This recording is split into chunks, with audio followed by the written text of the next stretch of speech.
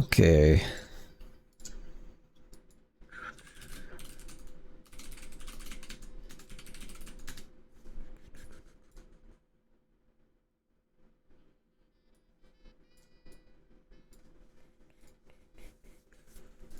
I should, I think, fix the sub alert, to be honest.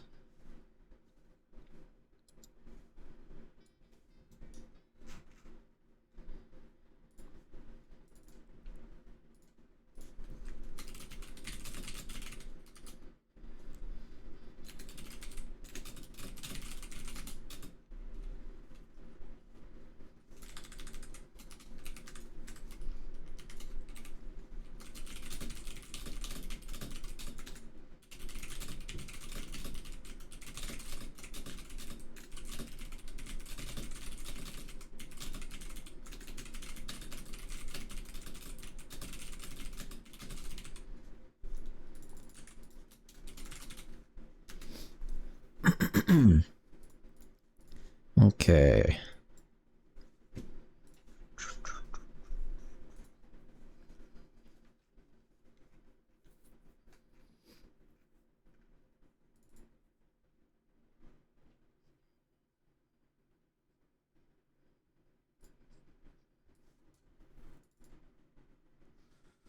Alright, let's see. Hello, Mr. Shimmer. Hey, A2I, how's it going? Okay. The missile knows where it is. That's really loud. I'm trying to cut my sub notification that is currently 1 minute and 40 seconds into maybe like 5 seconds. Let's check this. Okay, it's just gonna have to be loud. Bear with it. The missile knows where it is at all times. That's not good enough. Okay, let's try 10 seconds. The missile knows where it is at all times. It knows this because it knows where it isn't. Okay, that's good enough. There's my sub notification. Perfect. How's it going, A2I? I wonder who the original A2I without the underscores is.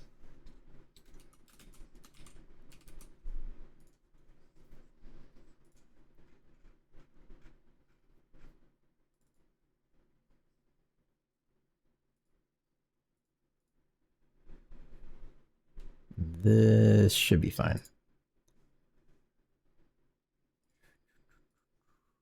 Wait, I don't have a scene set up for Adobe Audition? That's... Oh, it thinks it's Postman. What the fuck is happening? Hang on. Not bad, just getting done with work, switching over to my Jai engine. Nice. How's your Jai engine coming along?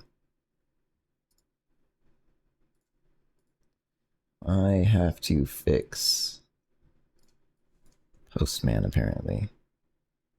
Postman.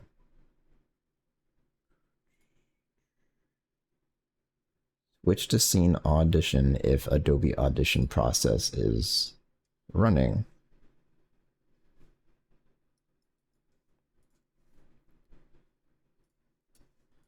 Well.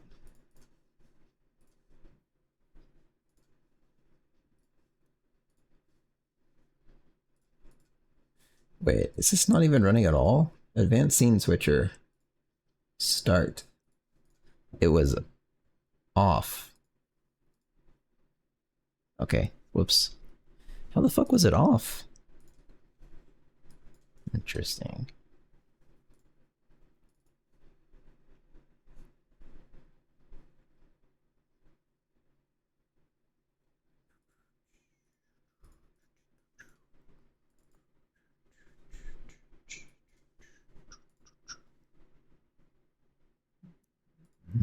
There we go. Alright. That's it. Let me go update this on Stream Labs or Stream Elements or something. I don't remember.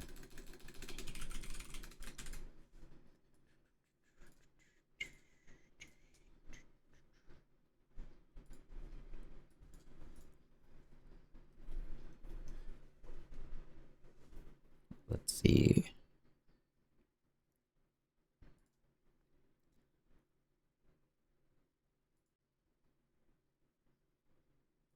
Upload.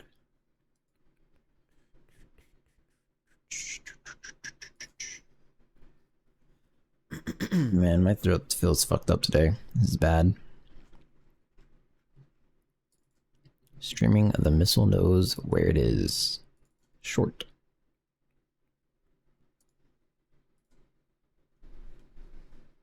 Okay, let's test subscription.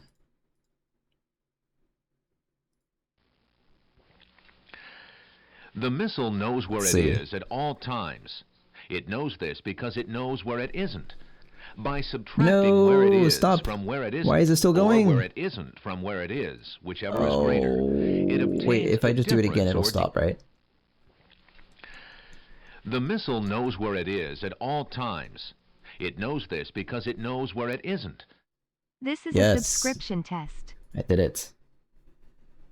Okay. Fix, probably. It's alright. On my third rewrite, first one was because I switched my dev machine from Windows to Linux, and now I'm rewriting the render backend in Vulkan. Oh god. Suck it up a jail till it dies. Vulkan's 2 bananas. Which feels great, but I want the ability to step debug my shaders and render docs, so I need Vulkan to do that. Can you do that in Vulkan?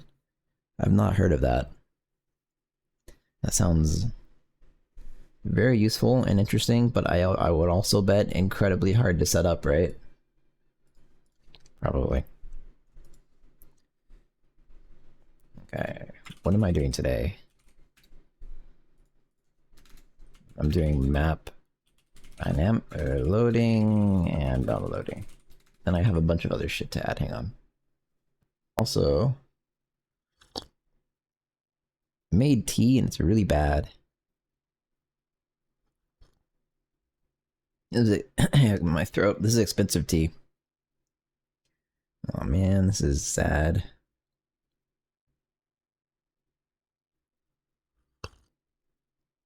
I might just not drink it. It's so bad. Fuck.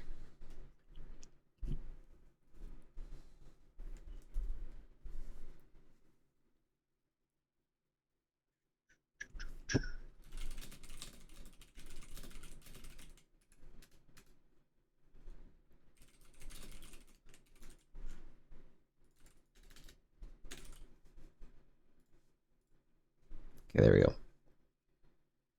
Yeah, and it's easy as long as you compile to Spurvy with the debug info. I'd probably never say that right. Enabled. Try Vulkan. Just I got to was drawing few polygons. That's like 90% of Vulkan. I said some if. Make sure I stuff that way. I mean, that's like normal shader debugging, which is not very good, but that's what I do. Whoops. Hang on. Oh shit, I just closed VS Code. I will be back in like 1 second.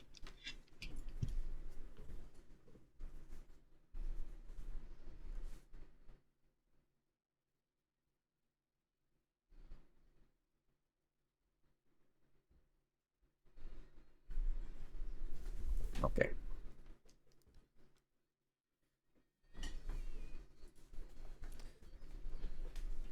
Man, I'm so sad my tea is bad. Fuck. Fucking dumb. You had to guess how many percent of the game code take... How many percent of the game code take shaders? What's that mean? I have no idea what that means at all.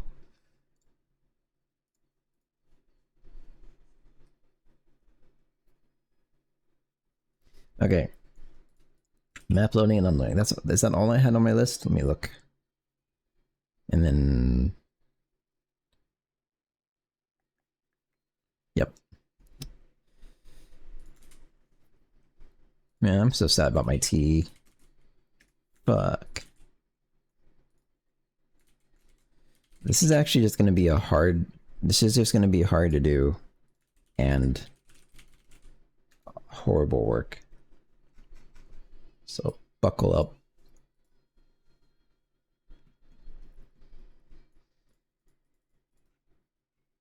How am I gonna do this? What happened to the tea? I don't know.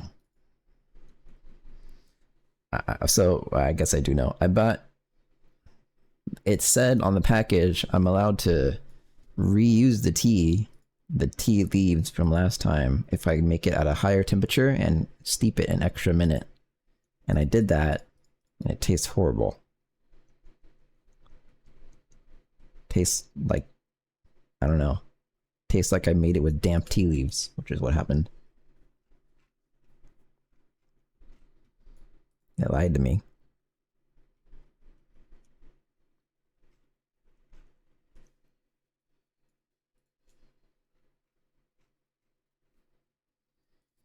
Okay. I think the first thing to do... So this fixes the geometry, so it copies the vertices and indices. But... I don't think you have to do that.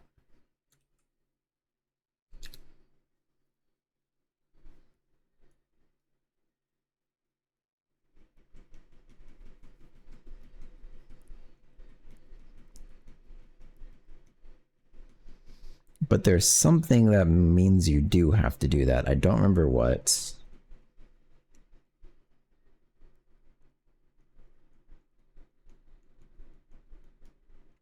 I'm just gonna try not doing this, I think. Maybe.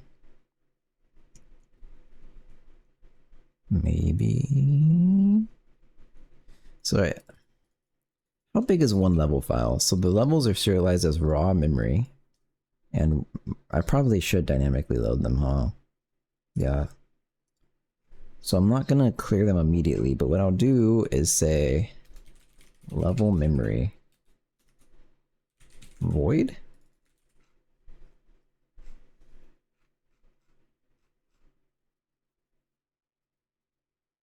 Okay.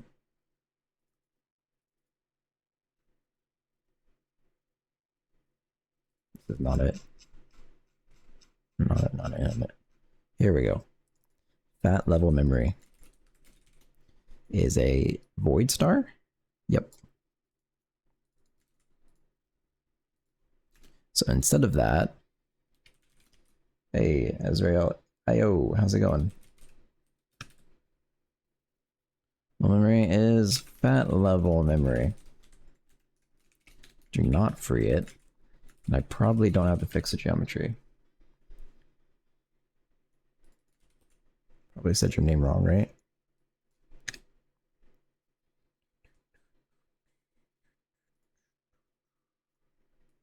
No more fixing geometry.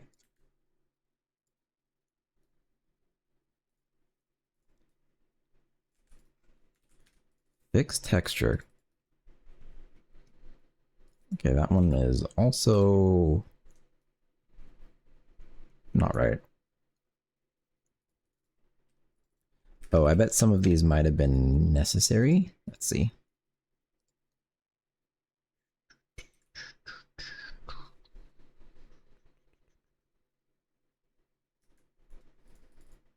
At some point, I'm gonna have to free this guy. At some point.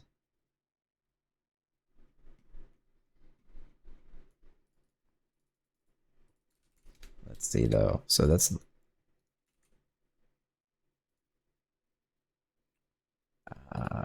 I could just do it right before the next level loads. That makes sense to me.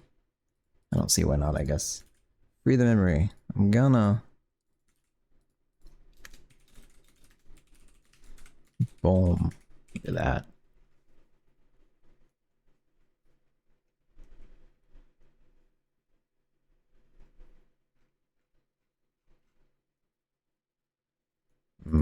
Okay. So I feel like when I try and run this, I'm about to find out why I was fixing the geometry.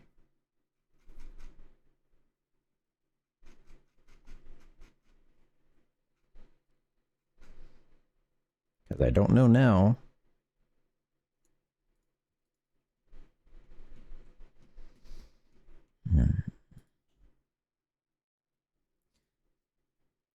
This is probably kind of not right. Oh wait, this one is using the path. This one doesn't matter at all. Okay, never mind. This whole thing can be ignored. This is the problem. I think. Let's try and look. Hang on.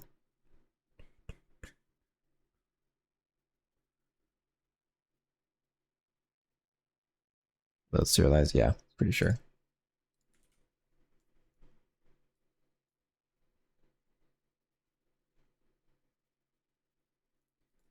Copying the string of the model, is that even necessary though?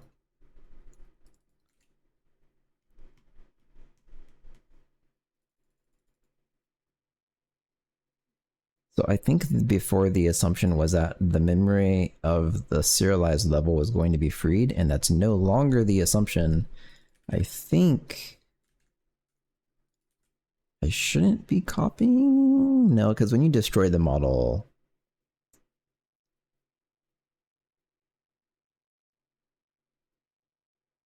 Oh wait, that is another problem. Uh-oh.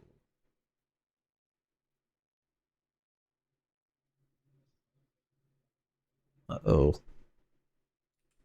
So when you destroy the model, it's expecting that it's allowed to free its own string, which is like pretty fair. And I think it destroys its own geometry.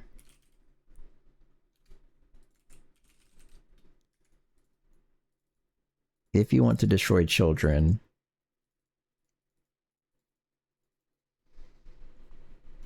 which I could just say no. I could just say don't destroy children.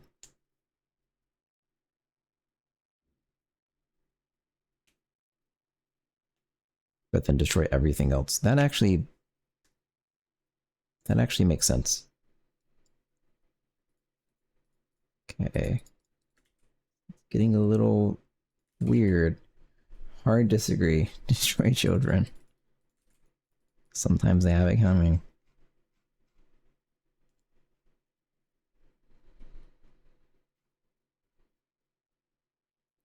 So when you destroy these things, you have to say destroy children. False.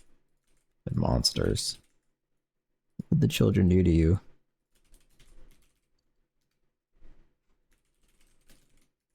Oh wait, you just say children.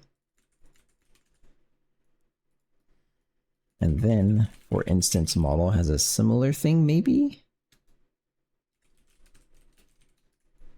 It does in fact have a geometry. Which just surprises me, I didn't think it did, but... Really? Okay. So that's that.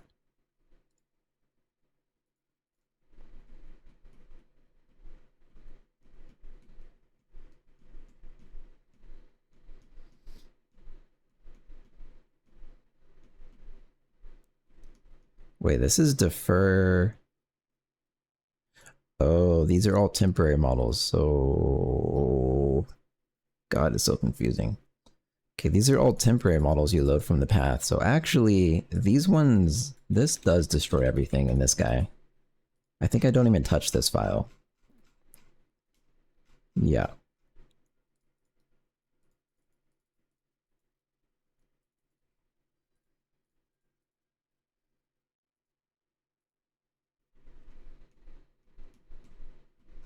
So this just never even has a place that destroys the loaded level. The loaded level just never dies, so I have to create that right now probably. Oh boy. Destroy level, loaded level, destroy model, children, false, which is... All that is okay. Hang on a second. This would be better.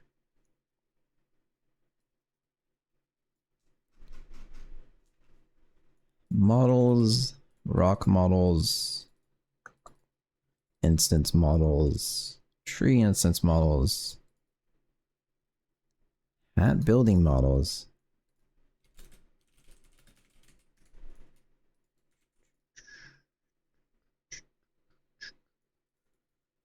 I wonder if this ever gets called. I'll check in a minute. I'm pretty sure I'm not allowed to do what I'm doing, but I don't remember why. Texture similarly gets created from an image. The texture will tried to destroy its children.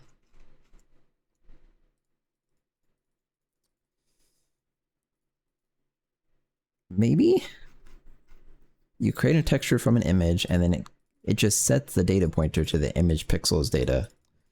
That's like probably actually really not how it's supposed to work.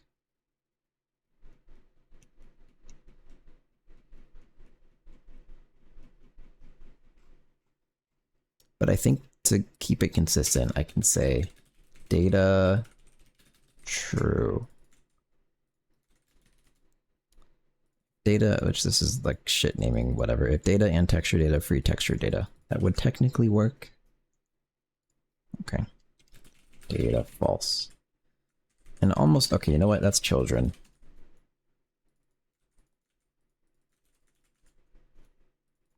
Because it actually technically should be an image, which is a child. Okay, volumetric light models is not a thing. Completely separate. Gameplay island models.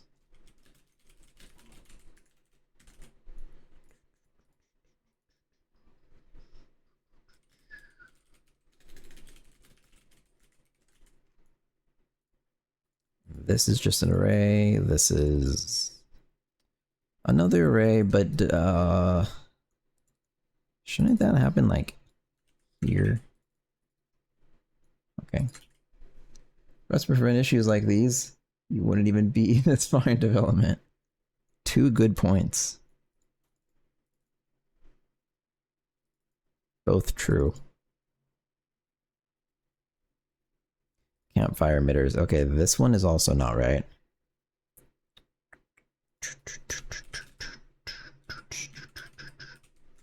For emitters of level campfire emitters.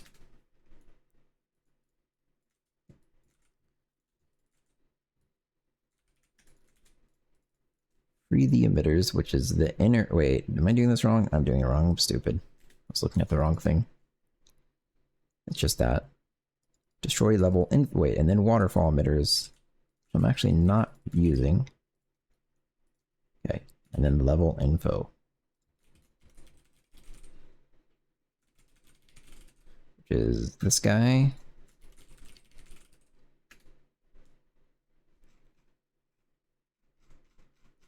Wait, maybe it's up here.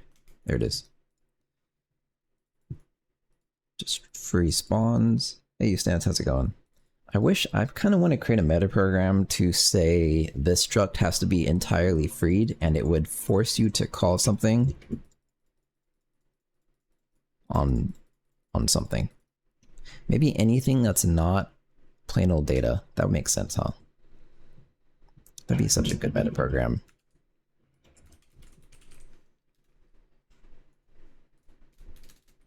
Meta program to force children constructs. Okay, then rock models.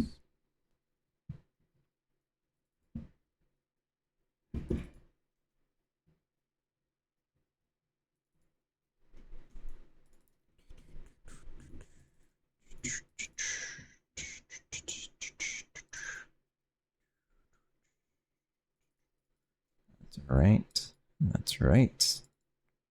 That's right. That's it. It's only safe because no one wants to write or maintain code or us. Okay, this one's actually good. Yay. What are you up to, you stance?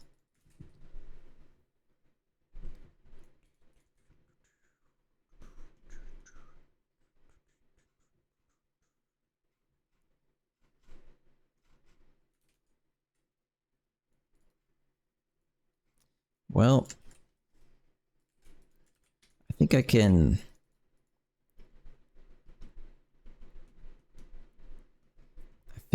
basically just run the code.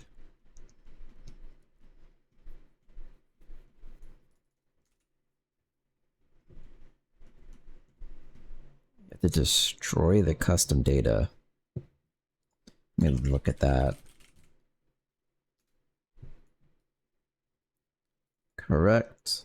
Okay. Didn't catch what you said. I said, what are you up to, you stance, tonight for you?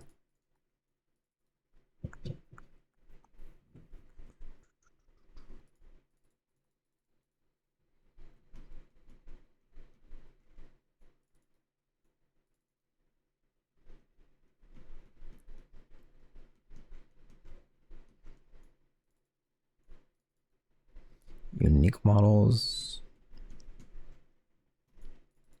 Then it merges the models, but then it destroys the merged models, which makes no sense at all to me. Okay. Literally nothing. Nice.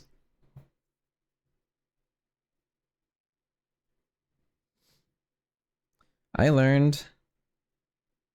I don't know how important this is going to be, because most of this stuff turns out to be completely nothing. There's some type of multiplayer indie game festival thing, and I think it's independent from Valve, and they secured a spot on Steam or something, and Fat Goblins got included in it. So that's going to be happening in like a week and a half. And I don't know if it's, I'm guessing it's going to be completely useless, but it could be potentially really good. So I have a lot of work to do.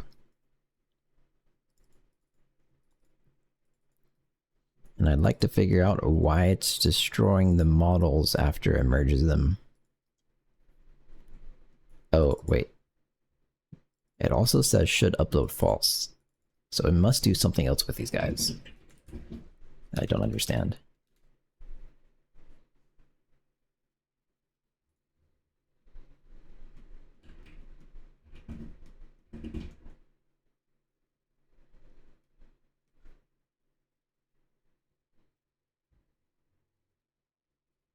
Wait, what? Is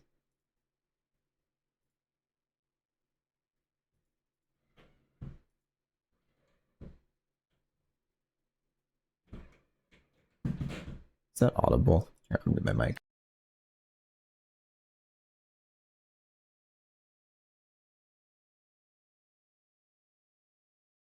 It's just this has multiplayer.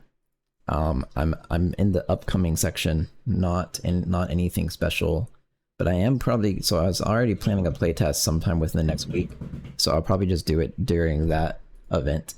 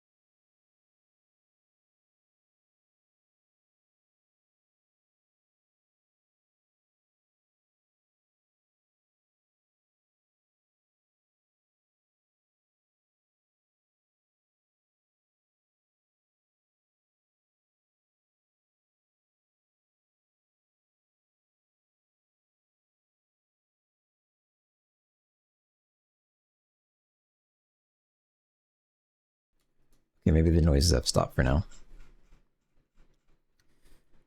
Okay. So far this makes sense, and I think I can run the code soon.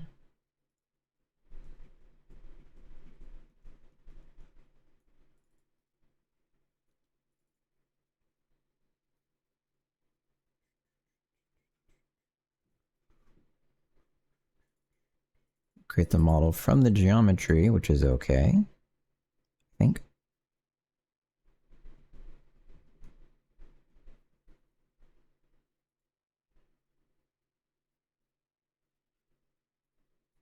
And that always uploads it. Create the other types of models from the geometries, which is okay. Assign the shaders. Load level model.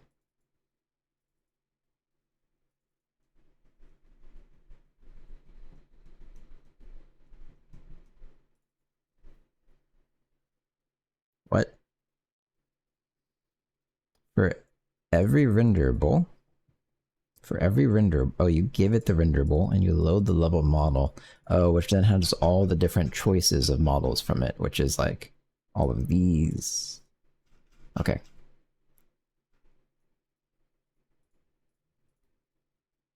Let's look at that function real quick.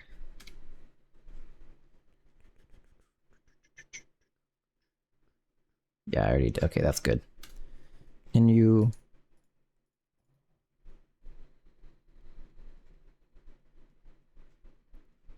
Seems good. That can go away.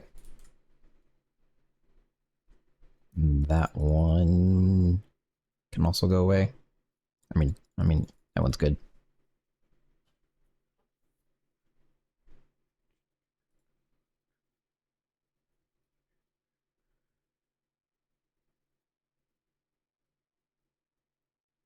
Okay.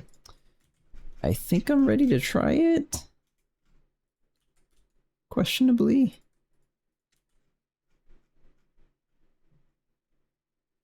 I don't want to run this code. There's no way this works.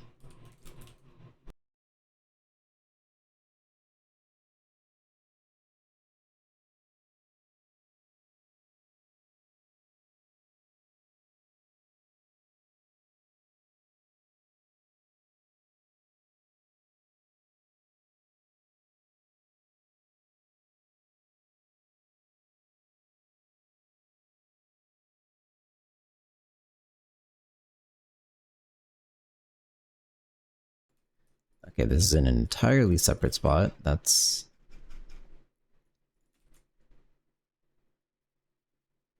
probably very not good.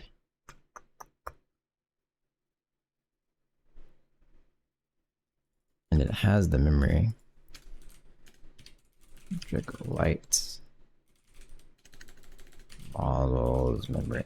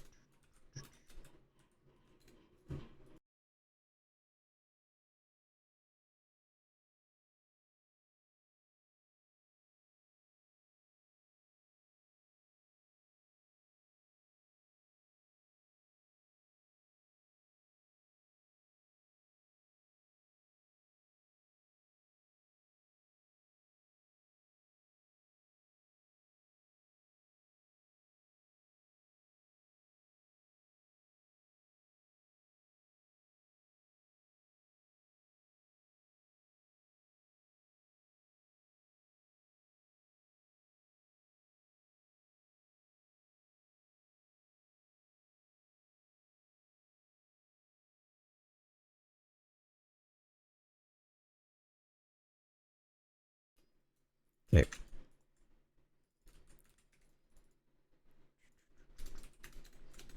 I guess what I should really do then is say free volumetric light models memory here.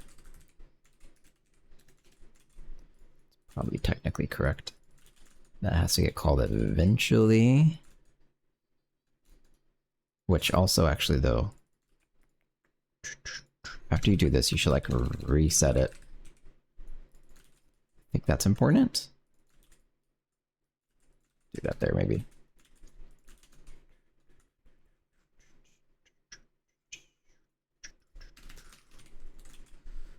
Okay. So destroy levels should probably actually be called like, okay, this is a separate function than free level. Free level, destroy level, loaded level. And then this guy will take the memory and free it.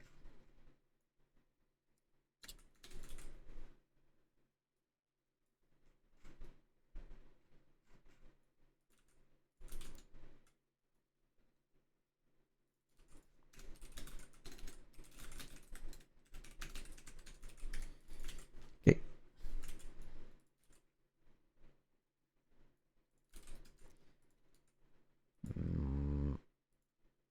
Nothing ever calls this though, and this should not be there. Guess this should be like here.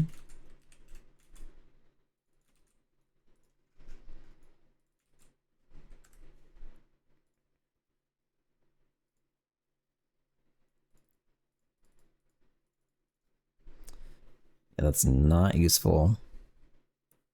Okay.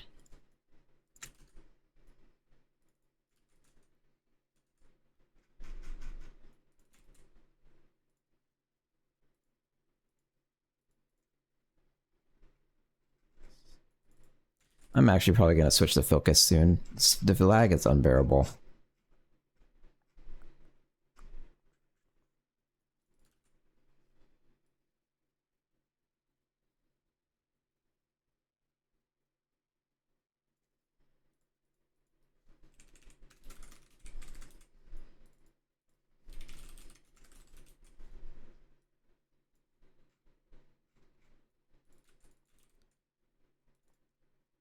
Seems okay to me. Okay. Go again. Invalid cast. Really? I thought you could do that. What?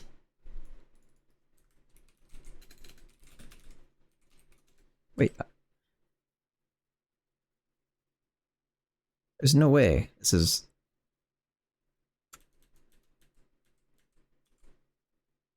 This is totally valid.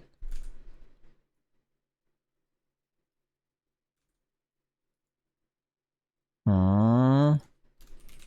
I don't want to have to do this.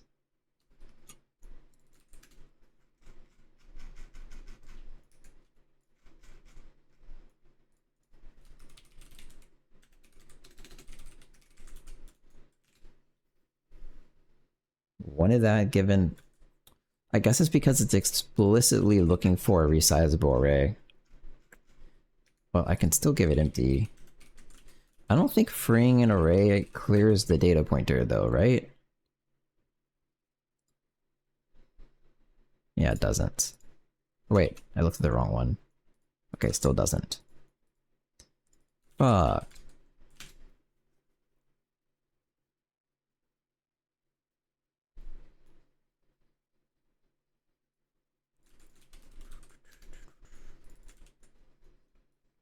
What is level? It's just called a level.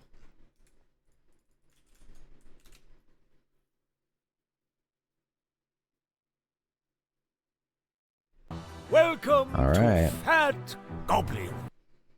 Oh. Okay. This is kind of what I expect from removing the fixed geometry issue, or code. Getting the bounding sphere of the geometry is not valid. Wait, that one doesn't make sense. Okay, where's that coming from?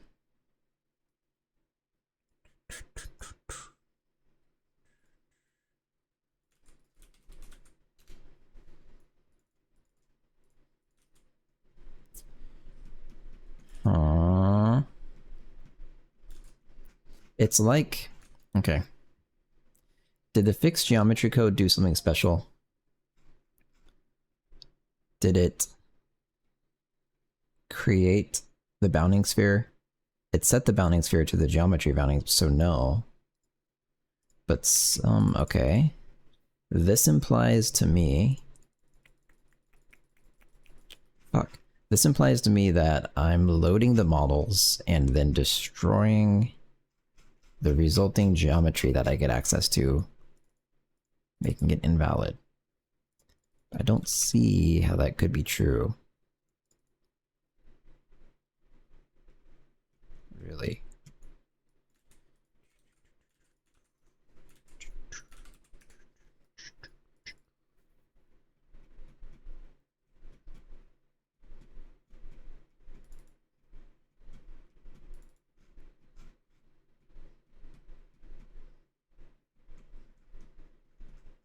As long as I'm not freeing this memory, everyone should be happy.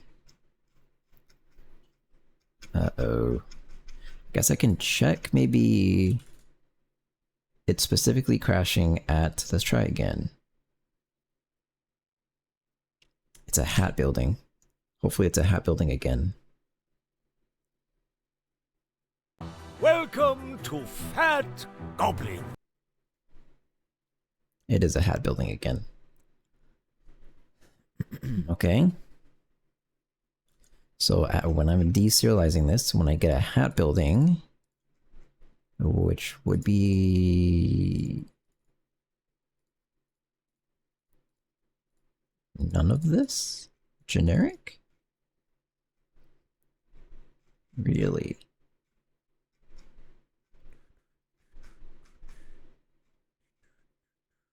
I don't believe that. So anyways, let's assume it's generic, which is weird. Then eventually you go down here. That's also fine. Then returns the list of models. Oh, here we go. Okay, so then this just says it's a model. This has nothing to do with buildings. Here, okay, hat building renderables. At level geometry. So load the level model of the renderable from the geometries and the textures. Okay. Hat building model. Dereference that. Geometry.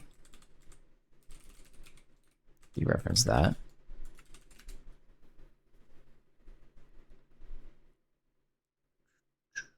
Welcome to Fat Goblins. Okay. However, I really don't want to look at the uniforms or the vertices. The bounding sphere is valid though. That's a valid bounding sphere right there. So, okay.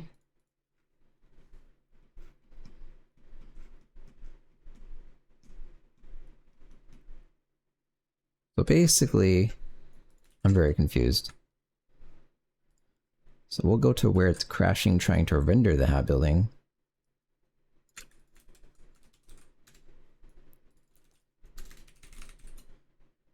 Rendering hat building opaque. Geometry. Only someone's making Fat Princess style game? Thank God. Hey man. I am indeed. I'm putting probably way too much effort into it. Fat Goblins. You're overdue for one. That I agree with. Okay, so it has a pointer to the geometry, but apparently accessing this pointer makes everyone unhappy. So let's try. Yeah, I don't know why there hasn't been a Fat Princess like. Welcome to Fat Goblin. You're a hero, thanks. If someone else had made a Fat Princess like in the past 15 years or whatever since it came out, I would not be doing this. So in fact, accessing that geometry crashes it. Okay. So something is happening in this code to free the geometry magically.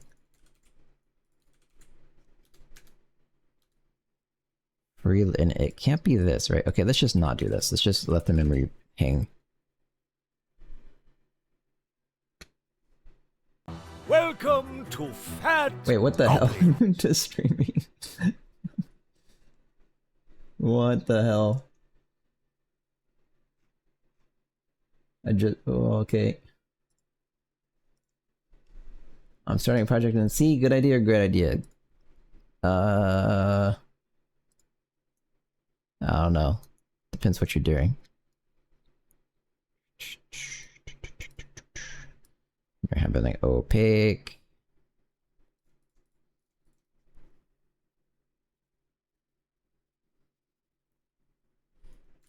Well, it still crashed, right? So this isn't the problem, bro. I'm actually so fucking confused. This became a genre. Will it be called Fat Games? I have no idea. I actually feel like this should be a genre, to be honest. I don't know why, but it feels like no other game has really touched this feeling of game. And I refer to it as Fat princess-like. Best idea. I don't know if that one will pass. It was just a couple of years ago I was thinking fat is... Someone's gonna be mad about the word fat in a game, but maybe we're past that now.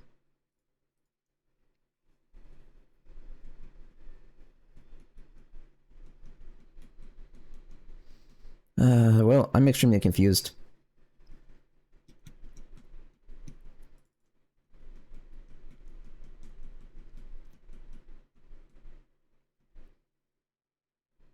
It's easy to point out. It's easy to point out at the previous title if they're angry. Maybe. I don't know if that's the problem.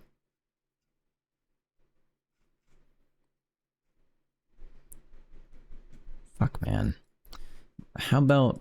I already am printing the geometry. Bro, something is actually happening to this geometry between at this point. Are there any defers? God damn it.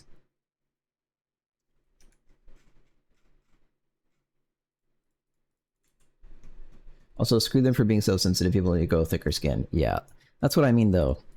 In the past, I feel like it would have actually maybe been an issue with some people, like a small subset of basically irrelevant people. But now I feel like maybe not anymore. The pendulum swinging back in the other direction.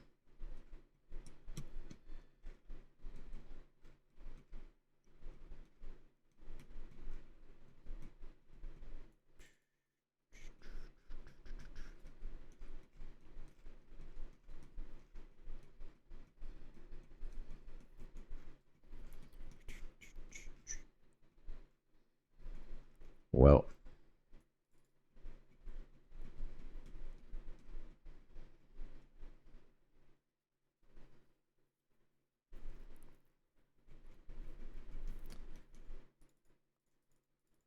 Bro. What the fuck is happening?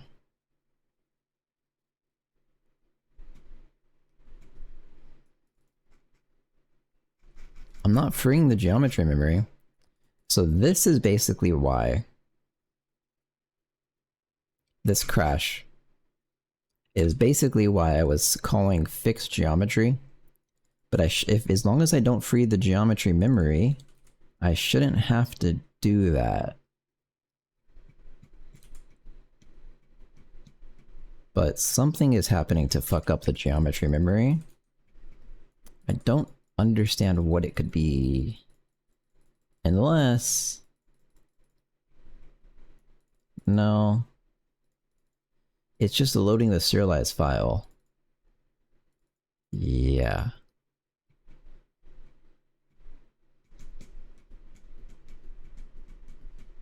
Yep. I grew in the early Xbox 360 days when you hear some of the worst imaginable during a Modern Warfare 2 match. Yeah, same. Most people turned out just fine, not everything needs to be sanitized. Yeah, basically agree.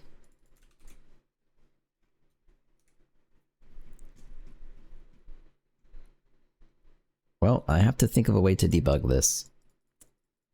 How about this? When I load the buildings, let's just print the pointer address of the geometries. When you go to render it, we'll also print the pointer address and we'll compare these.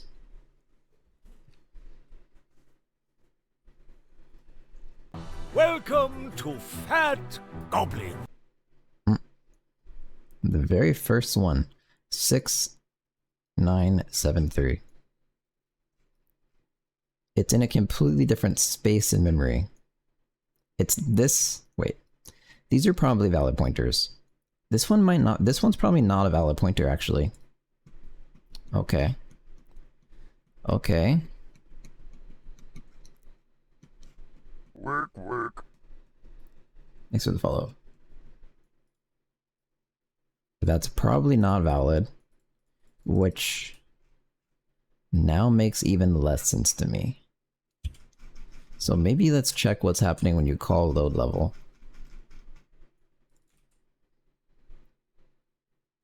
happening here. Gameplay level, select scene, load serialized level. That one's probably okay. So let's just go like this, I guess. It loads the serialized scene, which is a loaded level. Oh, it goes into gameplay level?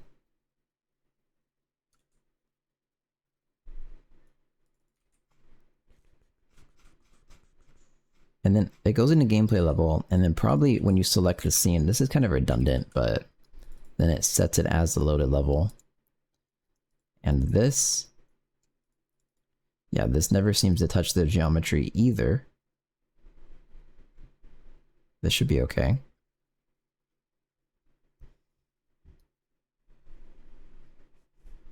Hold on 1 second. Uh-oh, I missed a lot of calls. Whoops.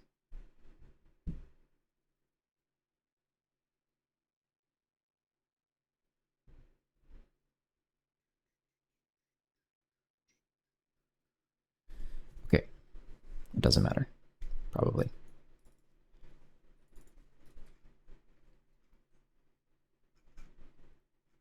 So yeah, okay, so what I'll do then is I'll go through the loaded level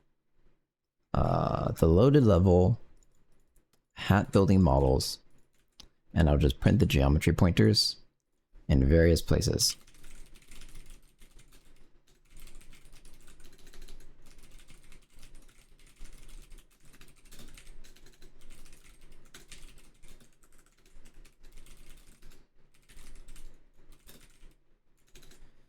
Hat geometry 1.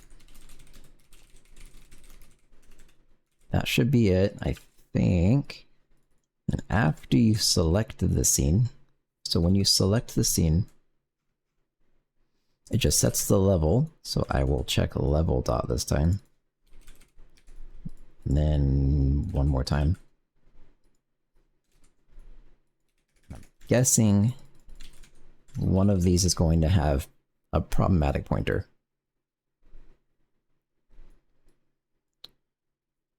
$53? Wait, what? 2 and then hat count. Oh, whoops. Fuck. So this is like team models, and then this is like, these are the team models, and this is the model.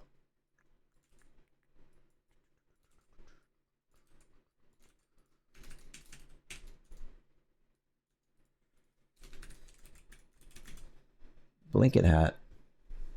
What, that emote?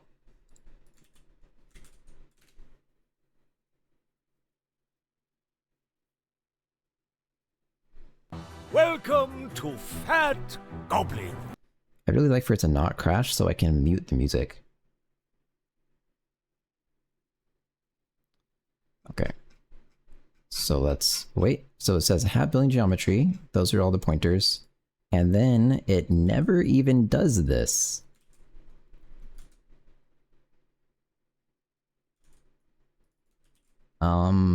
Oh, that's only for grass map.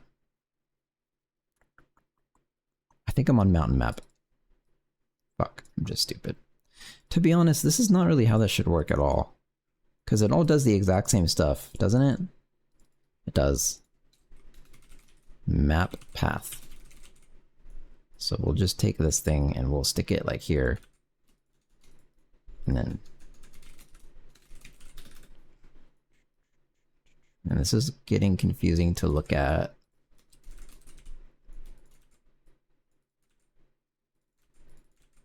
That. That all looks right. I think. Wait, and then so yeah.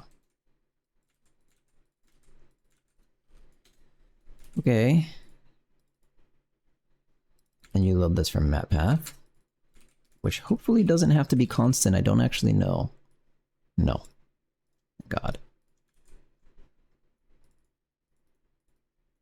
Do all this shit. Also confusing to look at. Okay, go.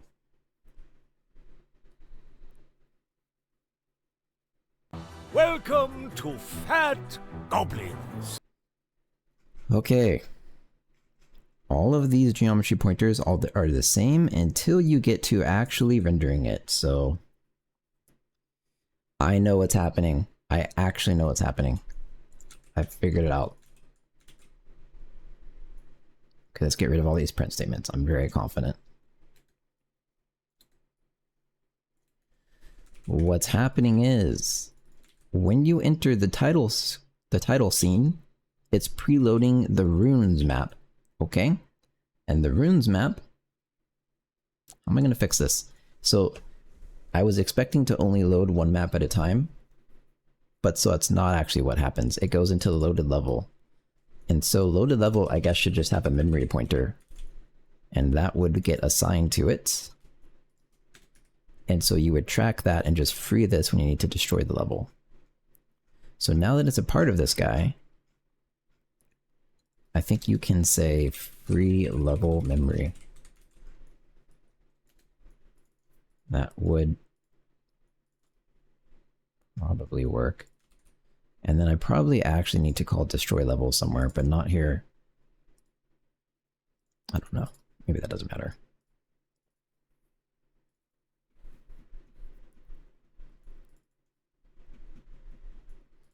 I really don't like that the volumetric lights are separate from the level. Thanks for the follow.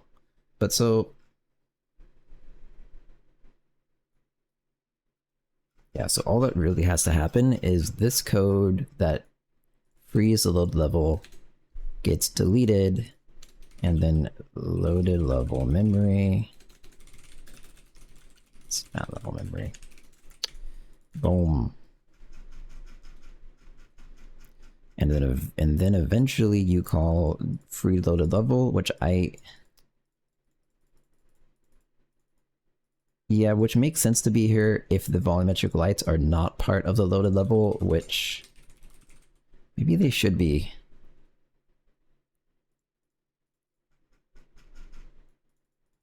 Kind of weird that they're not.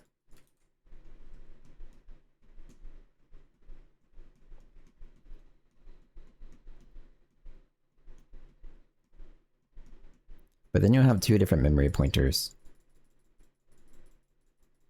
Yeah, fuck that. This is fine. Okay, let's try now. Wait. Print hat. Get rid of that too. I think I fixed the problem. Hey, Hazelons, how's it going?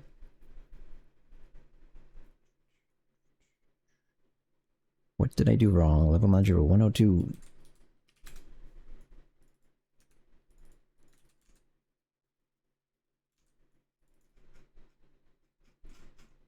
Wait, what did I do? What did I do wrong? Did I deleted that? I used to have something called level sitting right here, didn't I? Am I dumb? There it is. It did get deleted. Whoops.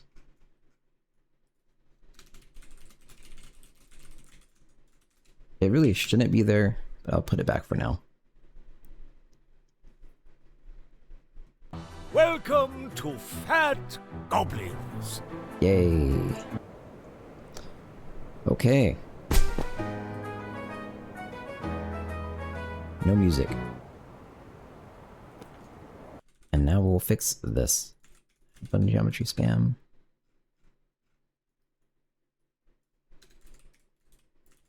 Is that it? Is that all the spam? That's all the spam as far as my history is concerned.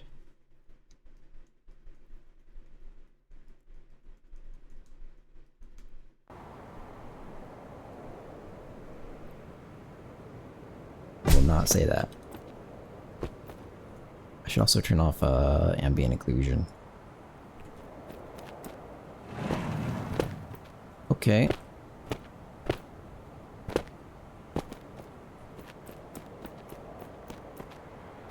I think the wind sound is not too loud. Time to break some stuff. Rescue the princess! You do this. Oh. That's okay. Oh. We'll call it a draw. Okay then. Heck. Yeah, there's a lot of stuff like that in this game. I'm sure I don't even know about all of it. It caused a lot of problems in the last playtest. There was too much in the last playtest, in fact. And it made the game not great. Because people could, like, the entire weight of the game brought in by the need to do things in order to progress to the princess was gone when there were a million ways to, like, jump into the castle. Level unloading stuff. A draw, yeah. Him in the gravity. That voice line actually has a 2% chance to play. Yes, you're brutal. It's gonna be another play test in like a week and a half, or something like that. I should probably say the approximate date I'm thinking in the Discord at some point.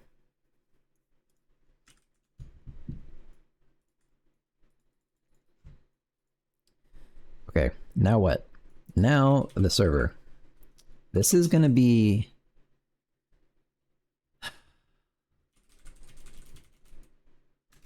maybe kind of miserable.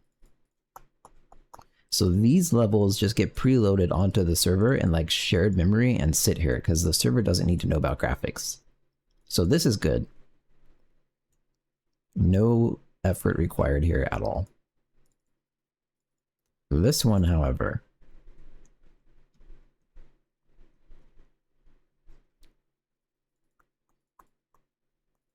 that one's questionable, but okay, that will work.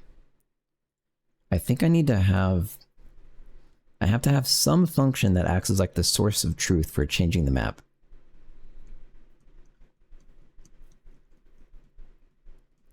My game code is totally not ready for this.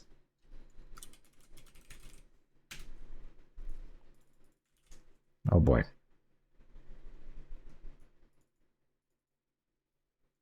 Like that's the current selected map. Is that shared? That's shared data. It's also not how it should work at all. At all. Okay, this has got to go away. Fuck. So for now, in the client, this can be like a universal thing. That's good enough. And then in the server,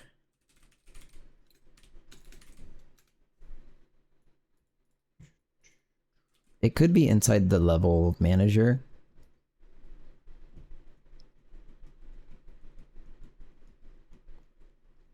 I don't see a level manager.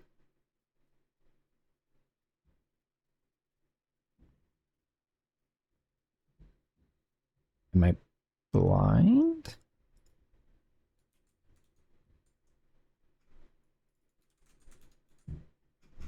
Oh, it doesn't have a struct associated with it. It just does things. Oh. Okay, in that case. Map? I don't really like if I'm going to change the name, now's the time. Selected map.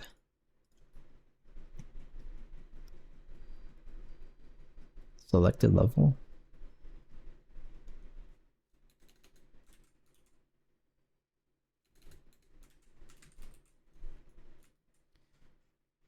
Oh god, there's so much to do. Well, this would be good to do. So yeah, I'm gonna restart fucking VS Code. It's so laggy. Selected level, so now all that stuff's gonna error, which is what I want. Map. Yep. So this is gonna start out as something. And then we restart VS Code.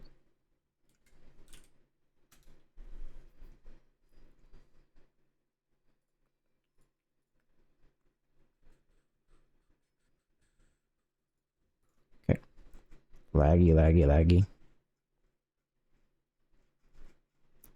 There we go. I am definitely switching editors very soon. Okay, So now, when you select a new map, which I guess will be not you. Server level manager select level. Level, whatever. Context. Selected level is map. These names are not so good, are they? Fuck.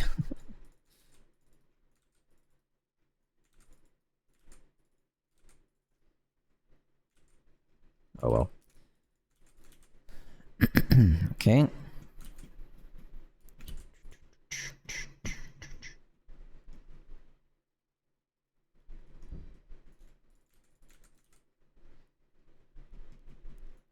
This actually looks like it will work to me. All this code should just work. The thing that won't work at all is going to be the physics manager. For both the client and server. So server physics manager.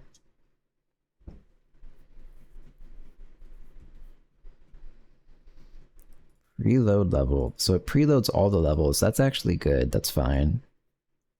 When you load the level from the selected map. So yeah.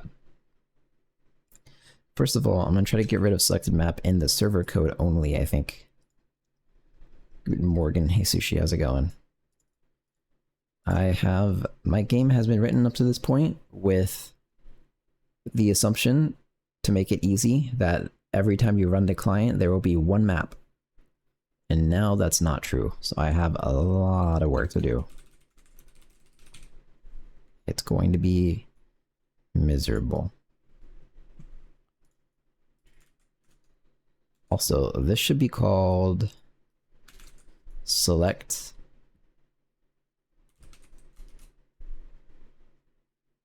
next level.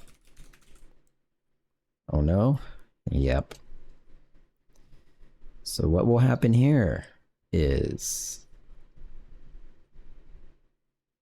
uh-oh. This is actually really not good. Uh-oh.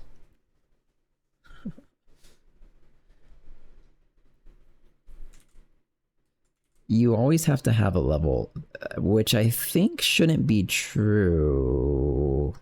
And if it's not true, that kind of ruins everything. Gulp. Fuck.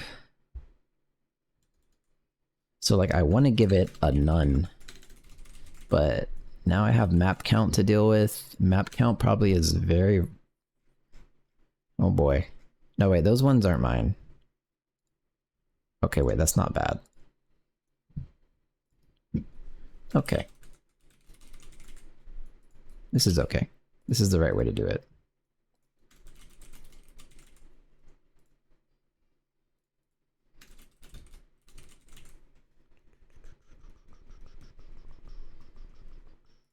Okay, that's done now. Cool. That was easy. So then you can select next level. You don't have to give it a selected level because the selected level is presumed to be none. So I guess how you'll do it is something like valid levels. Nope, that's not how.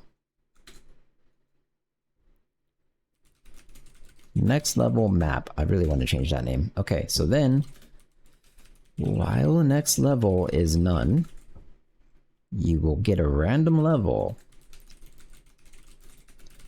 Random get mod. What's it fucking called? Map count. Of course.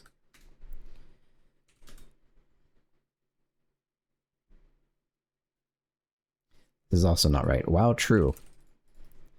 If complete, cast to map, next level index. So in that case, I might as well do this.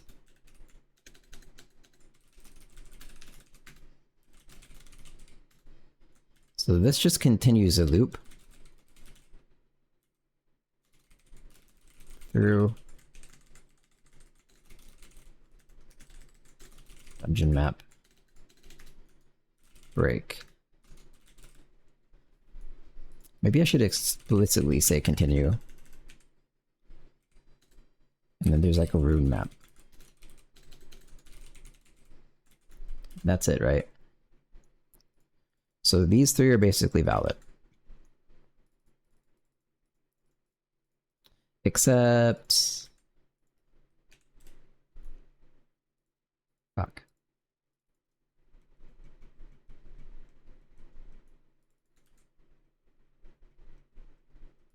Okay, how about this? I'm valid because it's not actually one condition, there's two conditions. So valid map becomes false or whatever the fuck, and then while not valid map, and then blah blah blah, and then valid map false.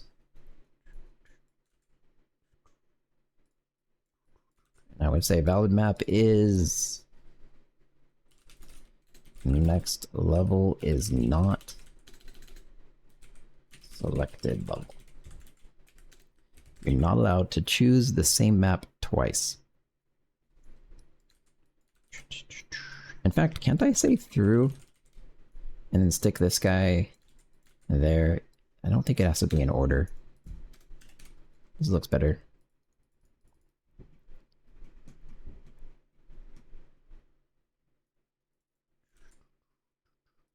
That should be that. That was about to cause major problems because of what it compiled. Okay. Server level manager, select level.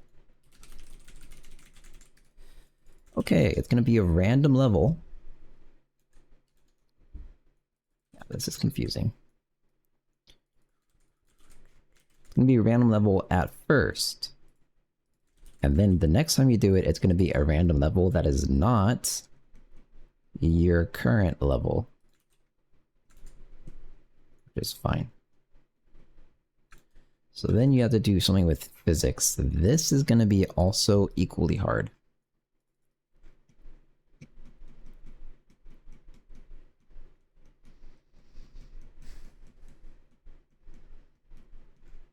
There might actually be a really easy way to do this.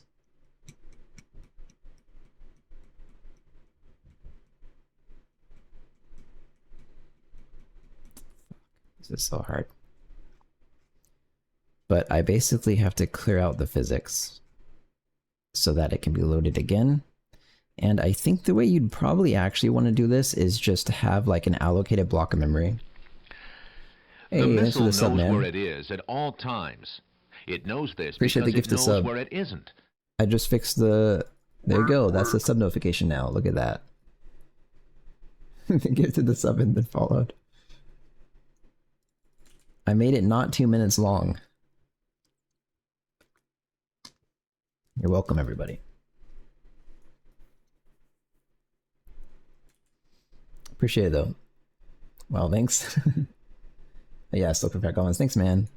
For real, appreciate the sub. Thanks. Everybody's shocked when the sub notification doesn't go on for 2 minutes. I don't know how to do this. I'm stalling. Alright, let's look at the shared physics. Give it a sub before subbing. Yeah, that's... Give it a sub before following. That's pretty crazy. +1 to Havoc license. We're almost there. How many more to go? 16,868 more to go, guys.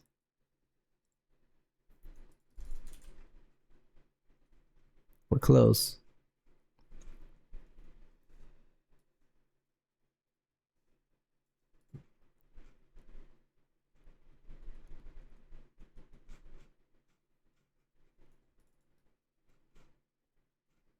I think I need to read the physics docs, to be honest. I don't think it's going to be this simple.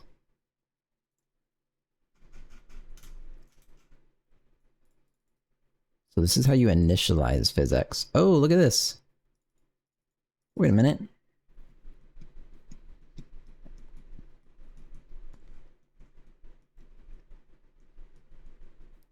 I'm not sure what to do about this, actually. The missile knows Thanks, where it is appreciate at it. all times. It knows this because it knows where it isn't. Appreciate it, man. Thanks for subbing. And the gifted.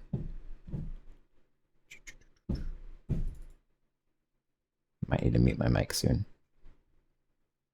So I might only have to release the scene. I might only have to release the scene and then recreate the scene. And the scene is just created from a scene description though, which this is definitely an allocation, isn't it? And I'm just kind of ignoring it because it never happens again.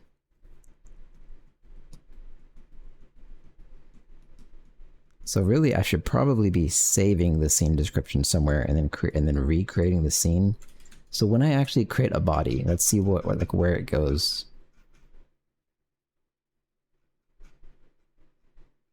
Create body begin. You create it with physics. Okay, that causes problems. Okay, this is even more so not as easy as I thought. Let's go read the documentation. Yay. Where is it though?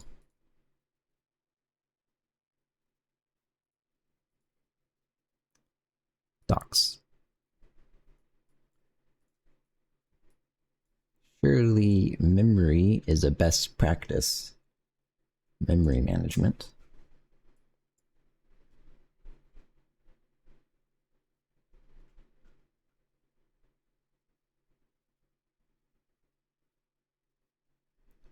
This was fine for a long time.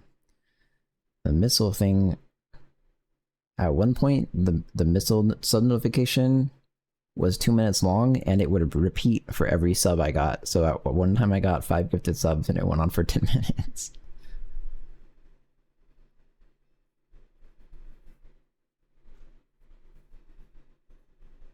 Oh wait, is staying on the screen? Whoops. Actually, I'll fix that really fast. That's easy. That's well, so that how long it stayed on the screen was the old sub time. I haven't lowered it. It would have been talking about the missile flying for that long if I didn't change it. End of an era.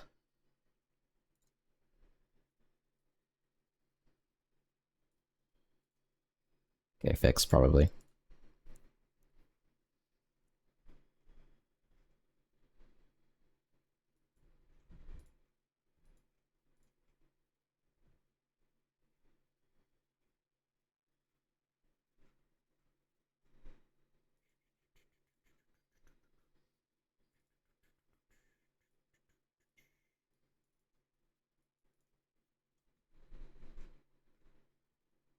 I don't see where this thing talks about destroying the scene. Okay. Memory management is not a best practice. Is it start up and shut down? That sounds right. Create a foundation.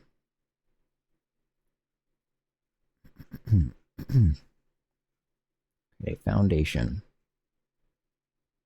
Shutting down. To dispose of any physics objects, call its release method. This will destroy the object and all contained objects. The precise behavior depends on the object type being released and refer to, okay.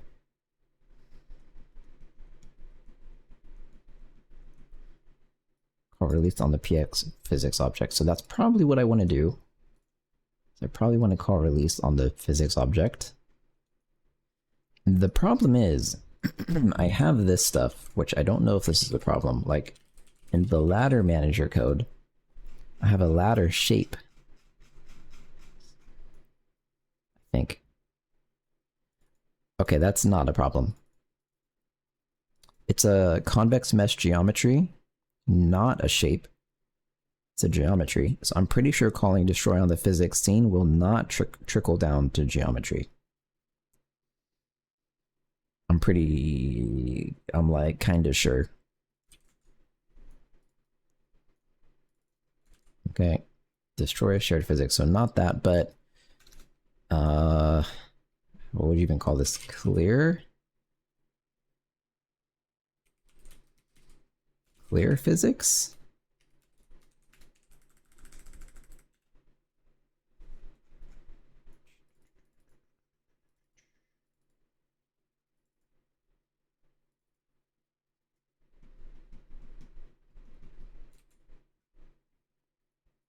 Uh-oh.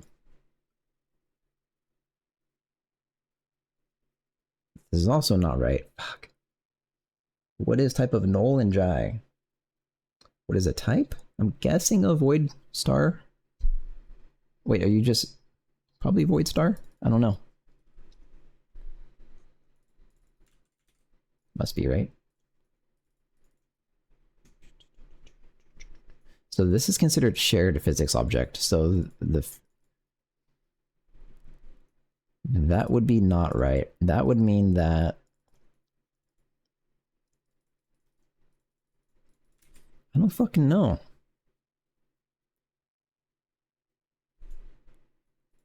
You create your physics as part of the foundation and it's global. It's really weird to me then that when you create your body, you create it from physics. I guess that's just creating the body though, and later you put it in the scene. Let's see.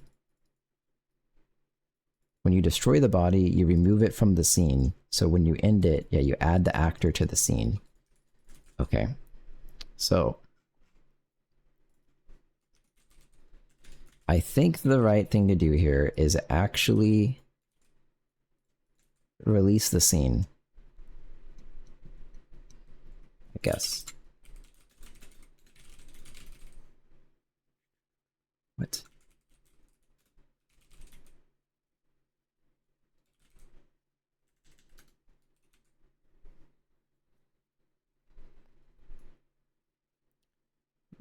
Remove actors. That's a list of actors.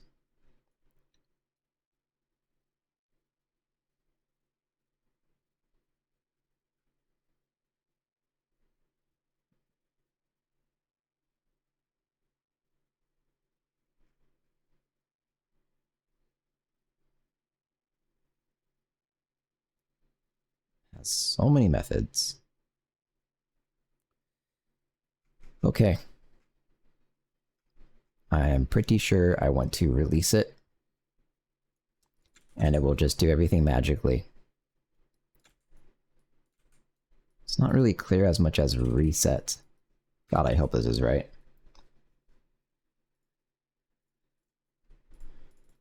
So then you have to recreate your scene from your physics object and your scene description, which you don't have. Scene description can be... It can in fact be global. I'm pretty sure. Work. So the follow, man. Let's go check though. So this should give you back. Okay, it is actually not really allocated. That's a little concerning and surprising. Uh-oh. Oh well.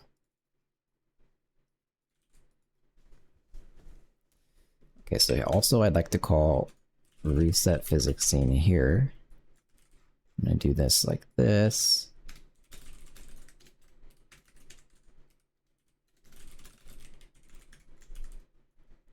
All right.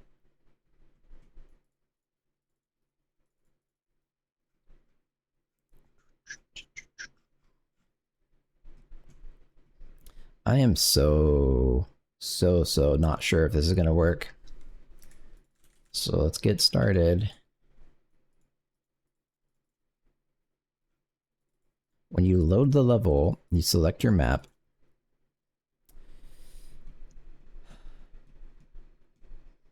I actually think when you initialize shared physics, you should not reset scene like this. I'm pretty sure.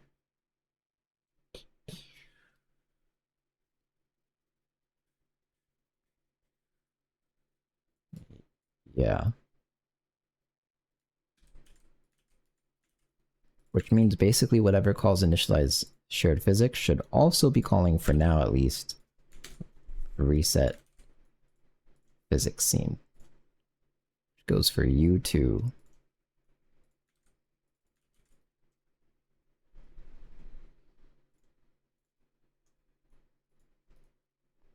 Okay. I'm trying to be so careful about this because this is very, very easily going to break. Very easily. But I think this is right. And then you load the level of the selected map, which will do this stuff and put the bodies in the scene. And hopefully destroying... I have to validate this somehow. I'm not sure if destroying the scene will destroy the bodies that are associated with the physics object. I need to figure that out.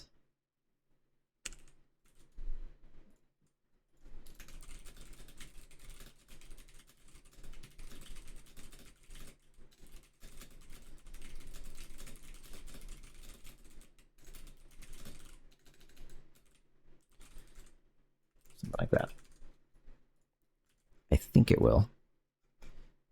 Okay. Hey, Ozen. Hey, thanks for the offline sub.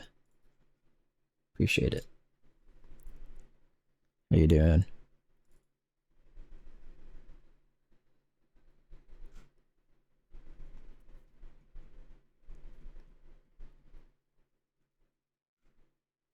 Okay, so now I can load the level, which... This is not where that goes. This is why I have this separate. Welcome, I figured I might as well and not always catch you live, but I usually look in the VODs. Ah. Yeah, I need to get that uploaded to YouTube probably. I should do that at some point.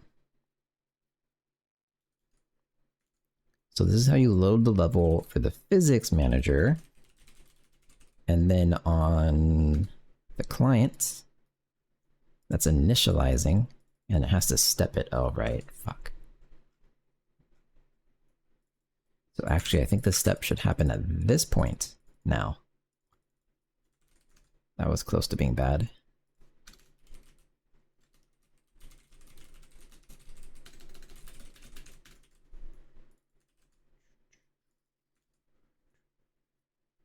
Should I call it load level? Kind of, yeah. So this is doing shared physics. Load level. Level map.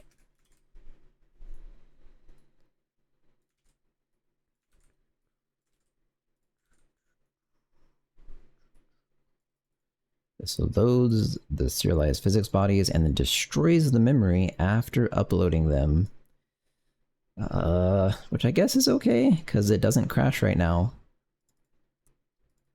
Initializing physics of things like ability shapes and stuff should be global, because these are geometries. Let me be sure everything here related to this is a geometry if I can. Come on, VS Code, you can do it.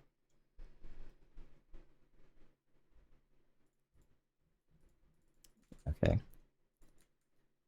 You know what? Let's just assume it is. I'm pretty sure. Okay, then you go there, and then you... This is actually wrong.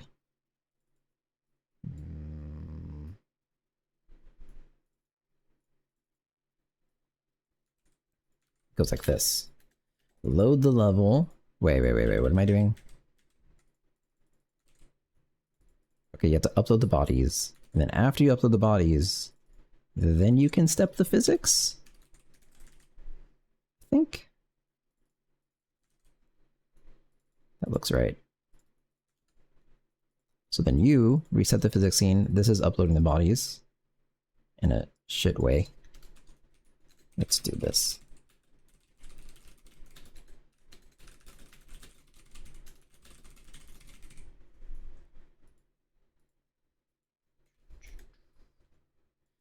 Kind of maybe want to have this be out there. It's fine. I don't want to change too much code right now.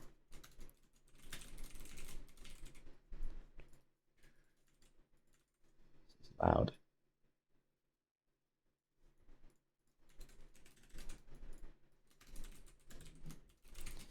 Base dungeon map. Go there. And step. Okay. So this never happens. You never load level. And then likewise, insert physics manager.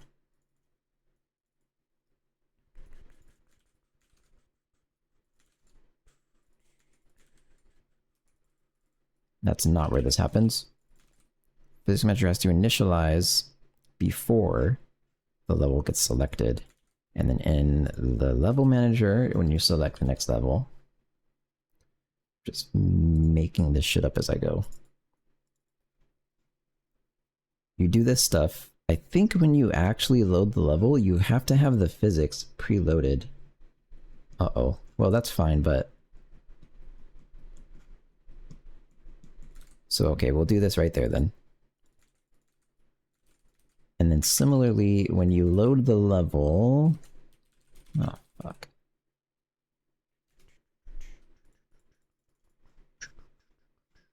Like, something here talks to the physics, I think. Maybe I'm wrong. Or is it the physics talks to the level? The physics talks to the level. That's what happens. Yeah, this guy looks into the loaded level information to look for data to organize itself. Okay, so I'm a little bit backwards, aren't I? That would mean none of this matters.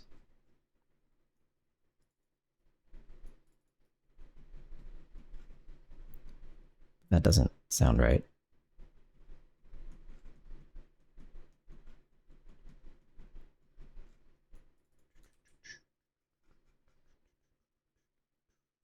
I guess the thing is that, like, how does it know what the selected level is? When it's loading this guy, does it pass it in the physics loader? Upload physics bodies. It does. When you upload physics bodies,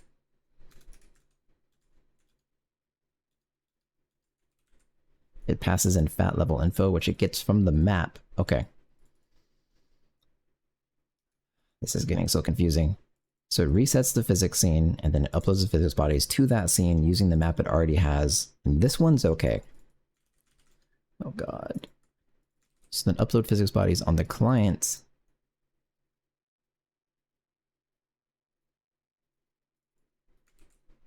This has to happen after the level gets loaded. That is very important.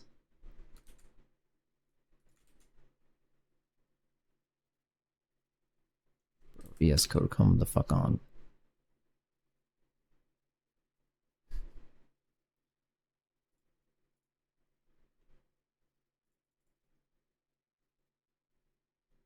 Okay.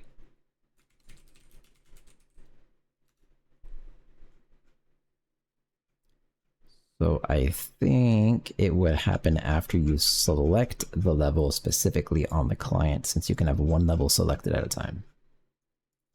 So that would be like this. Then hopefully, after all this shit, I'm allowed to load the level of map. We'll reset the physics scene, and then it will load the physics bodies, which will upload them based on the level. And now the names overlap. Select. I'm not even using this. Okay, whatever.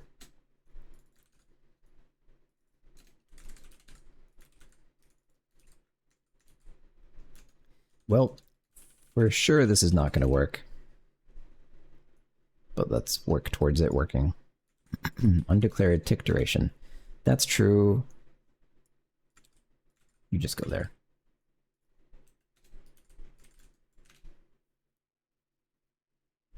There's going to be so much wrong with this at the start.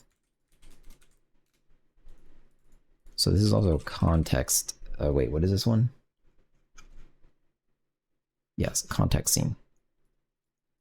I guess I can use the context.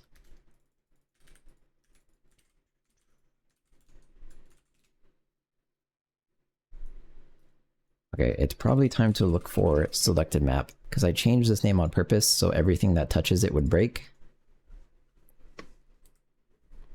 And there is a lot of stuff, so...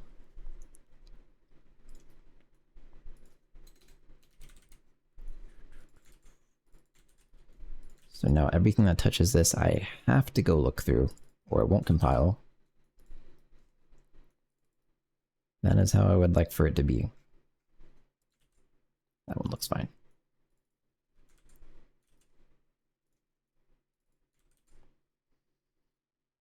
Also fine.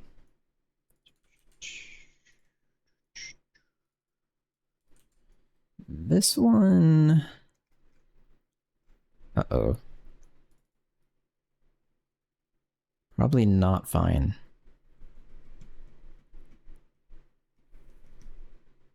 Replay right map. So...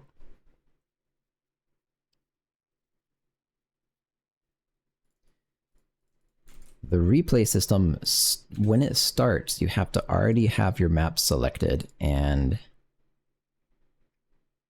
you do.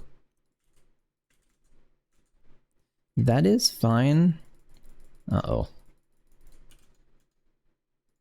That is fine, but the way I'm planning on changing maps is not shutting down the server, so the replay system has to kind of shut down and restart.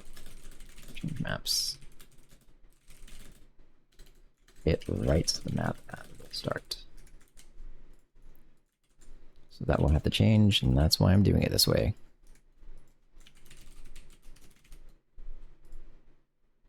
Not you.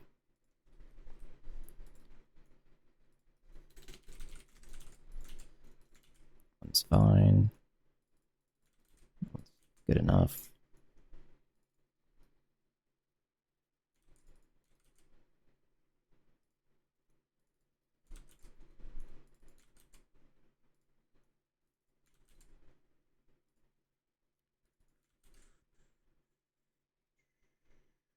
Guess that's fine.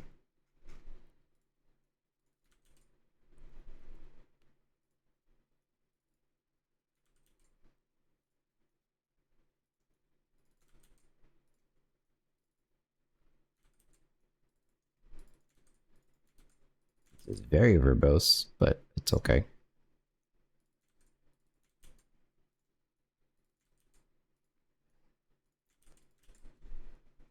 Okay. Will you compile? Selected level. Oh god. On the server, it's context.selected level.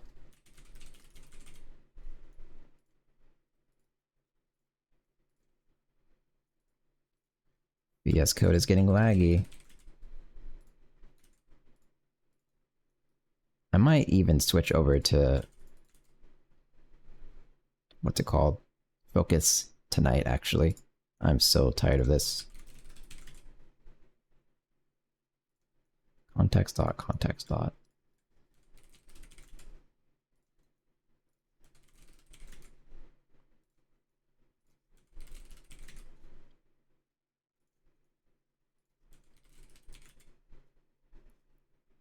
Zen mode?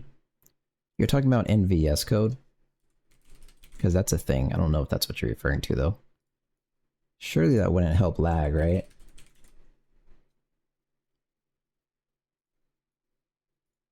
I don't see how it would.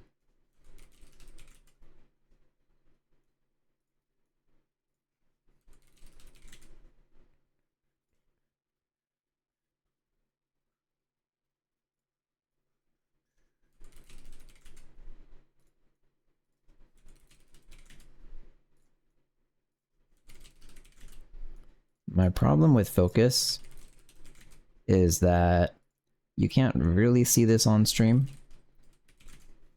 but I have my editor zoomed in at like 125% or something, or not my editor. My OBS is actually zoomed in at 125%. So I have a bunch of space on the top and bottom that I can see and you can't. And so to compensate for that, I have VS Code set up so that there's always 10 lines of white space at the top and bottom of each file that I'm allowed to scroll through. And that's like such a niche setting that I'm gonna have to probably code that myself into Focus. Select a level. I missed one? Yep.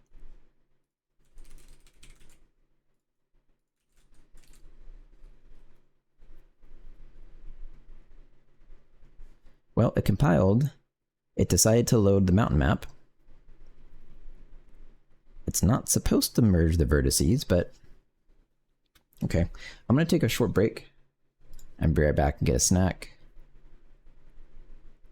And now, after this is done, I'm gonna have to write the actual map packet to the client, and then that will be what the client loads. Actually, I didn't really think about that. Okay, I'll be right back. Short break, and then doing work.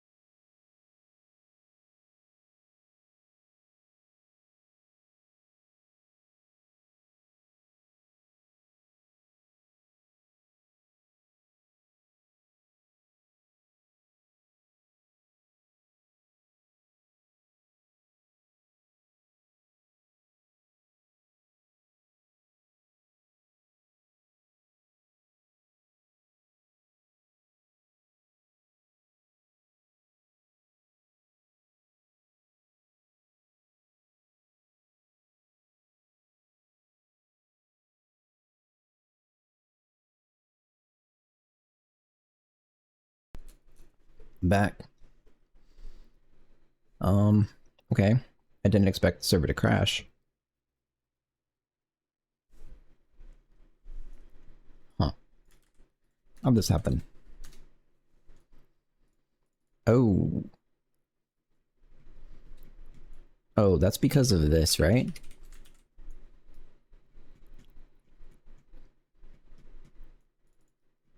think.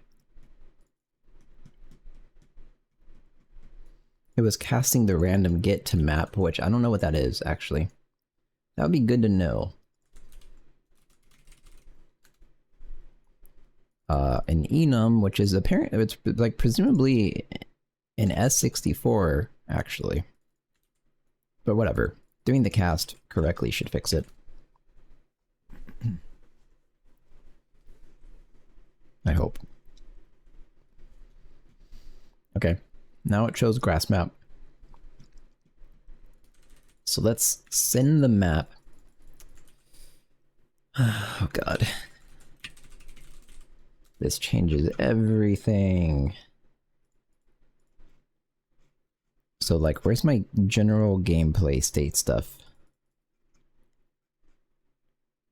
Don't really have any.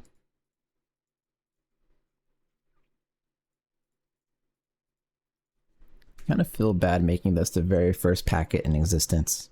I don't think I want to do that. Let's not do that. I'll just do it here. Set map. Set level?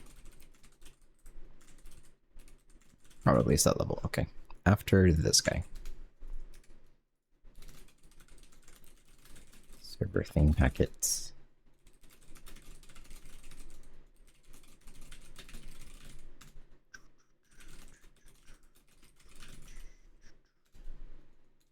That's all. No padding.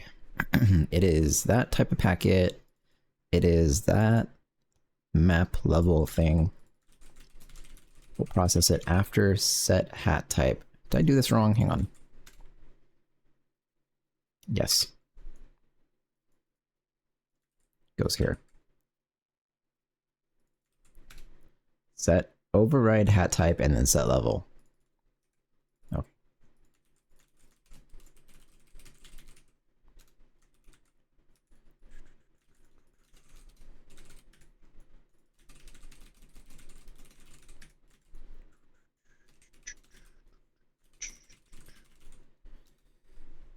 Welp.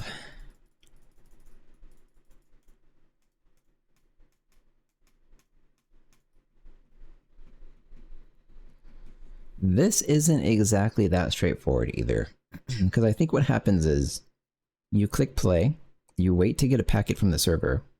What up, hey dealer? You get your packets from the server that basically tell you you're connected. I think...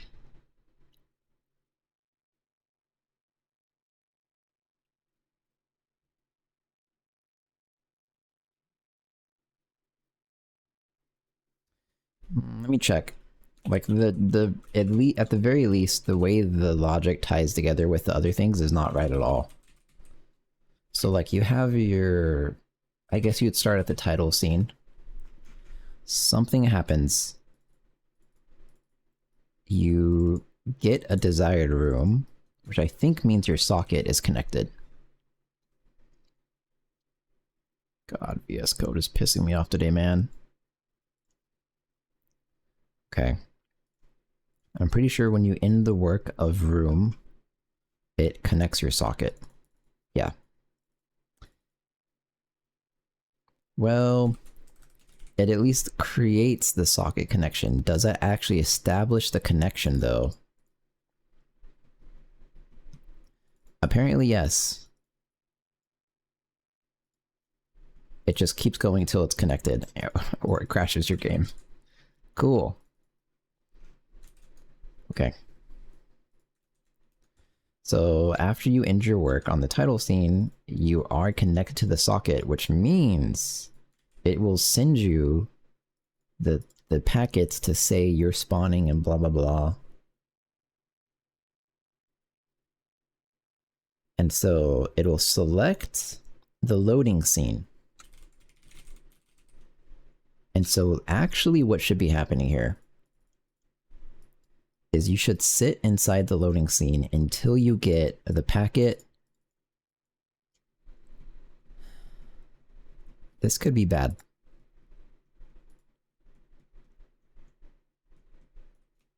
You sit inside the loading scene until you get the set level packet, and then it sets your level for you and then brings you into the gameplay scene. The problem with this system is that you could potentially get a bunch of important packets all at the same time.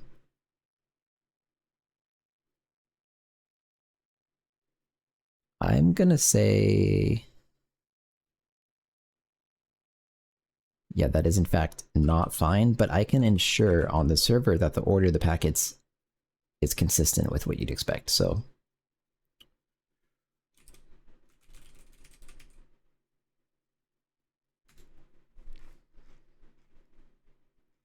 okay.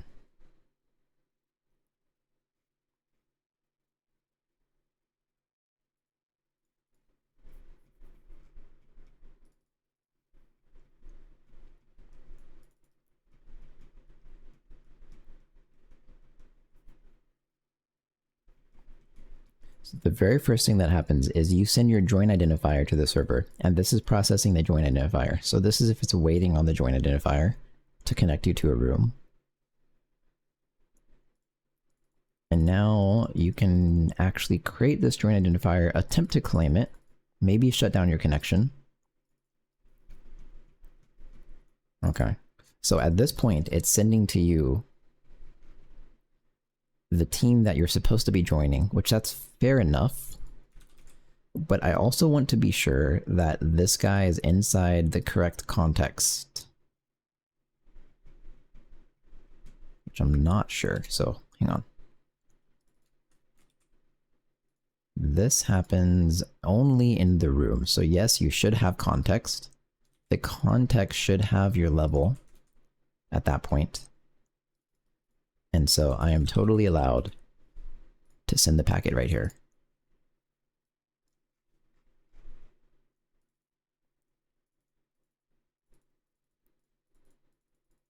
But wait, that's not what I do. So wait, what? Array add into the connections.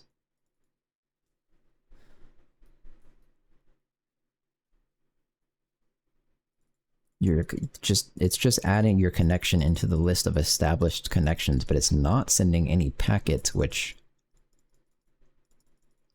I would say is basically wrong.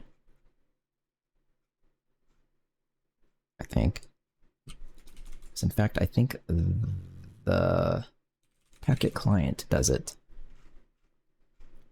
When you establish a connection for the very first time, is it in the open handler? Kind of. That's not really a packet. It's just sending the raw join identifier to the server.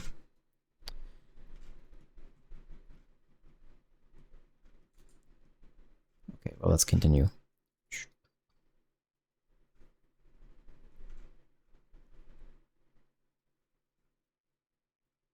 This could so easily go wrong.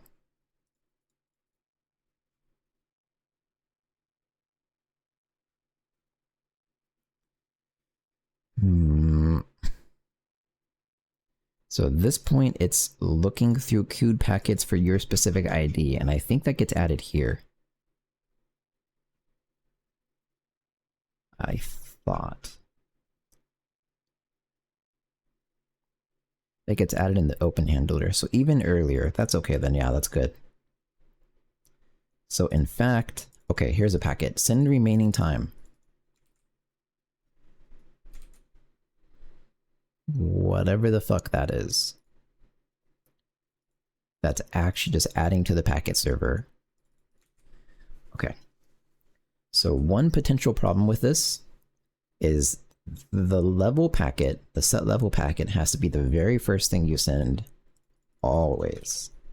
And when you're sending ID specific packets, I don't remember if that's first or last. So let's see. What it does, it goes through all the connections, which are it gets the packets for that connection. It allocates additional space, and then memcopies at the end of the space the packets for everyone. Okay.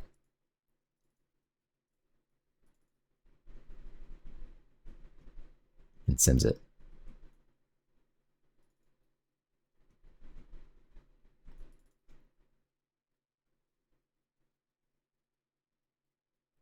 So if I do just actually just add a packet that's ID specific, it should be the very first thing you get, always.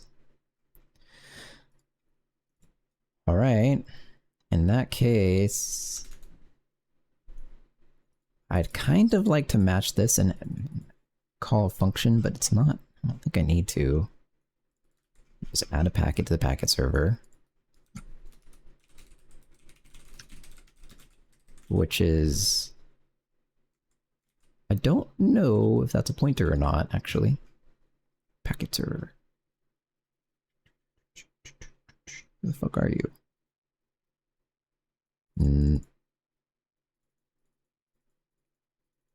What? Oh, yeah, it is a pointer. Okay, cool. So it's a pointer. So add a packet with the ID and then the packet type. And so the ID being a connection, actually, which I don't know if that will cast or not. And the packet type being... Where are the server packets? Server set level packets. Level is context. This is actually also not going to work later, but it will work right now. I'll just add problems for later. Because like eventually when the level loads a new map, it won't, I don't think I'm going to have it disconnect you. Wait, actually, yes, it does. Okay, whatever. It's not a problem for right now. So there's my level. Now the very first packet I get while I'm sitting in the loading scene. This is feeling like questionable code, maybe, to be honest.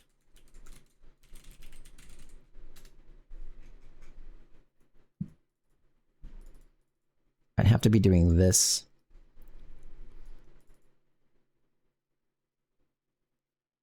I don't think I care about heart particles. Maybe I do.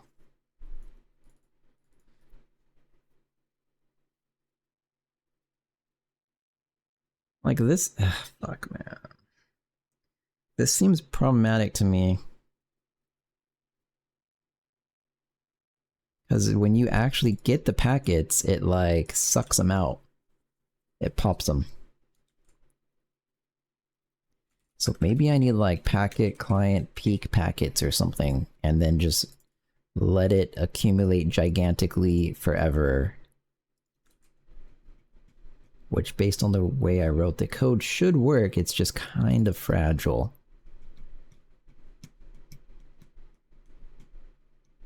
Because yeah, this is swapping the packets, the packet buffer with the packet back buffer.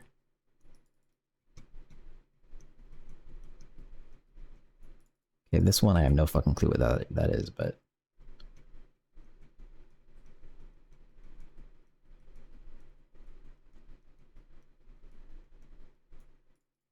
But I actually have no fucking clue what this is. What the hell is this? In data bytes? What?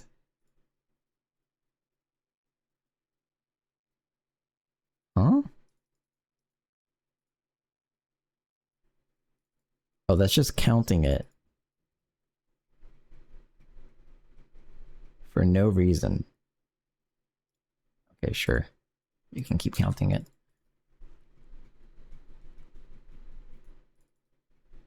Hello, fellow Jai Beta user. Hey, Golden Lion. Are you in the Discord yet? I don't think I saw you in there.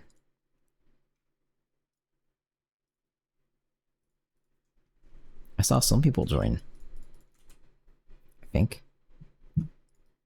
Yeah, I am. Oh, you just didn't comment, did you? In the introductions thing?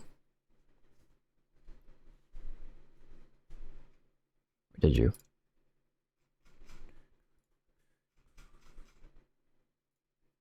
Did comment in intros. Oh. Okay, I won't ask you to dox yourself, I guess.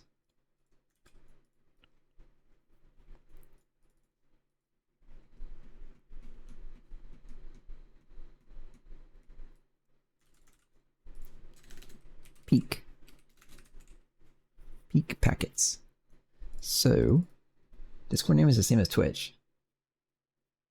Wait, what? I don't think I saw. Did I just. Fucking what?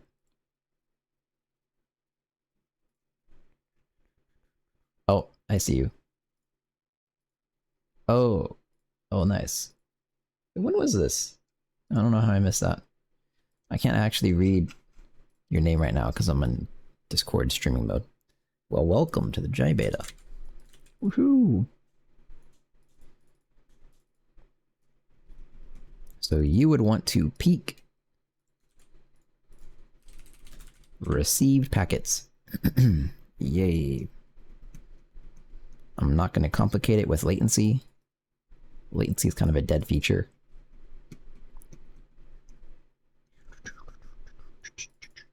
Yep, this should work, I guess. It'll just continue accumulating forever until it eventually is forced to hopefully work. Better fucking work. Okay, packets. Client, packet client, peak packets. Which is probably okay. Oh, fuck. So what? Okay, this is actually not even this simple, god damn it. Because this guy gets the packets and processes them, but the packets aren't just one packet. Oh, fuck. This is actually hard. Starting going through how-to stuff seems like a nice language. Yeah, the how-tos are also pretty well made. I feel like that's how every language should be. Every language, like, complicates the fuck out of it. So a given packet is actually all of the concatenated data that came from... Well, no, it's actually just all the concatenated data, period. Yeah, so... This is gonna be kind of miserable.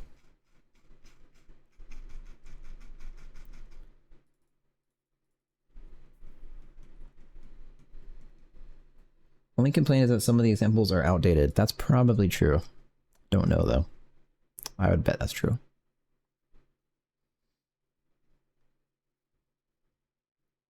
So basically I have to go through, I have to get the packet type, go through, it's gonna be very similar to this.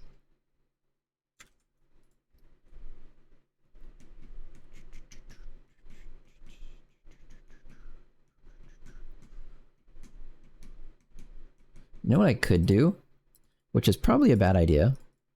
It is a bad idea. No, but it creates a packet view. It might not be a bad idea. Hang on.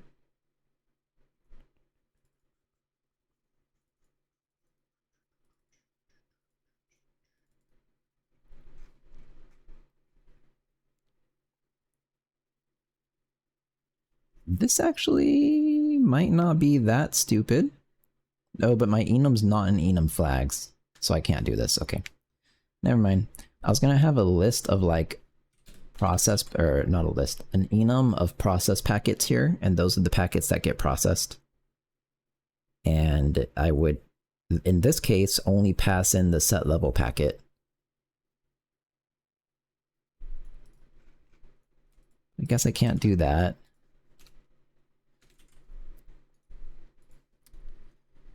Peak packet, peak processor. I don't even know. Packet processor, process peak packets. I'm gonna make the name stupid as fuck so I know it's stupid. There you go. Rote Pattinson. Hey man. One day I'll pronounce your name correctly.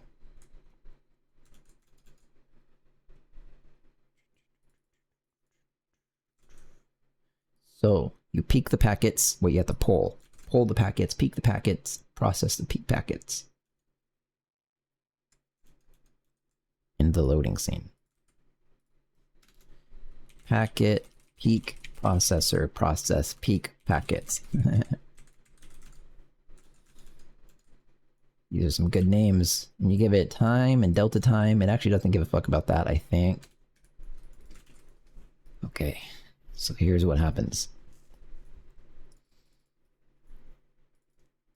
Goes through all the packets.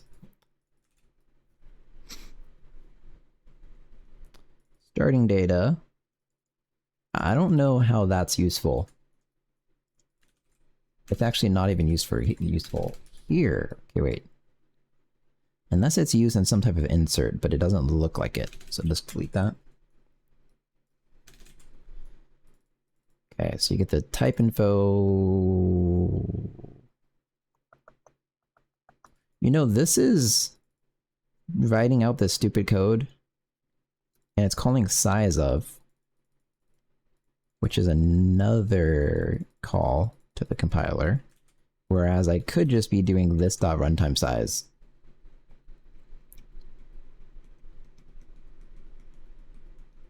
I'm kind of scared I'm about to break something.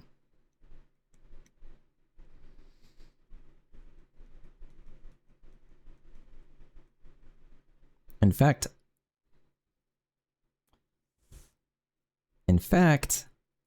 I don't even have to do this. Oh. I don't. Because they're enums. Packet sizes is run, and then it'll give you back a packet count, which actually you don't have to specify that at runtime. So something int. So just run this shit, right? Is this right? Thing, and there. I think so. May I ask, is compilation time still fast for your project? I ruined it a long time ago, but this last weekend, I ruined it even more by adding shader hot loading, which is because of my shader dependency system, it's at compile time, so I made it even worse. So then I went back through and I added x64 support to my game, so now my compilation time is back down to like 2 seconds. But yeah, my game is probably the longest compilation time of any Jai project. I'm pretty sure. Because I have severely fucked it up by doing a bunch of stupid shit. Does your game use simp for drawing? No, it's my own stuff. But at one point, my compilation time was like 5 seconds, which is probably the longest of anyone in the beta of any project. Very cool. I'm a good programmer. Don't worry. Packets. New array. And this is enum count of...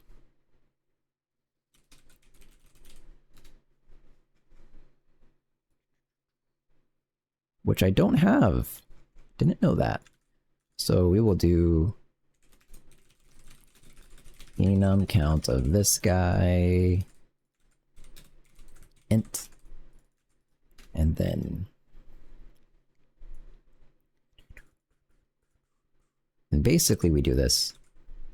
You do this, go through the things. So this I'm basically optimizing my compilation times right now. Do you know of anyone else making a commercial game in Jai besides John? Ustance is making a sandbox survival game, I'm pretty sure. Other than that, I don't know. I think there probably is maybe 1 or maybe 2 other people, but I don't think they're super public about it, which then makes me say, is it actually a commercial game? Then I don't know. Anyways, this is not what I want. Oh, never mind. I see why I had to do this. Fuck, I can't optimize it, can I? Nope. Because this is just an enum with a name, and that name references the packet. Fuck. I thought I was so smart. Could you... I had this question. Theoretically, Jai or any language compiler, C for example, the first compiler has to be written in another language besides the compiler. Output language. True? Yeah, true. Yeah, true. And there's a word for that.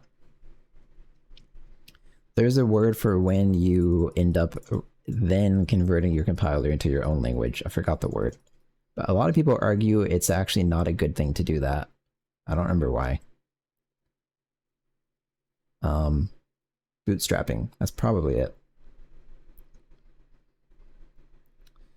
My Bevy project was compiling for 10 seconds after just adding print. Oh, okay. Talking about in Rust. Yeah, that sounds like Rust, huh?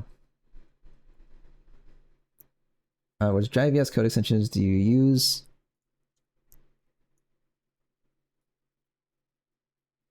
The language. That's basically the only one. And shader language. I don't think this one works actually. But the language. If you're not already using VS Code for things, I would suggest you use Focus. Focus is a very good editor, and it's written in Jai. No jails. I don't use jails. When Patrick released it first, like 2 years ago, it didn't work for me. And so I gave up.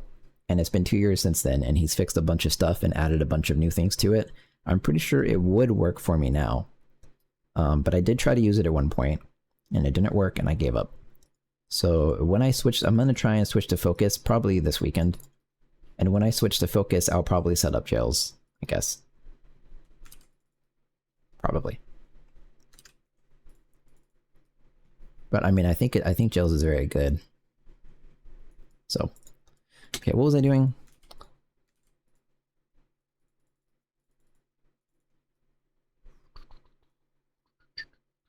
This gets the size, it validates that you have enough size remaining, and then... Wait a minute. Couldn't this extremely fuck up? If packet count is less than... Oh, it continues at packets, not at packets view. That's okay.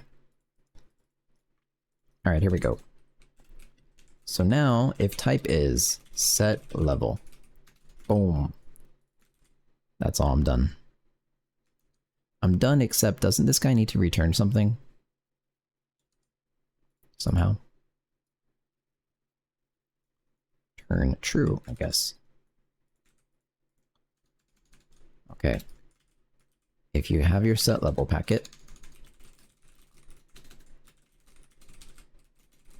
So what are you planning on doing in Jai, Golden Lion? Are you going to convert your games to Jai? This would be converted from the packets view data. Is that how I normally do this? Let's go look. Yes. Huh. So you have your set level packet, and now I will do something like... Fucking, I actually have no idea, man.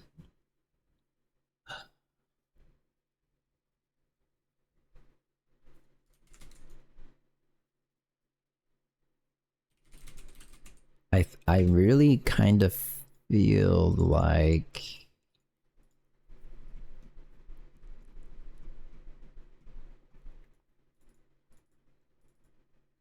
I need to call something.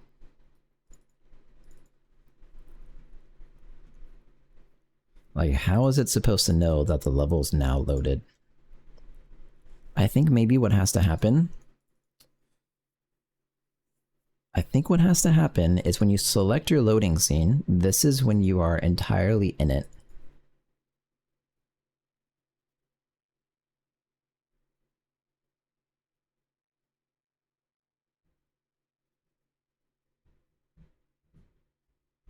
I think. Fuck. Is that true? Come on, man. There. So after you select the current scene, which happens, yeah, after you pass the fade out duration. Okay, I think this is true. It deselects the current scene, swaps to your new scene.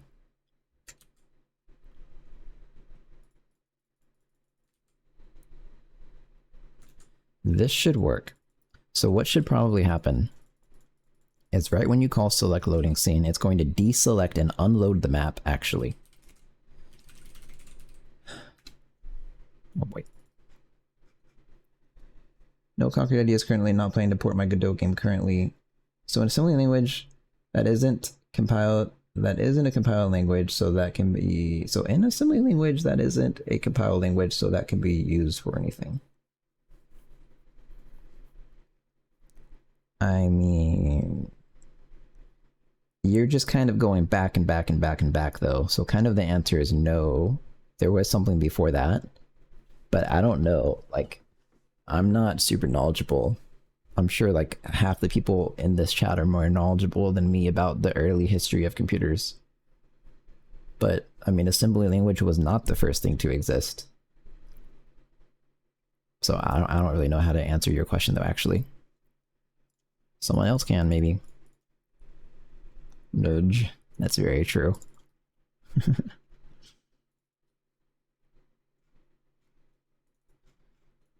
Free loaded level. Free loaded level. So then you would say level is nothing. Bits? I don't know. I hesitate to try and answer you.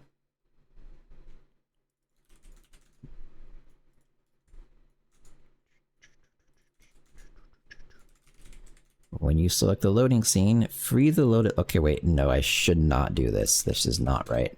You don't just free the loaded level because you might be reloading the exact same level, actually. Which causes all sorts of problems. First language was written using per4 cards for weaving machines. Don't even know what that sentence means. He could be telling the truth for all I know.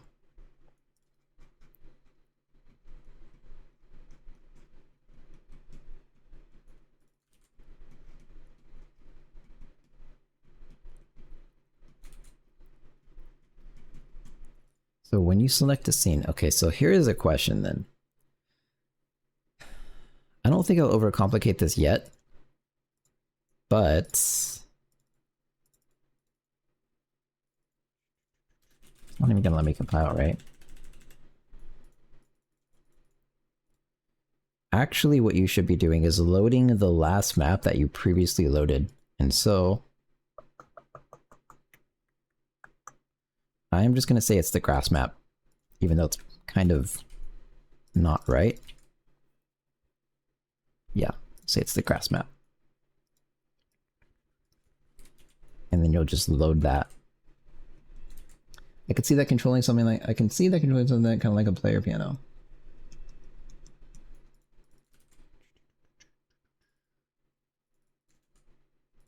Okay. So I load the map because I have to render something in the title scene, which is now the grass map always. And then when you get to the loading scene, it's not going to unload your map, which is questionable. Very questionable.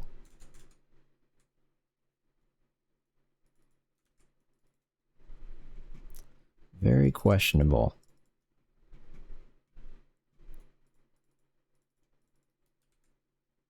But this is probably fine.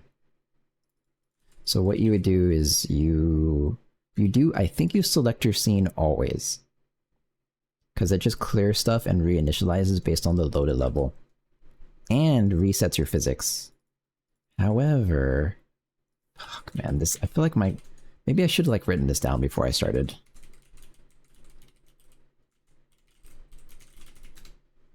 So then again, this is what comes up, is you have to call this guy. Oh, and that is fine. So that clears it and then reloads it.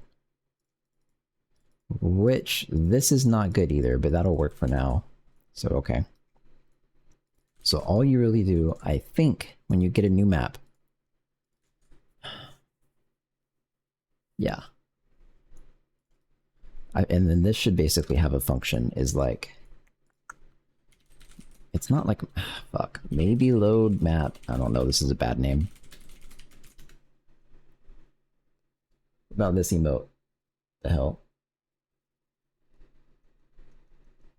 Else is questionable emote you have. That's a good emote. Did you update the new beta? No. Not yet. Rubber cards ramming special holes through will go. Depending on those hole patterns, we get different types of cloth. Wait, what? I don't know if this is a joke or not. I actually don't know.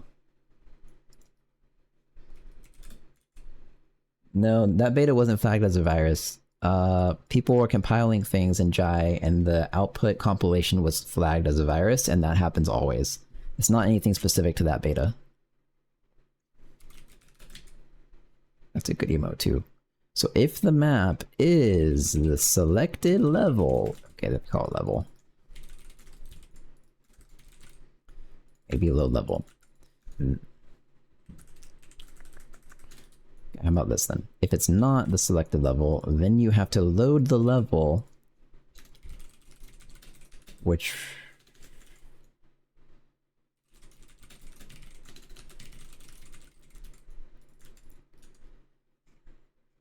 This is kind of bad code. Free the loaded level.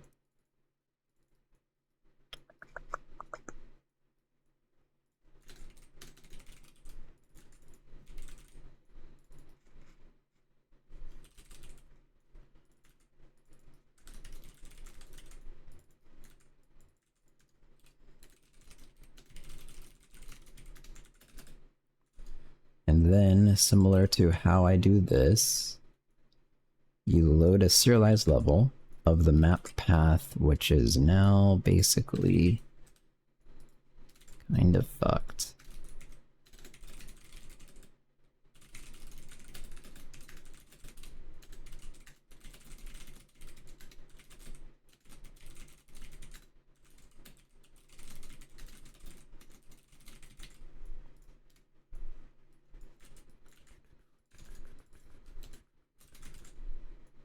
Well,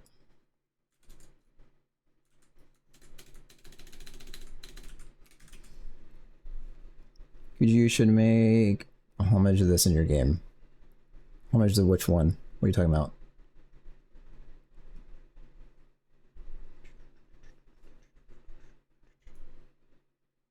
Oh, the computer thing? I still don't even know if he's lying.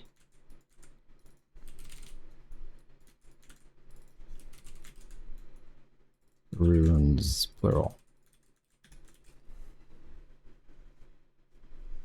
Wait, it doesn't show up on my screen either? It's supposed to. Wait, it does there, right? In the bottom left? Or did it not for him?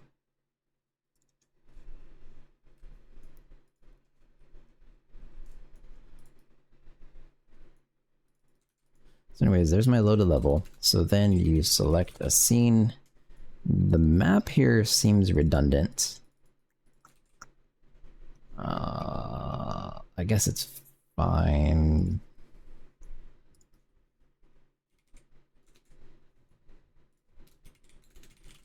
I mean, I don't know what happens if you choose these things, so I'll just make it nothing. Select that guy and the desired level. I see, that screen just went too fast. Yeah, probably so.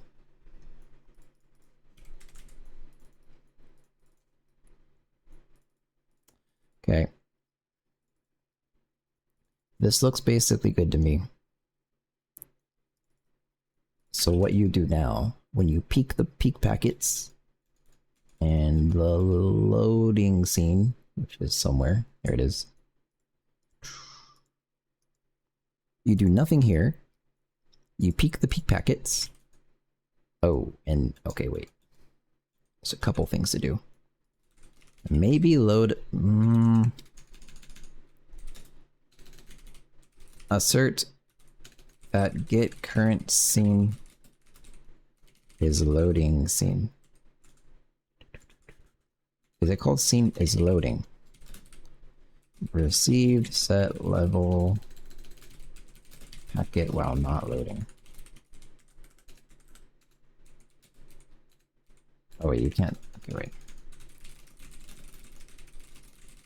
You're not allowed to have function calls and asserts in my code.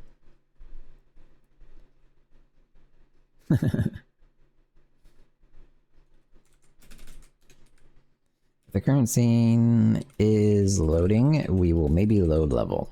No, wait. Is that still wrong? Fuck, it's still wrong.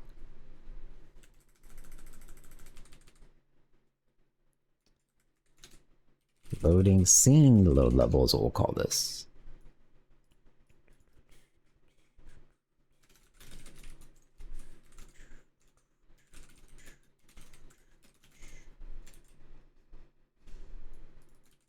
Okay. And that would be from the packet level.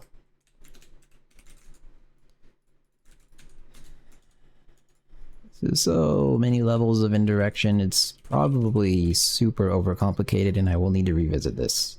Almost for sure. In fact, I probably need to almost scrap this entire thing and do it from scratch, but I at least have to get it working first, so.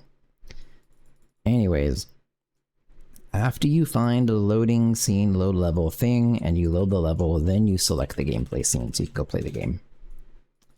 Okay, and now the problem is, you have this packet set level, which comes after override hat type.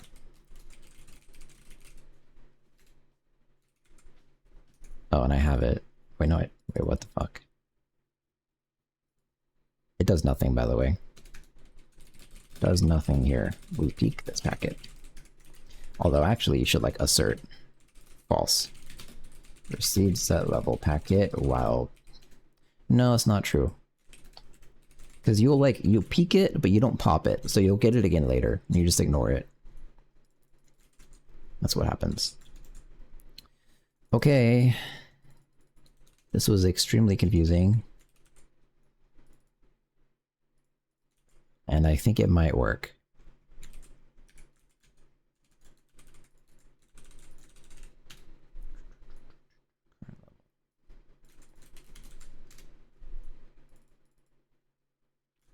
Oh.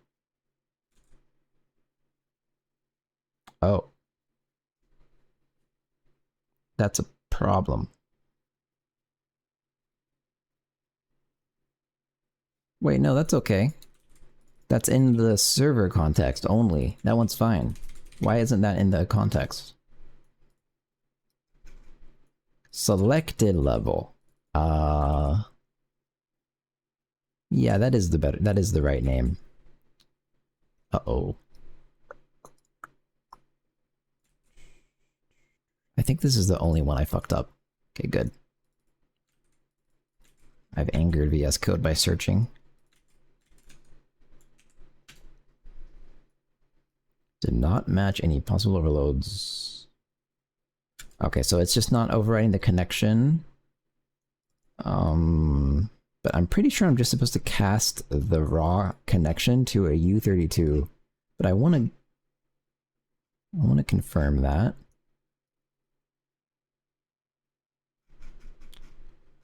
I'm pretty fucking sure.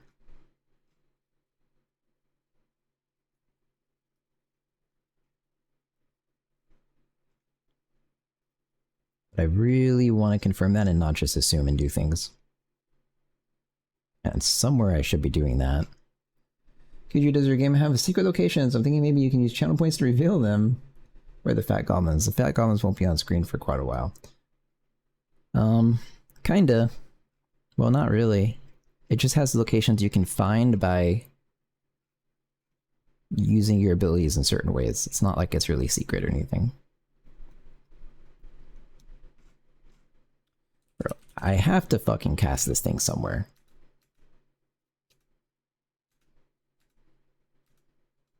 Int. No, that's not it. Okay, I think I've been through everything now. Yep. Well, I'm pretty fucking sure. Okay, maybe it's in server packet processor it does the casting. Yep, there we go. Cast 32 connection. Okay, thank God. So 32.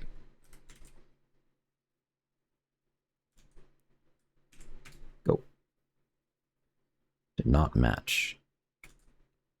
Oh, that's because the packet server is already part of the context, so... Wait, maybe it is okay with this. Yay.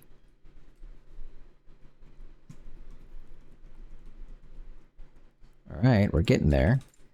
Now I have to make this compile. It's definitely not going to compile for quite a while. It'd be fun to give them in chat to form a synergy of chat and your game.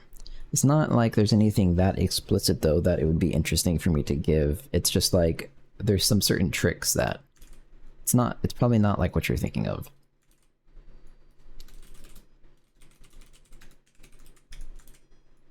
What does that command do?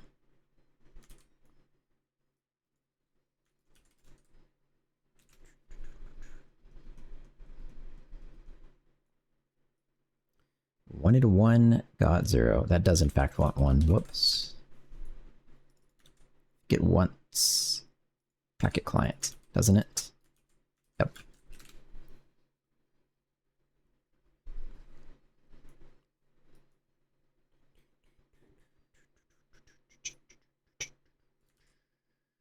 Selected map. Okay, so now we look for selected map in the client and we replace this where valid. Selected level.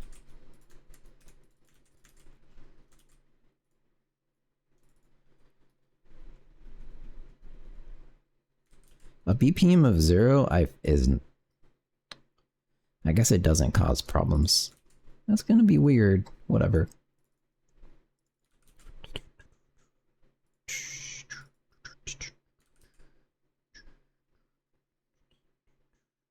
I guess it's okay. That one is super not okay. What the fuck is this? Okay, this is thank God not used anywhere. This gets deleted. That's hard coding the outpost positions. Computer group game? I don't think we're going that route with this game.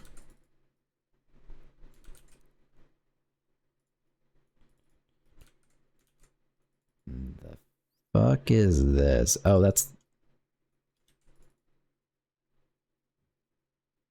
Huh? What's the point? You just look at selected level.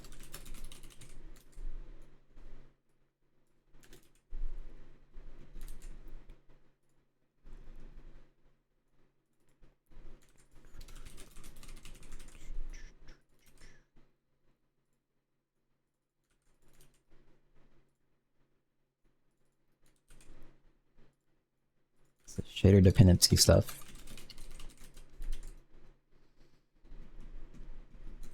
That's also fine. No, let's get rid of that too.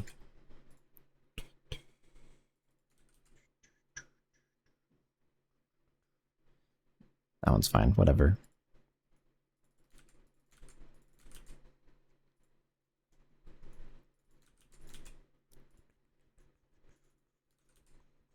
That one's okay. Uh-oh. Uh-oh, I know why I did that. Oh. This guy actually does, believe it or not, have to be named... Wait, what? Okay, this is fine. That has to be named current map. This one doesn't. Reinitialize light shaders, but then this one, didn't I fuck this up? No, that one's fine too. Okay, good. Everything's good. Guess you have to return something.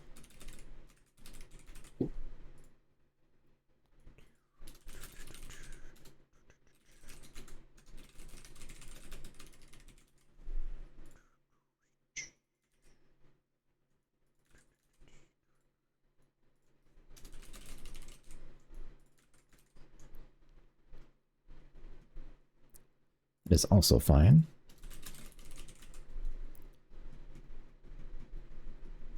Is also fine. Although, shouldn't, if the speed is defined, actually, yeah, this shouldn't be, it should be like this. If the speed is defined by the map already, then the position should just be not defined by the map.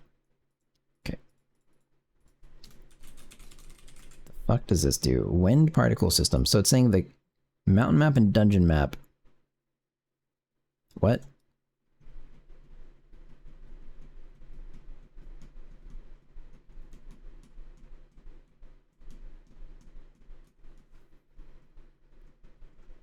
Isn't that not right?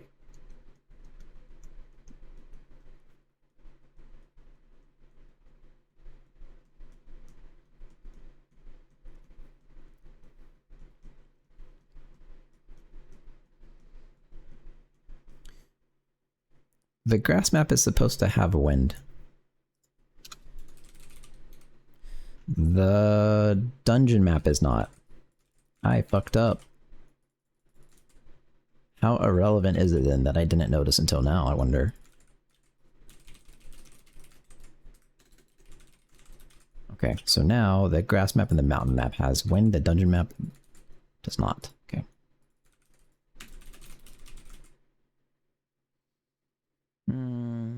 Also nothing.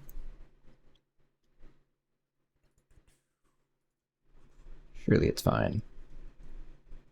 Wait, how much did I miss? Just that chat change shaders now with the shader hot reloading. Oh, I just missed that one message. I actually, what I wanted to do, and maybe I will do this, because I still, like, the development of this game is going to go into something deep 2025.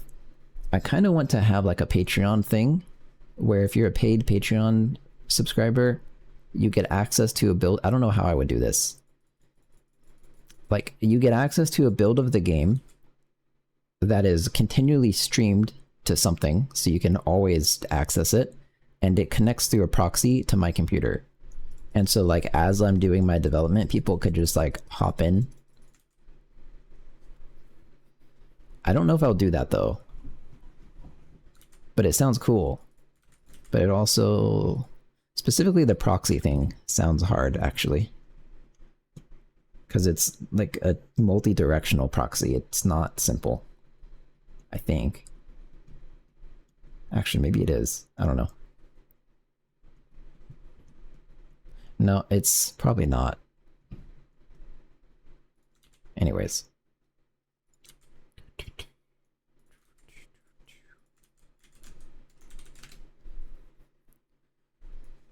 Not all paths return a value. You wire it to VR goggles that you wear. Maybe I won't do that. Turn 30, 120. Wait. Yeah, this.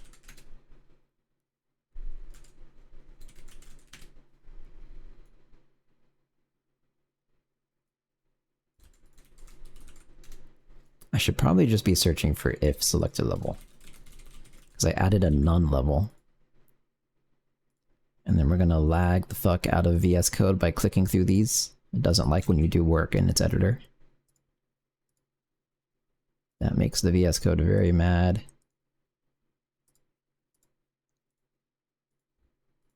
Okay. And I still missed one. How? What? Oh, rune. Case. Rune map. Don't do anything, actually. But yet, we get Kuju one of the Elon's Bluetooth implants. Your face Fat Goblins with it. Bluetooth. Brain implants. Select scene at a time. I'm just gonna say it's context time, which is valid. Isn't the Neuralink Bluetooth? Is it? I don't know. That's interesting. Okay. Finally, we're at a crash. Okay, let me actually see what happened here. What was the order of crashing? You select the gameplay scene. Ooh, wait a minute. That's not right.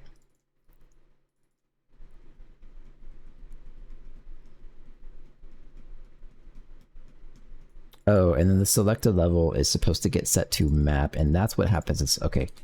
Grass map. And what the fuck? I went to desktop 2. Help. I don't know the shortcut for this. Windows, switch back to desktop 1. Windows and tab. I'm back. Yes, nearly explain. Brain implant utilizes Bluetooth technology. With something like that, I actually have somewhat confidence that they evaluated the pros and cons of Bluetooth and found it to be sufficient. But that surprises me because in my mind, Bluetooth is really shit. So that is pretty surprising.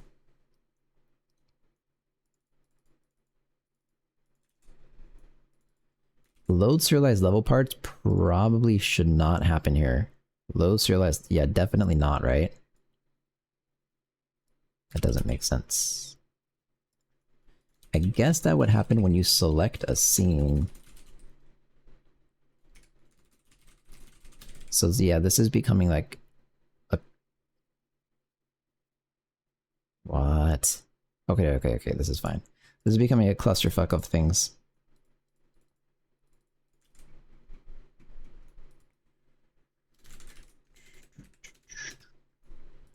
Select level is map, which is also select level.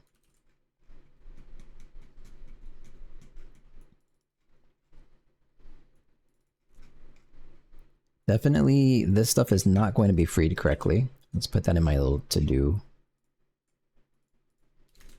You select a scene to swap out a new map. It calls. Load serialized level parts, which definitely isn't freeing correctly. Really a shit. I work with it a lot. I can't tell if it's one of those things that like it's shit because they didn't completely implement the spec correctly, or what. Hey, wait. Oh, there it goes. It crashed. Fuck. Okay. So this one comes from Fat Goblins 161 again. That's fine. And then... And then select scene, which goes into level manager 163. Which then loads the physics level. 29. Reset physics scene. Okay, so this it's not happy about. Got it. So it's not happy about 126. Creating a scene from physics. I'm guessing this is happening before initialize shared physics, or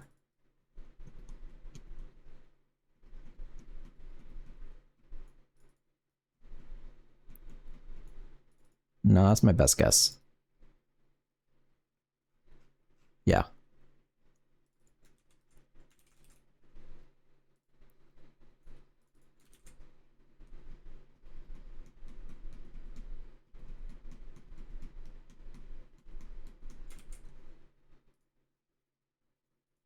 And I'm right. This has to happen first now, because loading a level resets the scene. Okay. I hope that's okay to do.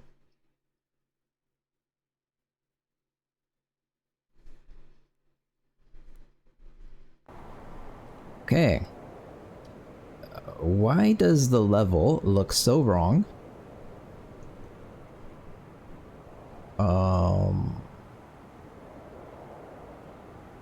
Okay. I think I know why. So it definitely thinks it's on a mountain. Okay, so before we go further than this, let's delete this also. To do load last played map. It definitely thinks you're on a mountain.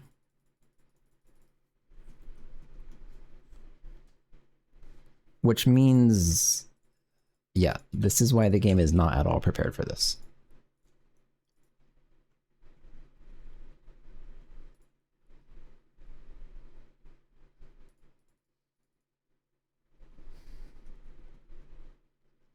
That's not what I wanted to look at.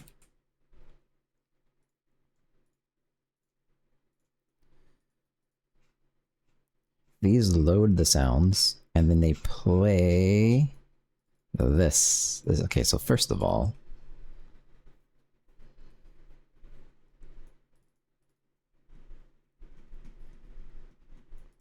this just plays the sound and then kind of just fucks off. It just plays it and forgets it even exists. So, Coda Audio Manager, I guess resolve ambiance, something like that. So you will have, this is client code, ambiance, instance. So if the ambiance is playing, stop. And then this. Just play these two things and that's it. So then, well actually though, this should become like null or whatever.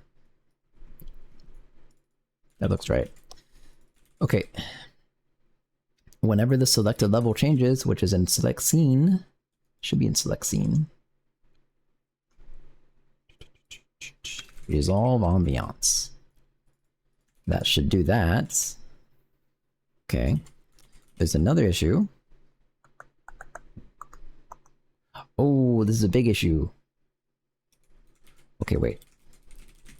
There's two issues. So the things that depend on the current map are all here.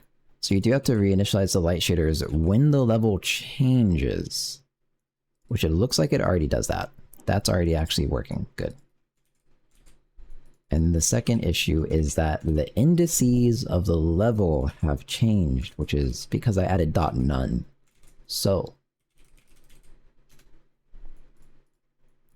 it's specifically current map is fucked up. Everything that depends on current map, or actually it's this then. This constant is wrong. It's all off by 1. It's so laggy. Oh my god. Maybe I should have constants. I should have constants. Define grass map 1. I think that's valid. And then mountain map 2. Dungeon map 3. Map 4. Everything should change.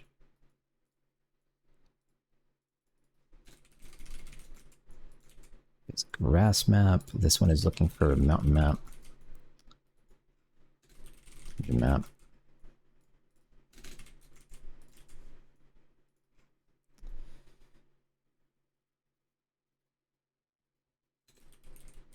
Dungeon map.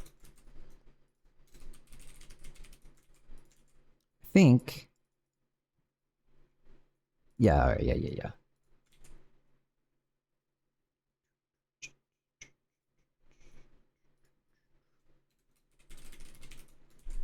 If it's grass map, these are your constants, and if it's a map,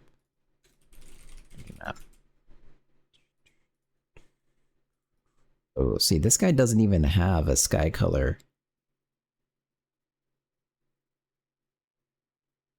And the purpose of that is when you disable the sky. Yeah, that's kind of important, huh?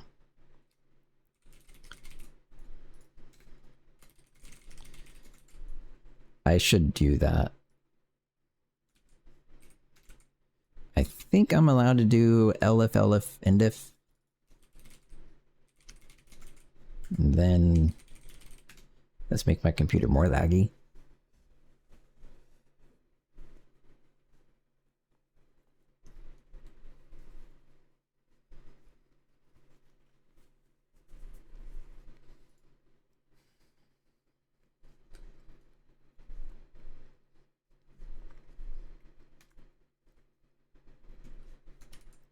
This is the dungeon cube map. So my color is 184, 169, 159.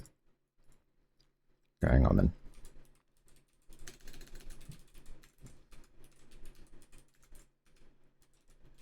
Wait, did I do?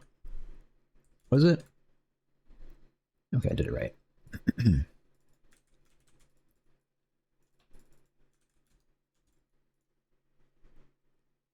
And they are the same value. There's no gradient.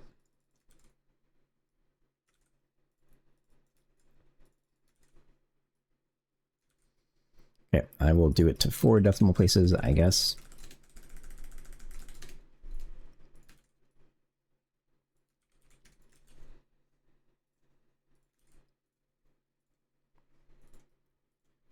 All right, that should resolve the shader issues, and then it should resolve the noise issues, and let's load the map. Oh.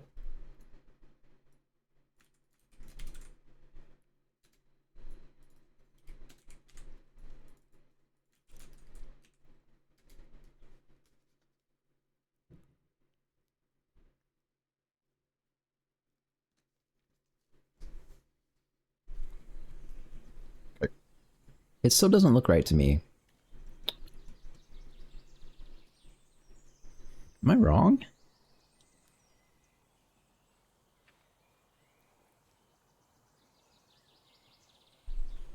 Maybe I've just been looking at it too long. Oh, that's right. I cannot click play yet. Assertion failed. That's unexpected, actually.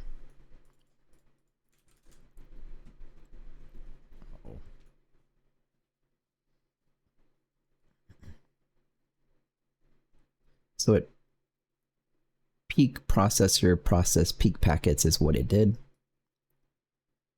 And then it did loading scene load level.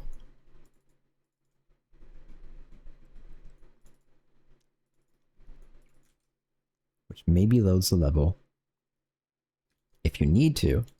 Let's take a look at that.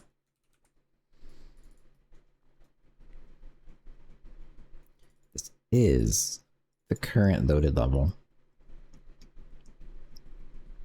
And then if you have the wrong level, what you'll do, I guess, is actually free and then set, which is fine.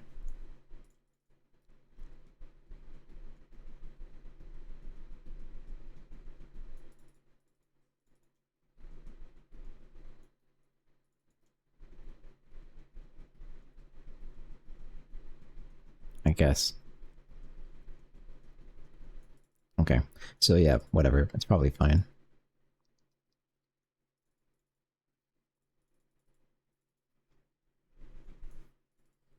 And select the scene with the desired level, and it does all this shit. How did it fail? I guess I should figure out what it's setting it to. Maybe loading map.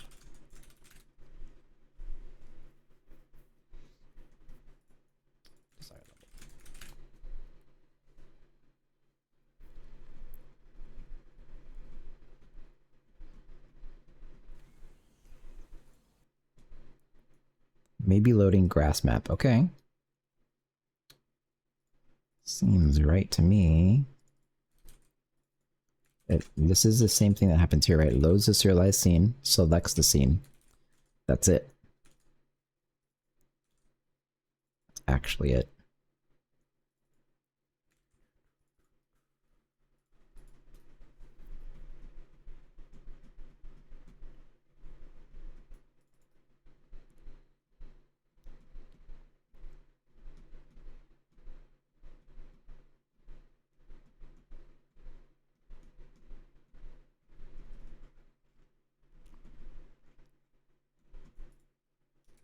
I don't think it's possible this is happening, right?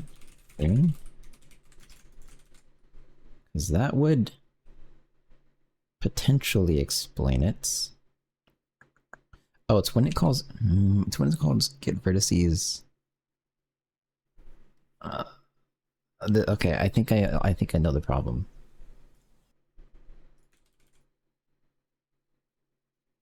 It has to do with the god rays, because I'm pretty sure the god rays are like initialized, and then probably that geometry is getting destroyed. I don't understand how that could be, though.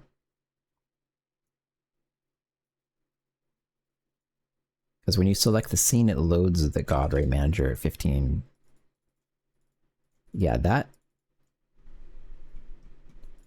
Okay, this does make sense.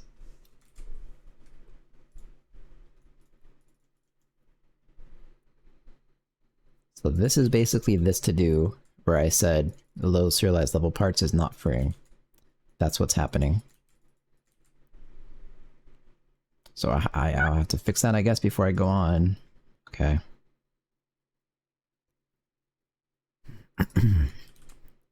So when you select this guy and you select your scene, you're actually loading the scene.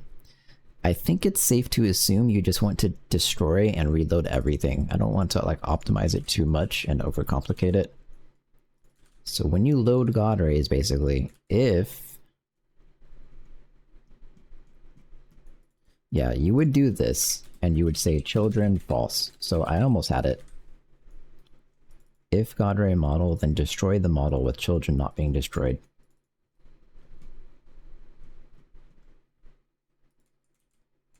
That one's actually fine. And then we'll look at wind particles.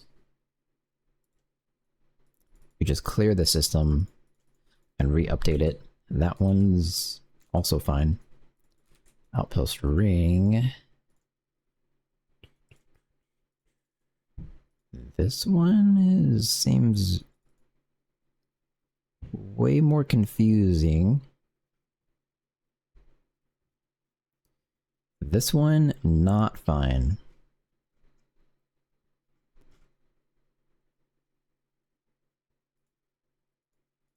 Because Outpost Rig Manager calls into Outpost Trail Tracker.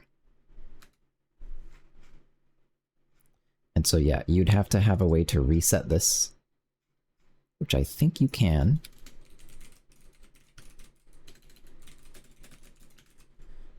And that would reset the trail particle system. Uh-oh. Well, I'm like very sure I can reset it. In fact, I'm pretty sure this has it. What? Clear. Do I have clear? No. Well, it's going to be very close to this.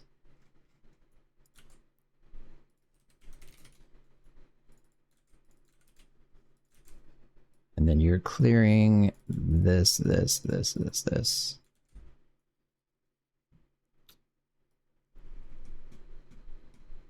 I could reset next particle ID. Probably don't want to. And temp buffer.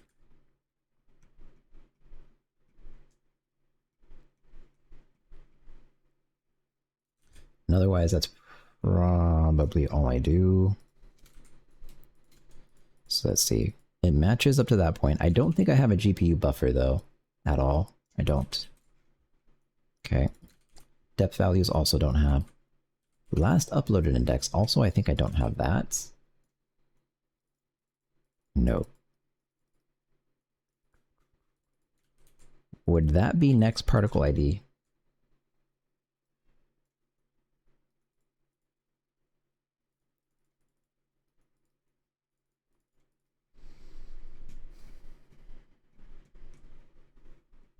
I guess not.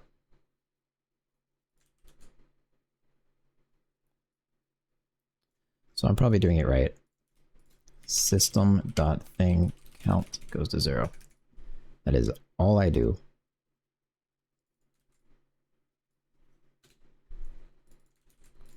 Okay, back to the tracker.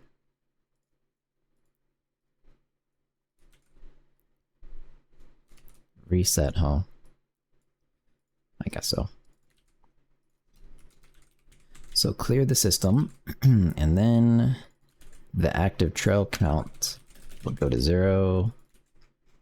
And that has nothing it has to free. Yep.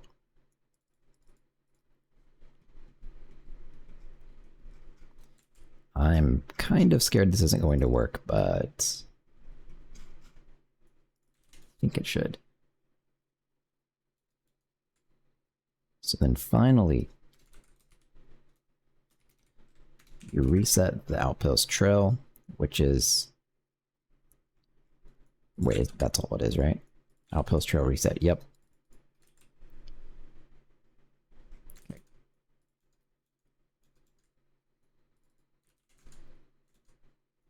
That should do it. And then here, I should resolve these as well while I'm at it. The signed distance field of this guy. So you have your memory that's not tracked anywhere. In fact, it's freed. This is just a texture, isn't it?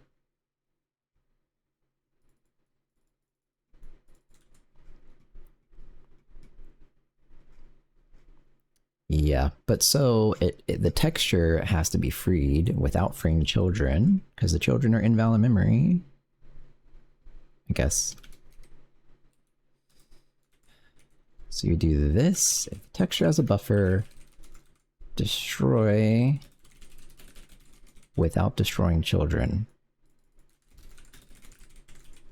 Should be that's all I do. I guess. Next.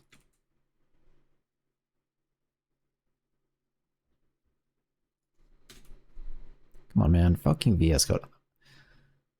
It's never frustrated me so much as today.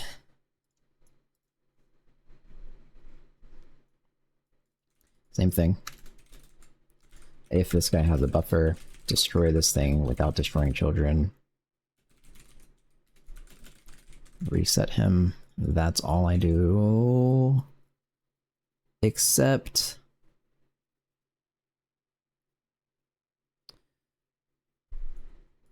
I'm not sure how these get put into the shader. Okay, that's valid. That will always be valid. Grass circles. Oh. If bad. Huh. Okay, well, it just gets shoved into the grass shader. That's okay. That's fine. Volumetric lights. Is this one freed? God, it's so laggy. It's actually affecting me.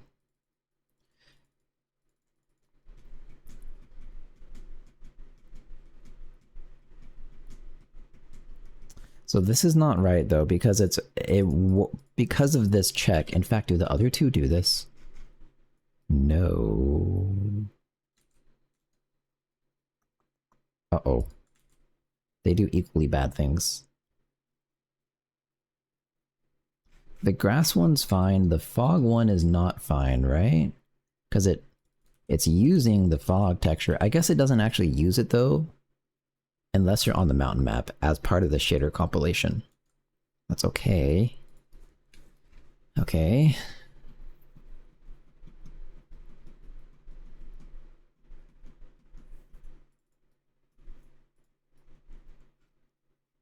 So this one's a bit different, huh?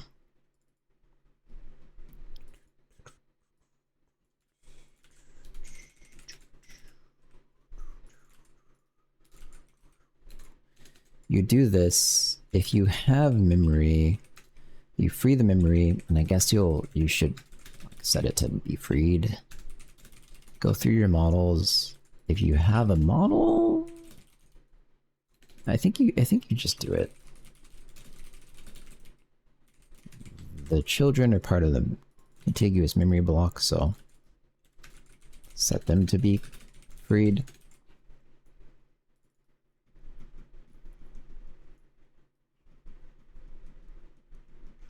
And then only do this shit if you're part of the dungeon map.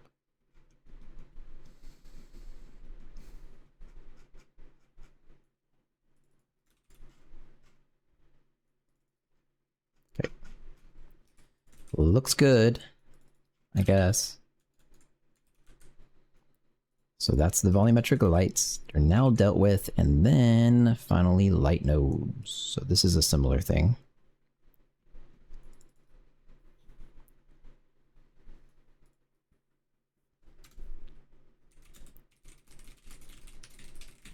If you have a buffer, destroy... I'm guessing the memory is destroyed in here. Oh my god. To do. Uh-oh. That doesn't inspire much confidence, I'd say.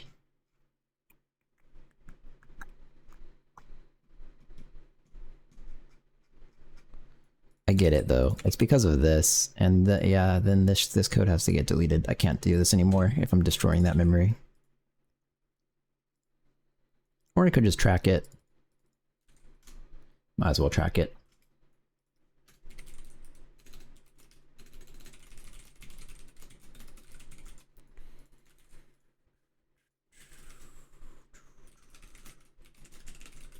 There's your memory.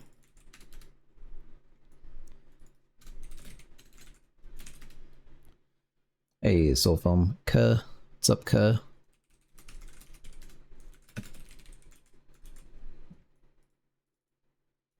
Let's go, man. I'm working on level loading and unloading, which my game didn't support even the smallest bit. So it is miserable. That's not what you do either. You destroy the entire texture without destroying the children. Do not destroy the children. I guess.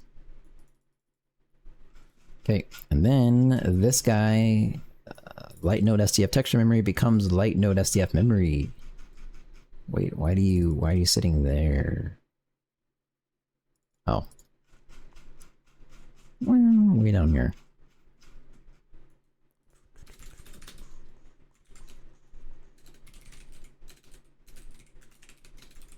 Game was just hard-coded for a single map then, I assume?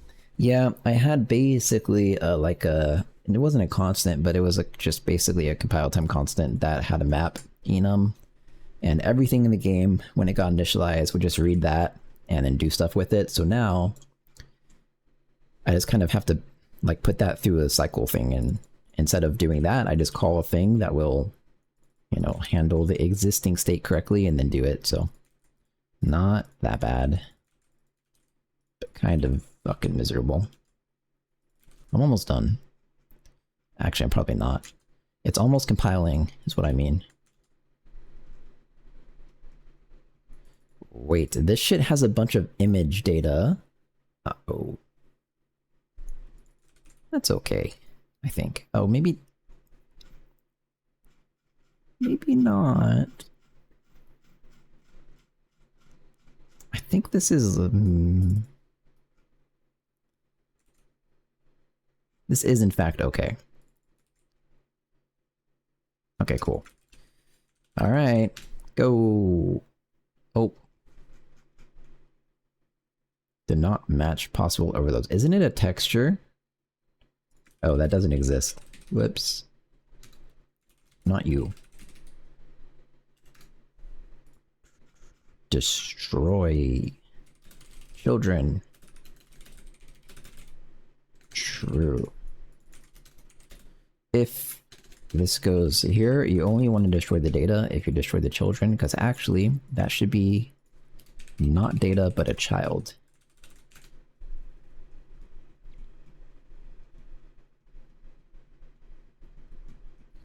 Oh boy. Okay.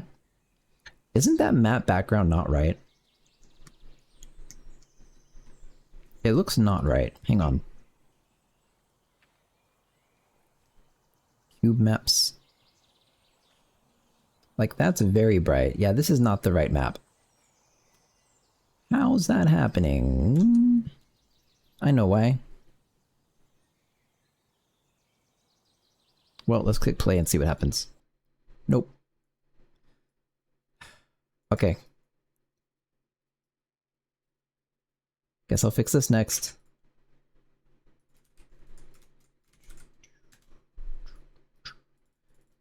Physics body. So you're looking for the outpost door, and then you're looking at outpost doors, and this is an upload physics. So basically, this stuff, when you do this shit, it's assumed, I'm pretty sure, at least my assumption right now, is that these guys have been destroyed by the act of destroying the scene. So I'm just gonna set all the counts to 0 and be happy. That one uh-oh. Fuck. I guess in reality, for this guy,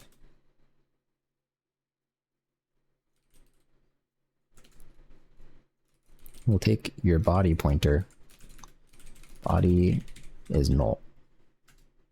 Same with you. Body null. It's whatever validation checks, you're probably assuming that this has nothing inside it, so. Okay. And now let's try to fix the skybox. I think that's just initialized with the fucking map, like with the graphics initialization. Yep. So that's definitely not right. So that would mean that has to be probably in level manager. There's nowhere for this to go, actually. Load skybox map. Like, I don't think I have a skybox.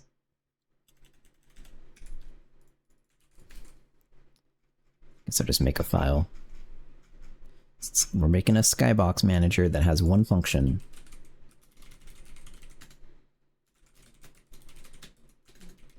Level map. The names have got to change soon. Load skybox. I don't know if skybox is one word. But, oh well.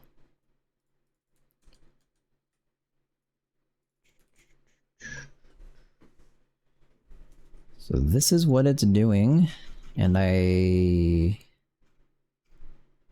will probably go take you. Yeah, you come with me. You can go here for now. I guess.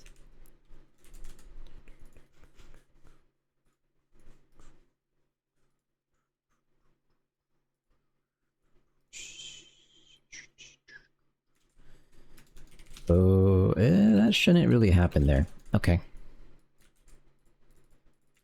Level, that's a bad name. Whatever. If sky texture. So this guy is creating the texture directly from a serialized image, and so this guy would destroy his children. He hates his children.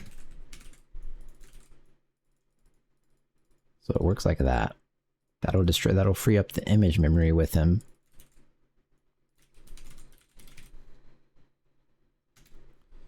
And then cube map does not even have a destroy method. How the fuck does this work?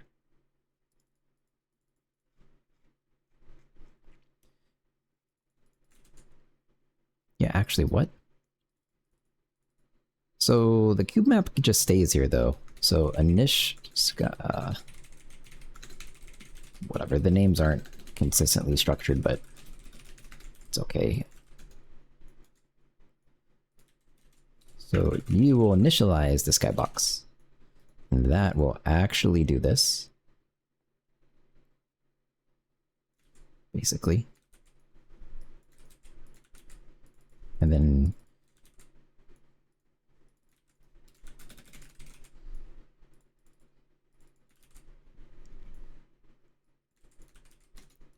yep.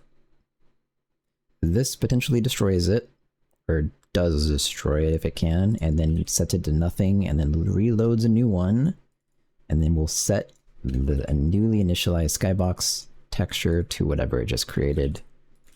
That should probably work.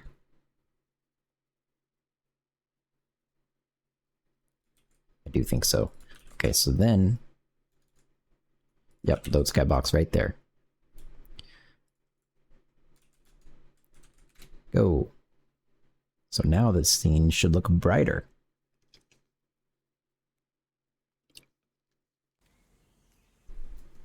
Yep. Well, this is bad.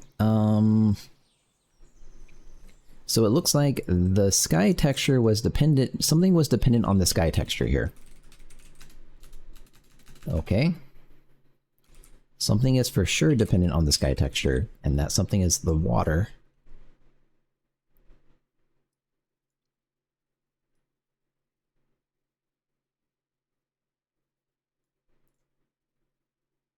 There. Okay, so basically this is after you've loaded your and deserialized your scene, but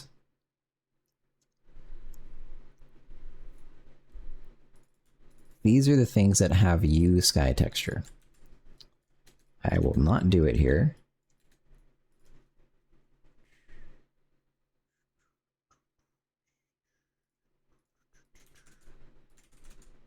Okay.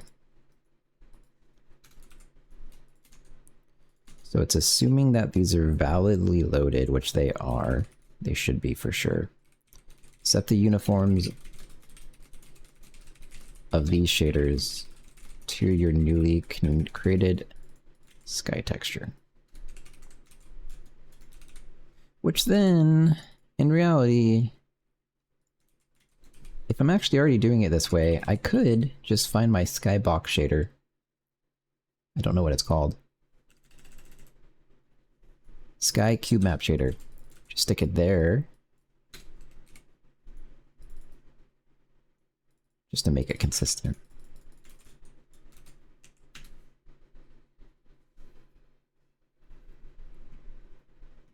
So now there should be a skybox, and the water should have a skybox. There we go. Play.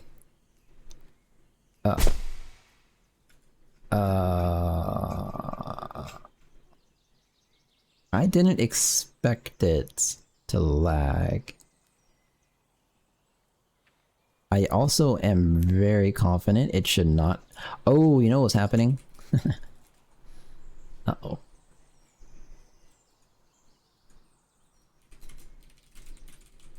Okay, in the loading scene, right when you select your level, it requests... It peeks the packet. It only peeks, which has the loaded scene packet or whatever the fuck. Yeah, I guess. And then...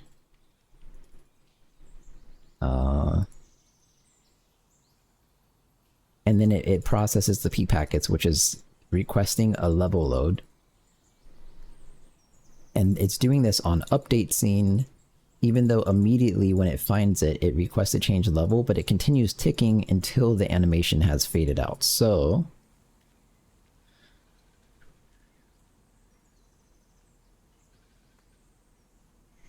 okay, so it would be... Shouldn't it have asserted? No, because it's still on... Okay. So I guess it's like if the next scene...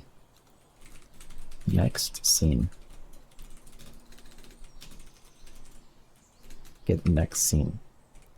If the next scene is not loading scene, don't do this.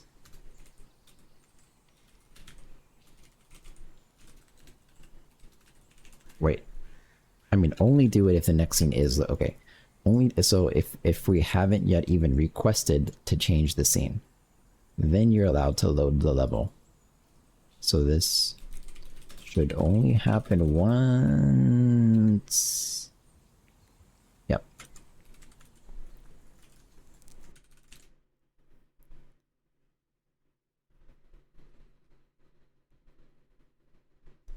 Here we go.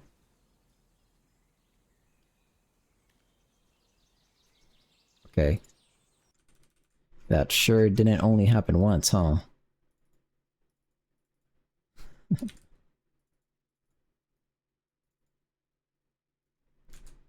None. That's what happens? I didn't know that. I guess once the scene completes its transition, the next scene gets set to none. I did not know. Yep, there it is.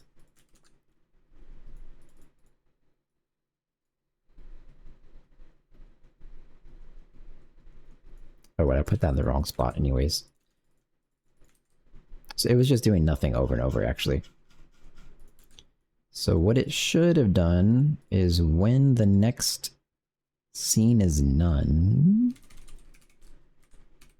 meaning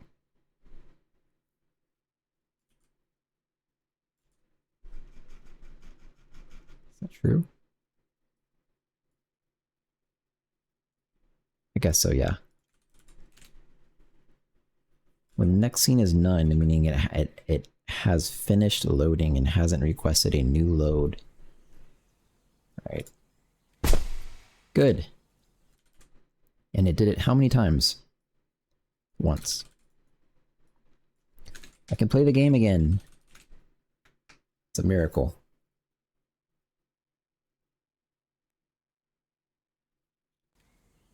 It wasn't that bad. So also then if I guess I should try this. If I restart the server, it should choose like a random ass map. Actually, I think, oh, there, grass map. I don't want that. Go again. Actually, this is going to choose grass map every time. Because Jai is not randomly seeded by default. So, which like, it makes sense.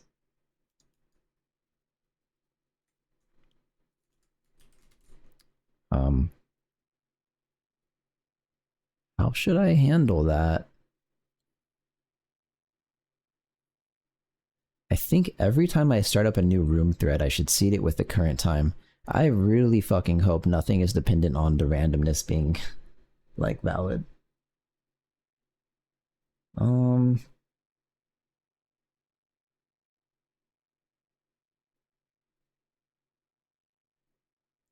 I guess so.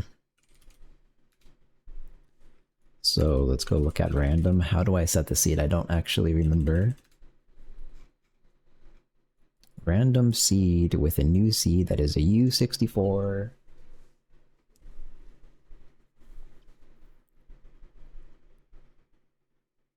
And I do only want to seed my context random state. Well, that's probably okay. We'll do it right here. So I would like to do this with Unix time. I don't know if the server has access. Okay, that looks probably correct. Let's seed it with Unix time. Now, it should not be grass map every single time. Mountain map. Cool.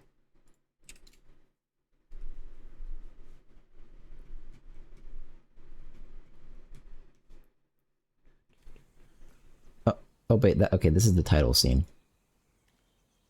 Oh, this is like the ultimate test. Yeah, okay. That didn't work.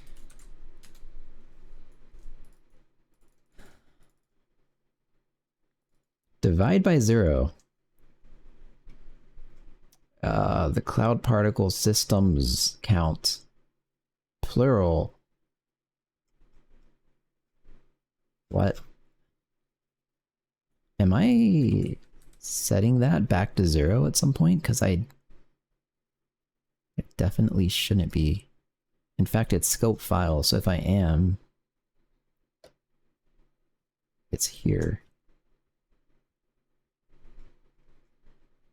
Oh, it only even initializes this guy if you're in the mountain map. No. I should probably look through just generic map ifs.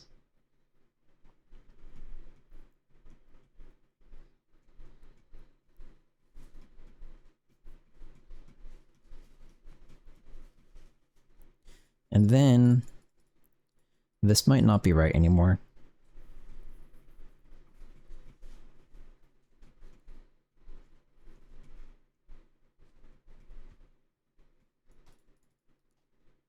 So it's just adding a shit ton of clouds. But it doesn't... How does this work? Isn't... Oh. It also moves it forward. That's extremely stupid.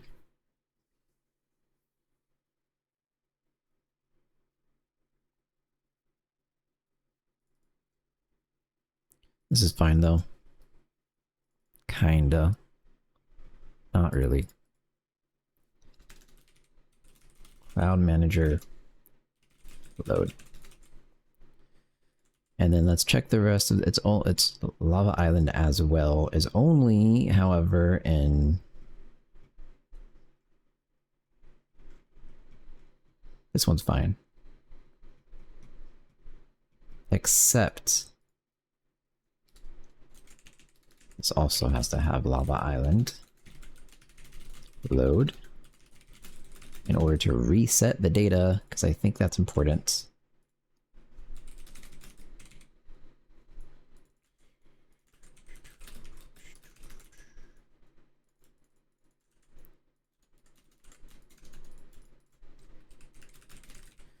Reset the data. There's so many things I'm having to keep track of. Whatever, that, and then Cloud Manager load. Cloud Manager load is going to, in fact, reset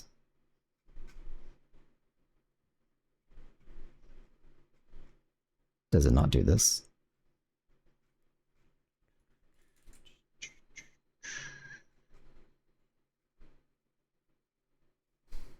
Well, it has to reset the clouds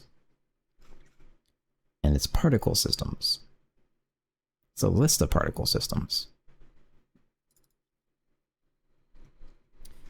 Wait. It's actually... this seems extremely stupid. This actually works, and it's not that inefficient because it doesn't have an update method. Yeah. Okay, that's fine. So it's clearing it every frame, and then re-adding them all back every frame. Which is fine, I think. But so this would be here to clear them all. And then clouds count gets set to 0. And this guy would be part of clouds load, because you only do this depending on the level.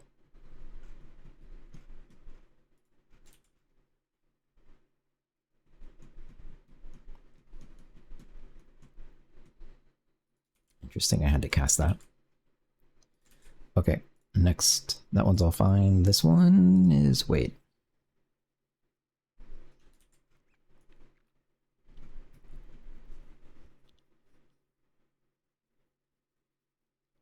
Initial positions. That sounds important. Oh. Okay, well that already does get called in low level, so it'll work. I think. Continue.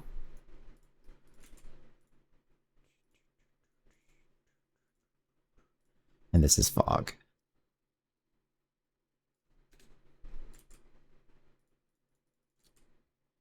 Looks good.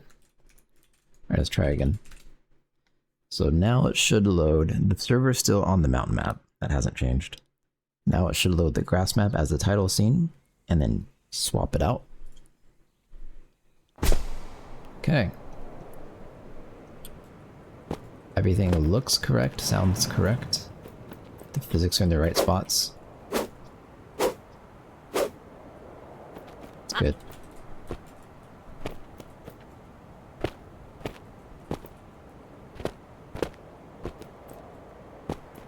It's not complaining. Well, yeah, aren't tree hits? I thought I added a sound for that. Oh, it's also not actually doing it correctly. Uh-oh.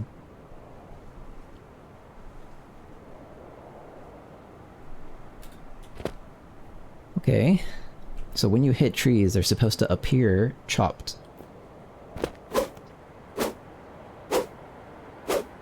I am pretty certain this was not in the past broken. Also, pretty soon I'll have to do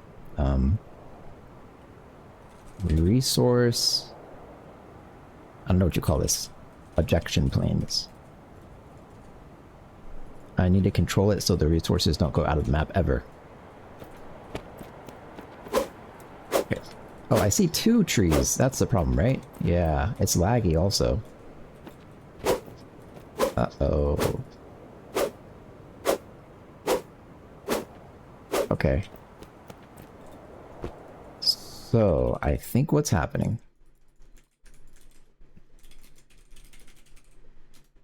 Not server. The trees are not getting reset, which would be... this. Clear wood trees. It frees the array. That's fine.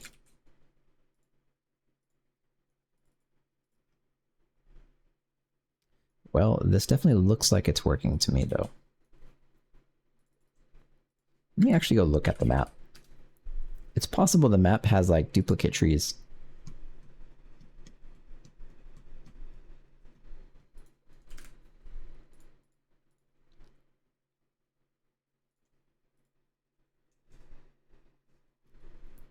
Map. I was chopping these. Why the fuck are you there?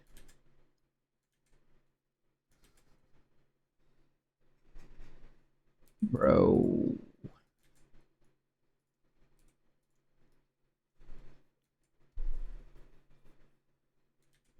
This is also only the physics, so that's not good at all.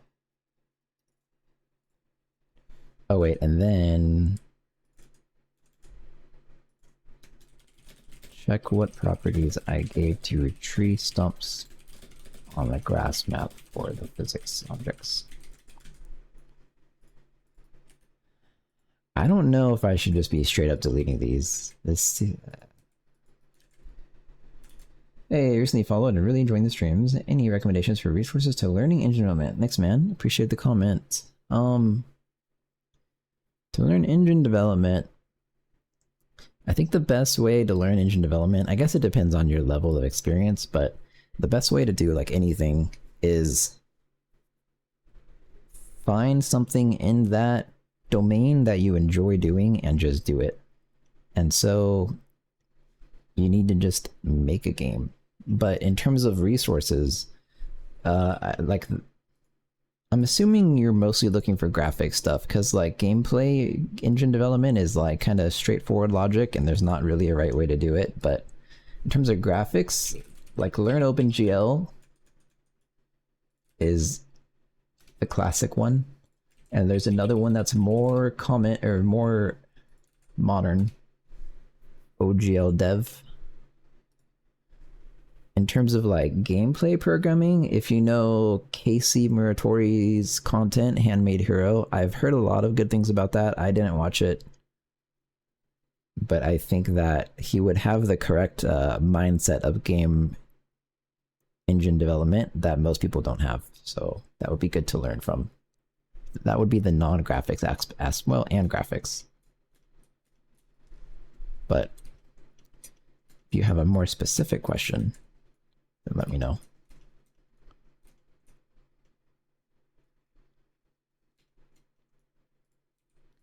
Okay, how fucked is this? Is it only that one tree? It might be only that one tree.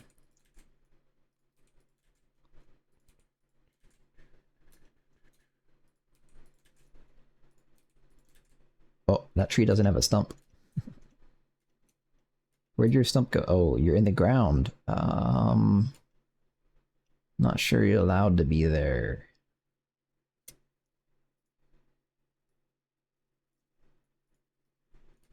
Oh.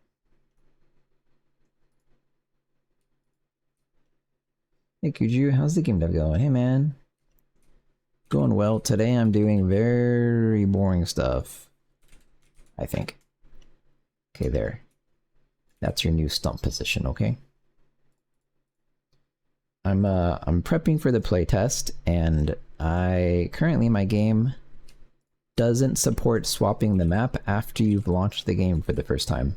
So that's what I'm doing today, and it's been like 3 hours maybe. And I've gotten to the point where everything kind of works, but there's still bugs.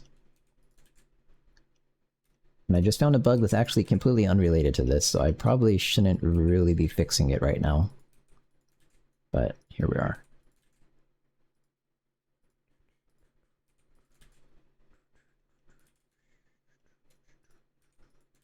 Okay, another problem tree.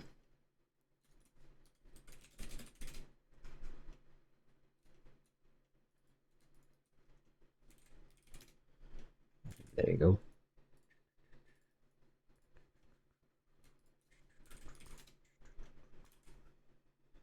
I mean, it does say resource tree, right? On this guy? Yep. I don't know what these pieces of wood are, but I'm assuming they're supposed to be there. I have never seen those before. Huh.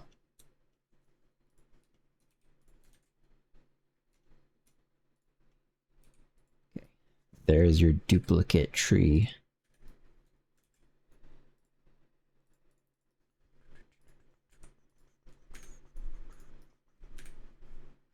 Did I delete the one over here already? That was duplicate. Nope. About you. Okay. You get to survive. Check a couple more trees.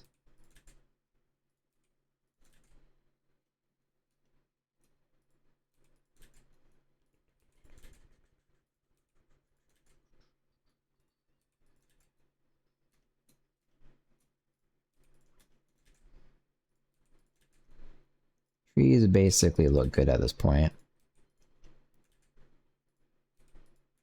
I don't think I ever updated the physics models of the outposts on the mountain map.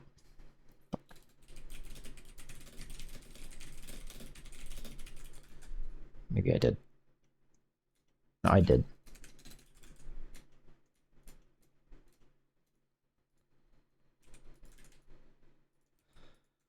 Okay, I don't know. Trees look good. Let's just save this shit. What are these? Princess spawns? Yeah, they are. Stick them in there. Buildings. Alright. That definitely did not fix the issue, but there wasn't supposed to be duplicate trees.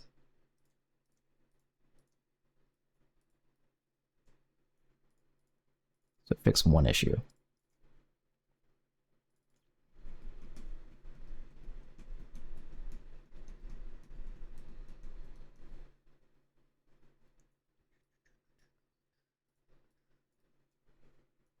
And then export the physics mesh, which is not optimized at all. Okay. Well, close that. So, it crashed, huh? Wait a minute. Oh, that's why. I think that's why I wasn't seeing it actually take the hit. The server crashed. And so the tree would wobble because that's client side, and then the actual hit visual wouldn't show up because that's server side. Oh. Okay, this is probably going to be something pretty telling. This is going to be important here.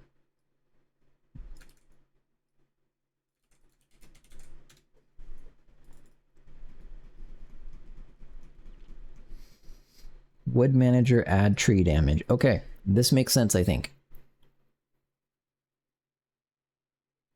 Wait, let's keep looking.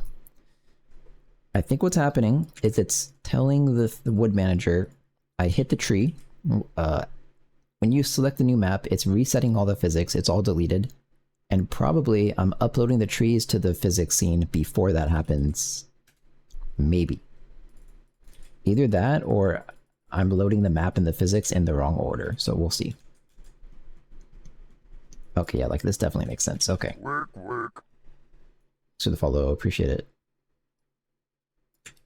Yeah, all you people watching, you feel free to wish this Fat Goblins on Steam.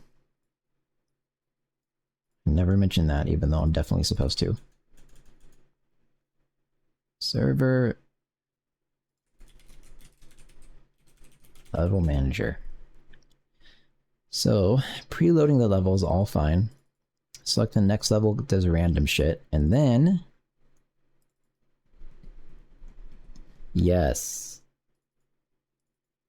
This is wrong. You have to load the physics after the level's loaded. I'm like 50% sure. Hang on.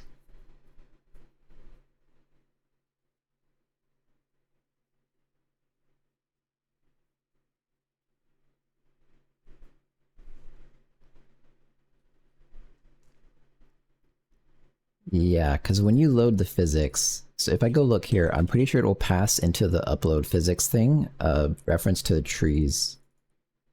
It gives you, wait, what?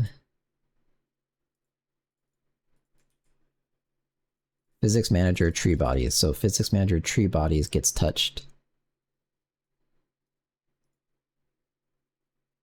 Wait. That's not what I meant.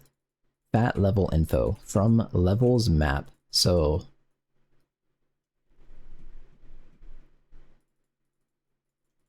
levels, and then this is the map, and then it's adding, it's not doing shit.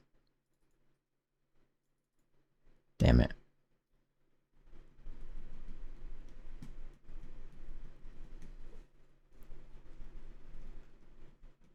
I think it's actually right. Fuck. Uh-oh. Uh-oh, this looks right.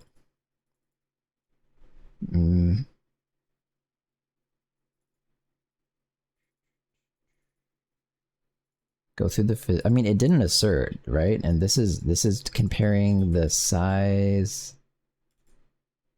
This is comparing the size of the level tree nodes of the given map that you want to load. Let me just be sure that that is in fact the newly selected level. Yep. To the actual physics tree count that it found in the bodies. Well, fuck.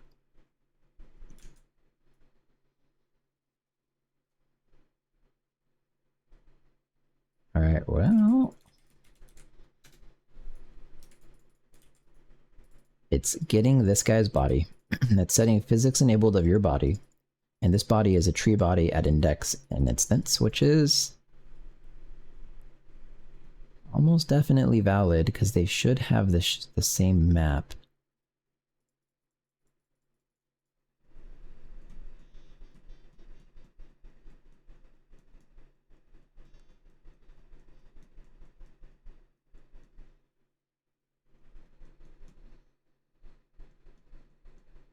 Yeah, they really should. Okay. So set physics enabled. Fuck. It's gonna be problematic.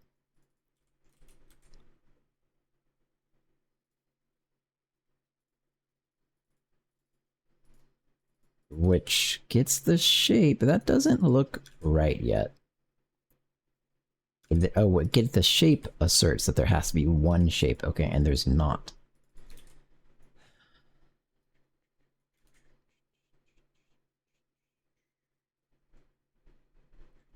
$551.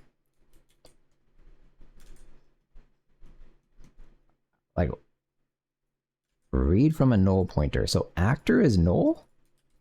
So actor is null. That's what's happening. 614. Didn't really expect that. So I guess at some point the tree bodies of the physics manager,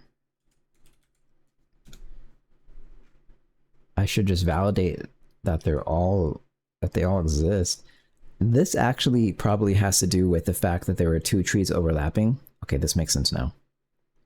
What happened is there were two trees overlapping perfectly, and what it does is it goes and sets the size of the tree physics to the size of the map tree count, and then tries to like, it iterates through them for every tree body and finds which map tree index it's closest to and sets itself in that index. And so, probably because I accidentally had two overlapping tree bodies,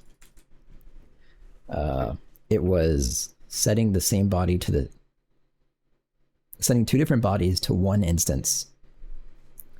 And then, when it eventually tried to index the other instance, it was null because it was just overlapping. Gaming. Woo! Thanks for the raid, Creaky Lantern. How's it going? How do I shout out? I don't remember. How's your stream? What are you working on?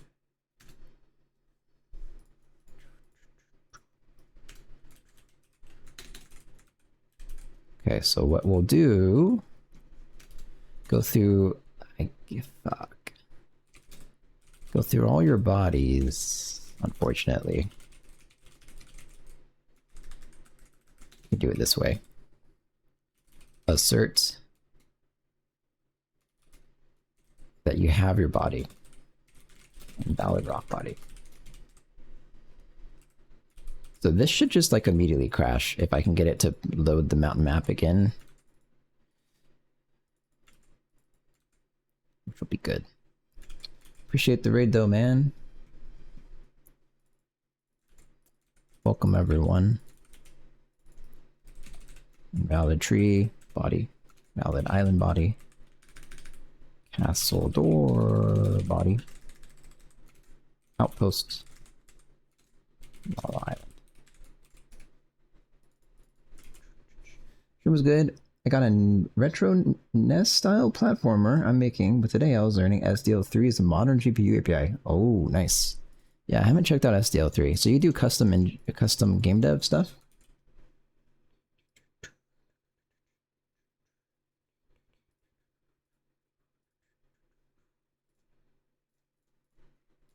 That's cool. That's what I do.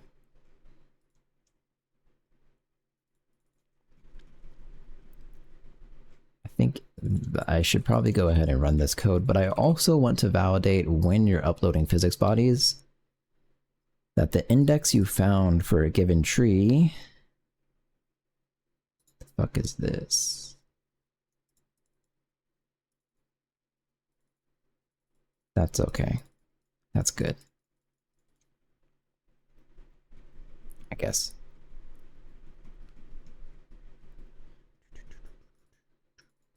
Shouldn't I be like setting it to null? Why does this code look so confusing? God damn. Go through the bodies of this set of trees. Set it to null. Yeah, I tend to make smaller stuff, so small enough to just have a custom image for it. Nice. Skinnier graphics programming, not fat. Yeah. My game is Fat Goblins. It's not skinny. Go through your models of your outpost door bodies. I'm not sure I like this code. This is stupid as fuck, isn't it?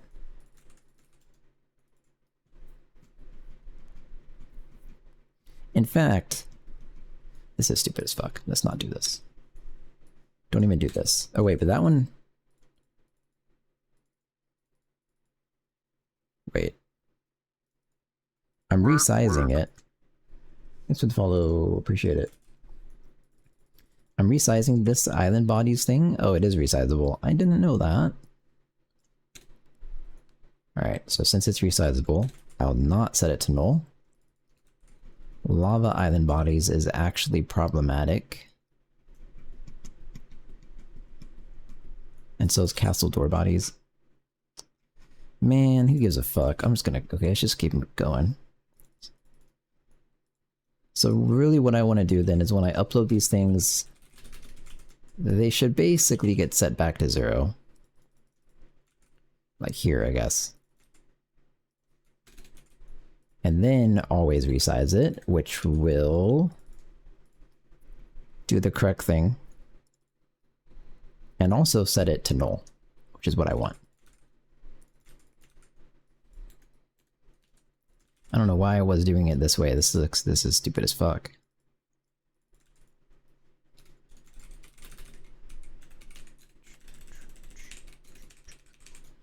Okay, so that guy goes to 0.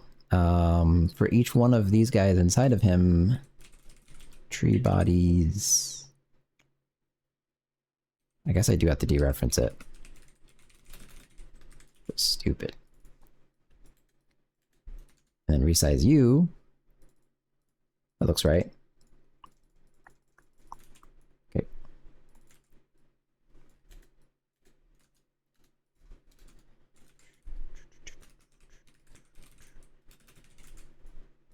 I don't... Man, having it all be pointers is a little annoying, but I guess... Guess it is necessary. Yeah, okay. Those are the only things I resize. That doesn't sound right. Castle doors should happen after island bodies? Yes. Okay, so then if I'm really trying to do this correctly, I would say for body pointer of dereferenced castle door array, null. And then same thing here. Yeah, null. Okay. I think I've confirmed every single one of these is null, or the size of 0. Oh. You can't do this.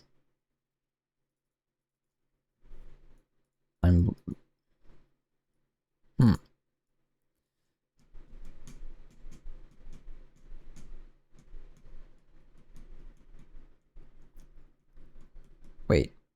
No, you can't. I can do some weird shit with reserve, but I don't want to do that. So I think what I'll do is just go through this guy and free everything. Man.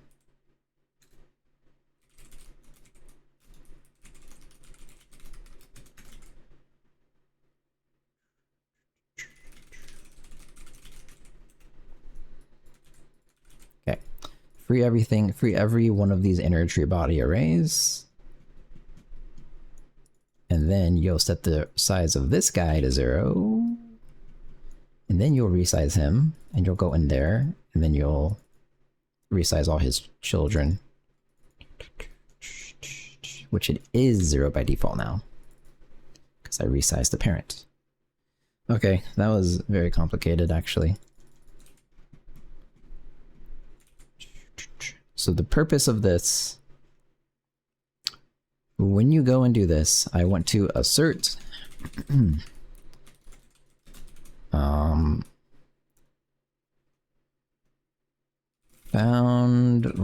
found, how do I word this?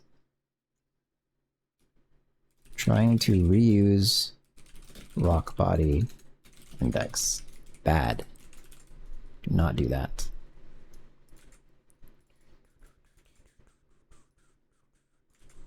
Same with you. Is that it? That actually is... No. Oh, I already had that one checked.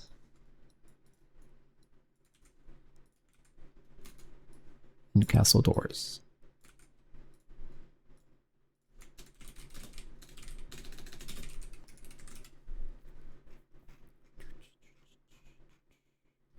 That looks like... And then I'm doing that one already. Okay. Cool.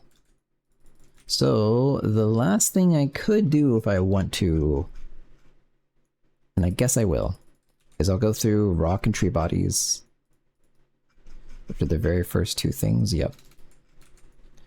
I'm just gonna validate that all of these are correct, because that was the actual crash, is they were null.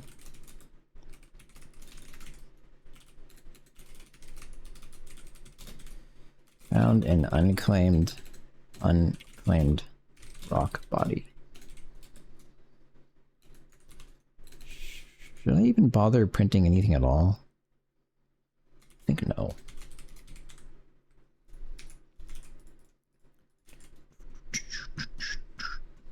Tree. Oh, that one's not that simple. This one's a double array thing. Fuck.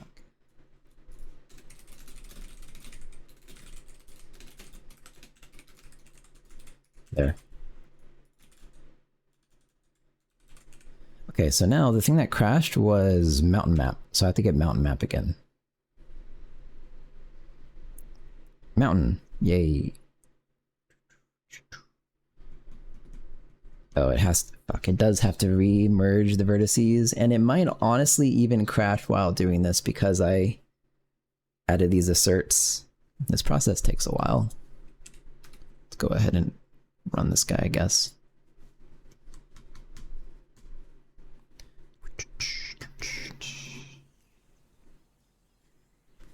Well, we have to wait for like another 20 or 30 seconds.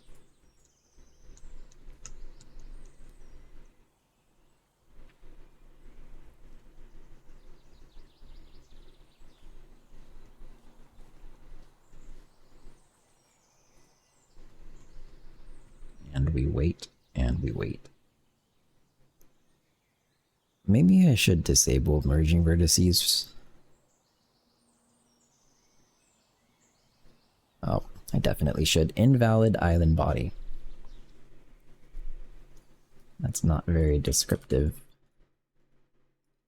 I probably just wrote this code.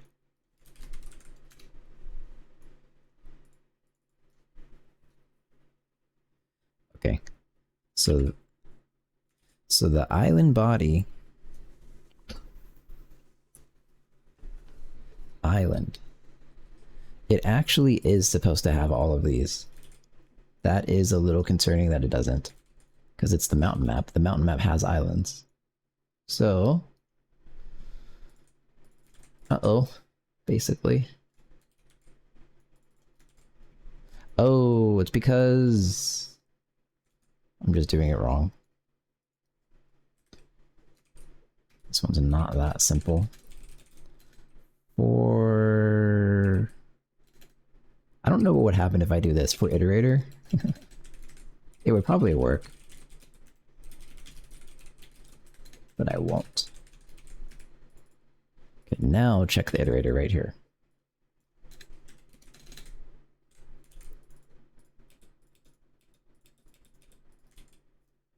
Go through the island bodies. And then trees has the same issue. How did it actually fail though?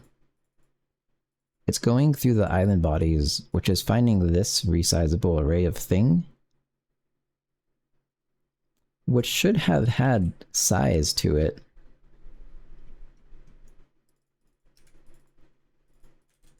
Well, that's a little bit concerning. I won't think about it yet though, because the code was wrong, so... So now tree bodies, same thing.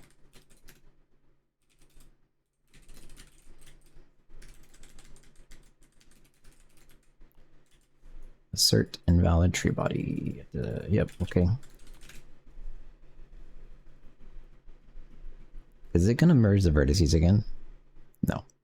Invalid lava island body. Okay, that one is valid. That one I'm not allowed to check. Because it's a fixed array. Unlucky.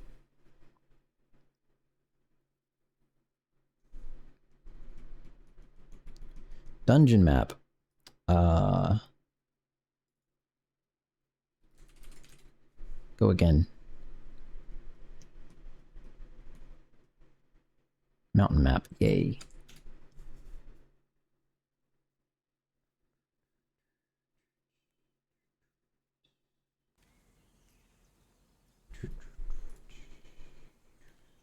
Lag. Lag, lag, lag. Oh, it's reserializing the map. That's okay. The problem is it's... Okay, while it merges vertices, I'll be right back in like 1 minute.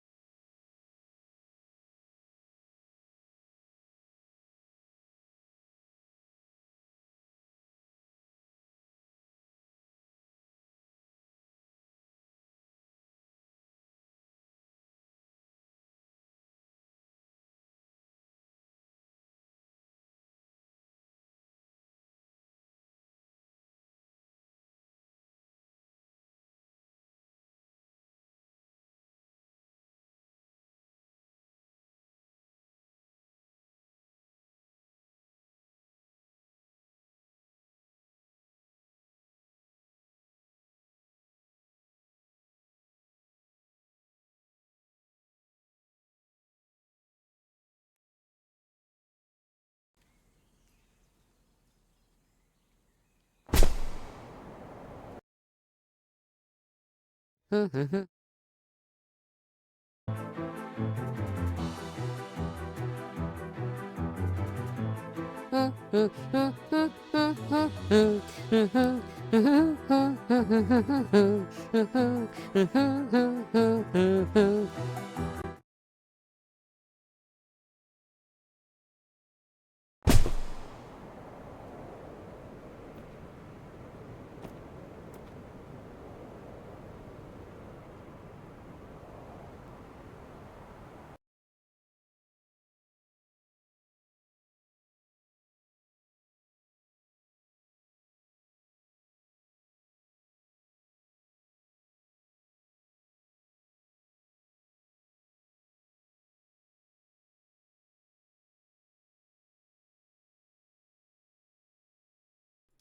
mic was off, thanks. Good catch. At least I have subtitles.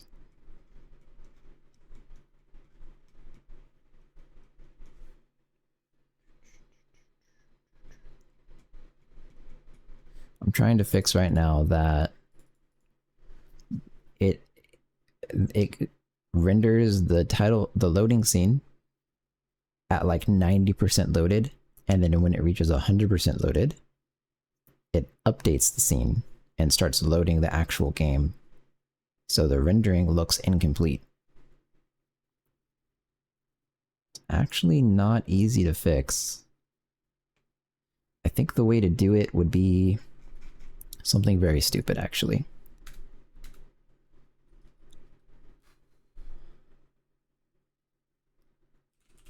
Ready.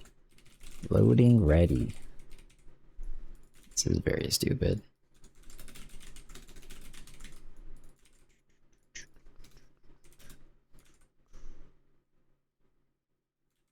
Not you. You.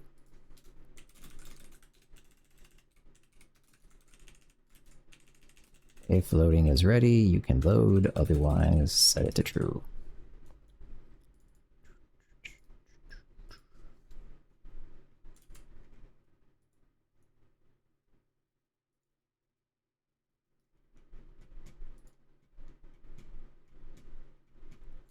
That should work.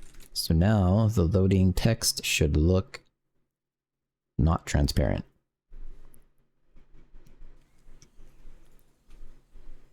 That still does look actually a little bit transparent to me.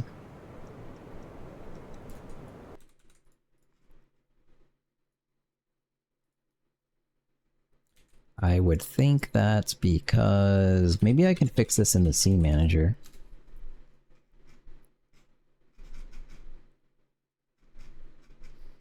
So how does this work? The scene manager I think draws on top of it.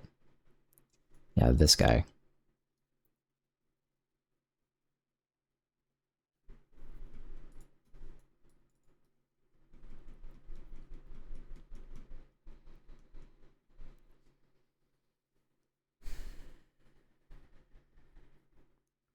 So the only thing I could make this more complicated by basically having the fade alpha be based on the expected next update loop's progress.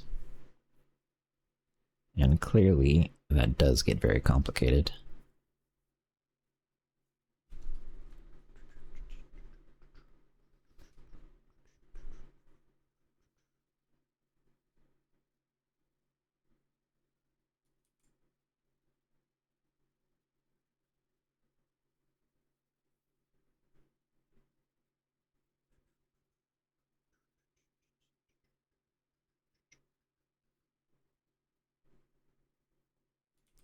Maybe there's another way to do it. Yeah, I mean, there's a bunch of ways to do it. Let me check. Next scene, maybe.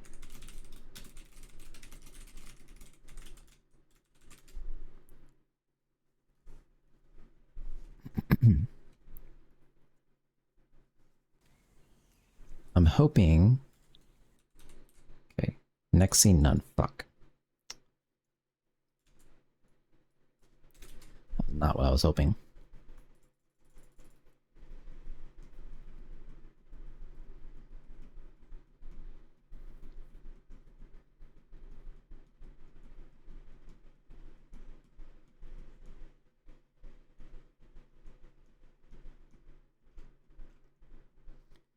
I mean, when is it actually changing the current scene to the loading scene, if at all? So it starts fading out, and then it'll hit black, or whatever, and it starts fading back in. Right when it hits black, it changes my scene to my loading scene. Okay.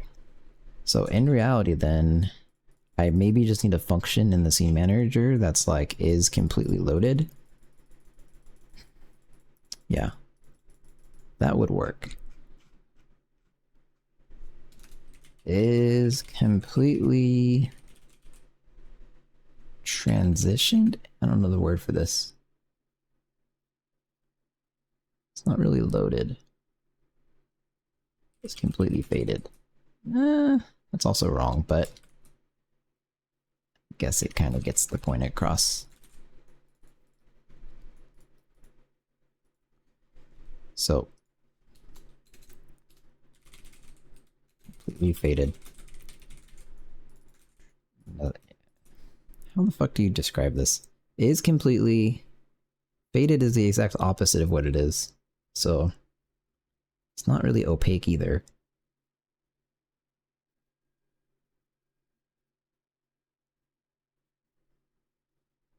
Whatever. Is scene completely loaded? It's not great. Transparent. Yeah, transparent's kind of correct, but it's also not entirely correct, so. Completely loaded is fade alpha being 1, and you return this after it's set. That should basically probably work. So it requires 1 render. So this would require 1 complete render, and then it'll repeat the loop, like flush the buffer, go to the update loop, and now this is finally true. So is scene completely loaded. And I could pass a scene into here because you could be rendering one scene while the other one is, no, let's not do that. I don't need that. So no need for this persistent variable thing. We just check this, and if the scene is completely loaded, we are allowed to peek the packets and attempt to load a new level. Probably this is valid as long as there's no early out or some shit anywhere, which I don't think there is. Okay. Fade alpha. Fade alpha actually being, yeah, opacity here. Okay. What is your experience with Jai compared to previous language you used? I enjoy Jai by far the most. 1 did 0, got 1. Whoops. My problem with Jai is the lack of robust libraries right now, which will hopefully change once more people go and get, or maybe once it becomes like, it looks good. Is it supposed to be stuck for that long though? Okay, something went wrong. Once the beta goes open, I think it'll get better. If the scene's completely loaded, you're allowed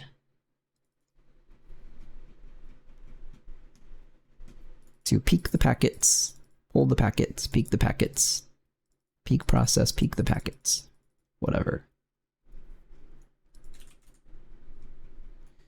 I don't understand how it got stuck. Completely loaded. It should surely go up to 1.0. Maybe this could be a problem because it's 1 minus clamp. I don't know why I would do that. I mean, it still shouldn't be a problem.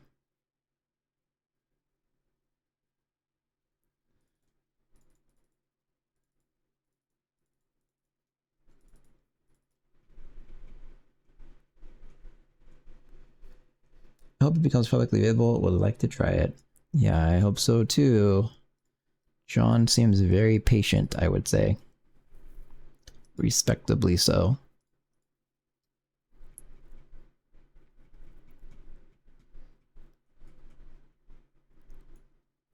1 minus. So in reality, the 1 minus should just be here, and the problem solved. Well, the problem is solved if it's a floating point problem, and I think it is.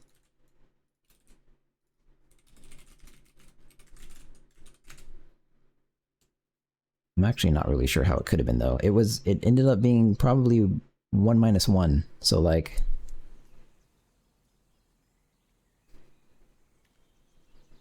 Oh, it went straight back down to 0. Wait a minute. Oh, it's if it equals 0.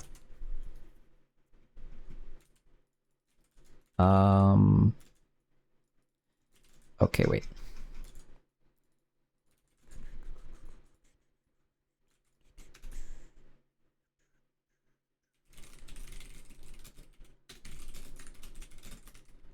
I need to check this value then, because if I'm trying to make it equal 0, it would be very not correct.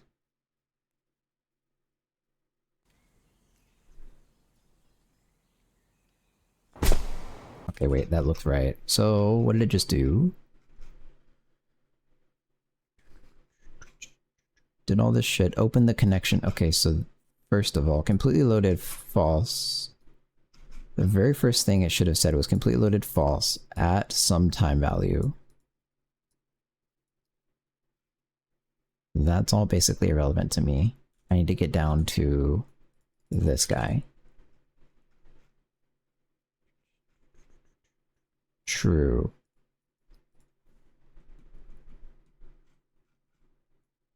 That's also irrelevant to me. Continue. Here we go. The very first false I get is when the alpha value is 1.0. I should not have put the same exact text in both print statements. But this works. It starts at false, and then eventually it goes down to 0 and becomes true. After that render. Okay. Hooray.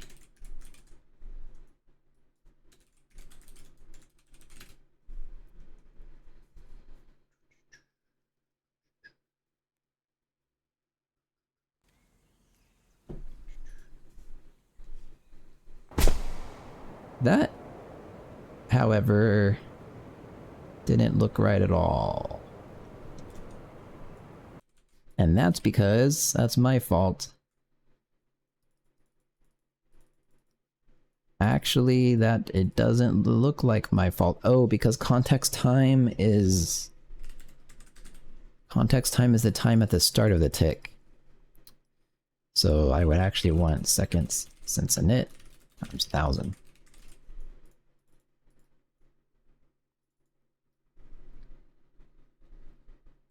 Okay, let's try again.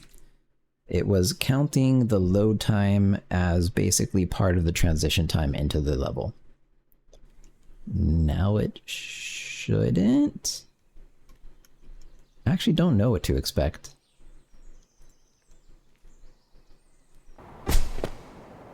Why'd it make one noise? Was that the song I'm listening to or the game? Aww. Let me mute it. I heard like a single piano key.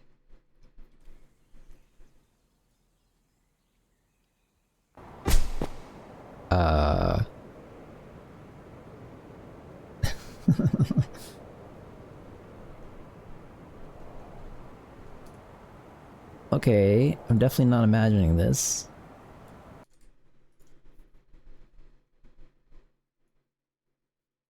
Okay. I think it's playing the song and then setting the song fade value to 0 and fading it. So let's see if it's the song. Turn the music up. That's fine. Yeah, okay. That is the piano key I heard. Whatever that was, I guess not piano. So...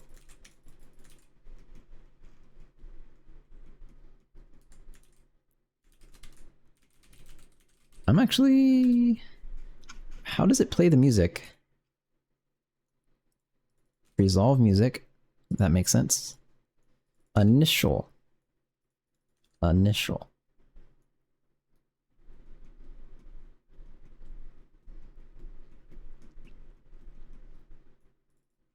So it plays the music. It resolves the music volume from immediate. I don't know when you wouldn't want to resolve this immediately is the thing. Maybe like when you're changing the settings.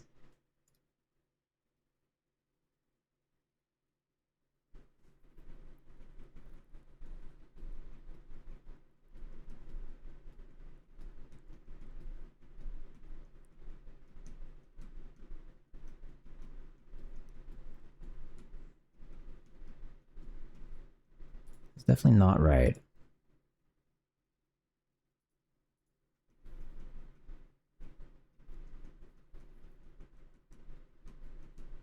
The only time you ever do this is when you start the title scene or you start the gameplay scene. I think both of those you would probably basically want to resolve immediate.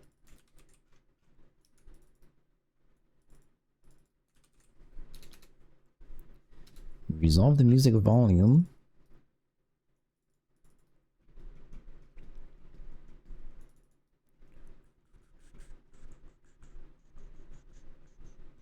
You just set it to the desired volume. So I might just try that. And I would just set immediate to true, and now it serves completely no purpose, but so be it. Let's see here.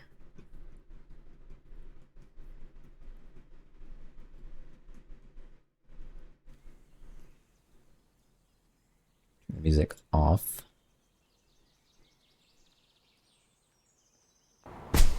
Okay, no music that time.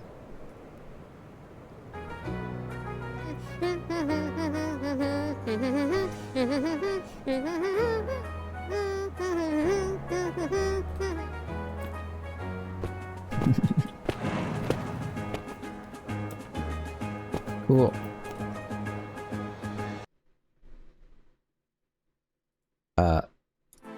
There we go. Okay, things are coming together.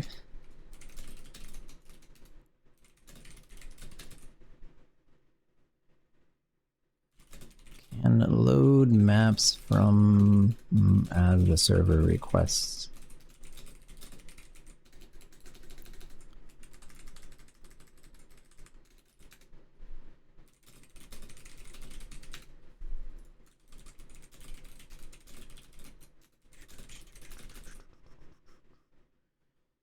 Can load and maybe I'll load maps soon. I think the next thing to try, I'll do this on stream. Yeah, I have some time, I guess.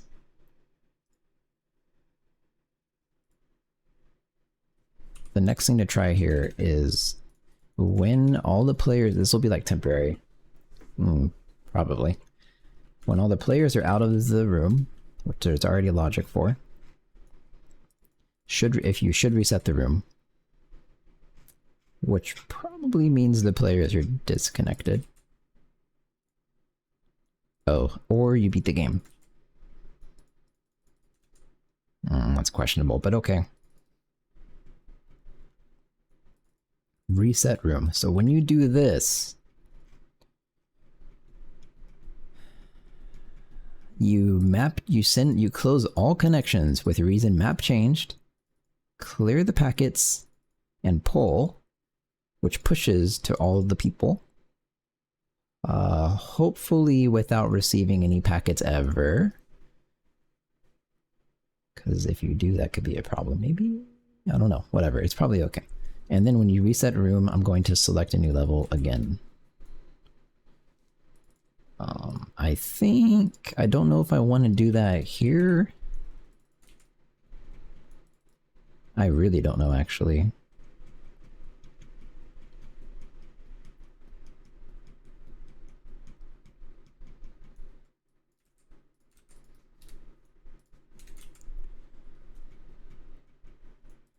Okay, that might work. I probably do it after this point. Clear all the shit manually. And then select a new random level that it cannot be your current level. Replay save is questionable. Replay save is fine. Replay start.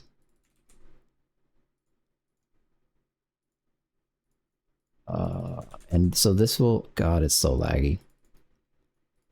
If you already have a replay file handle, it won't start a new replay. But once you save, the replay file handle becomes null or whatever the fuck it is, 0. Okay. So then the very next loop after this reset room and after you get a player for the first time should start a new replay. It might just work.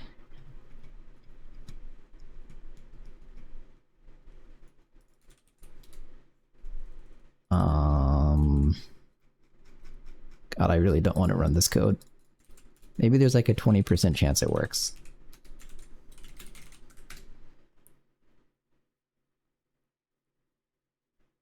So what room is it giving me? Oh, except I've kind of fucked up severely, haven't I? No, because this is a WoW true loop. Huh. I think... Yep. I knew it.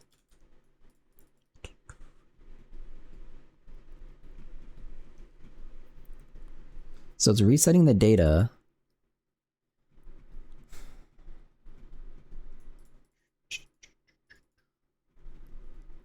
Right here it's selecting a new level, but in reality the implication of this is as long as it can't establish connections before this point, which I think it cannot, but I'm not sure. I'll make that very explicit. Force level reload.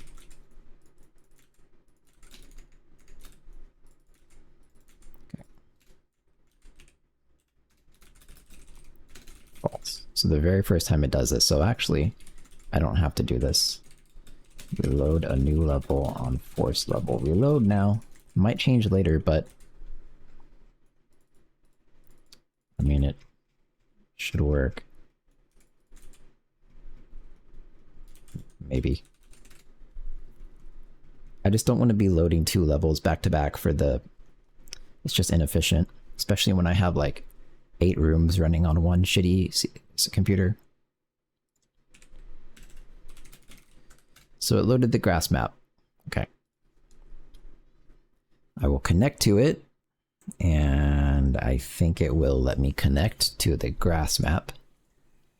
And it did. I don't want music.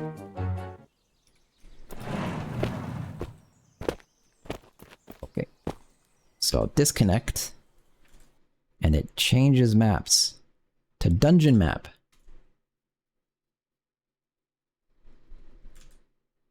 Oh. Oh! It's a miracle!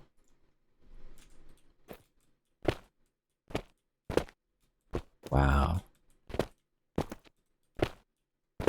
It actually works.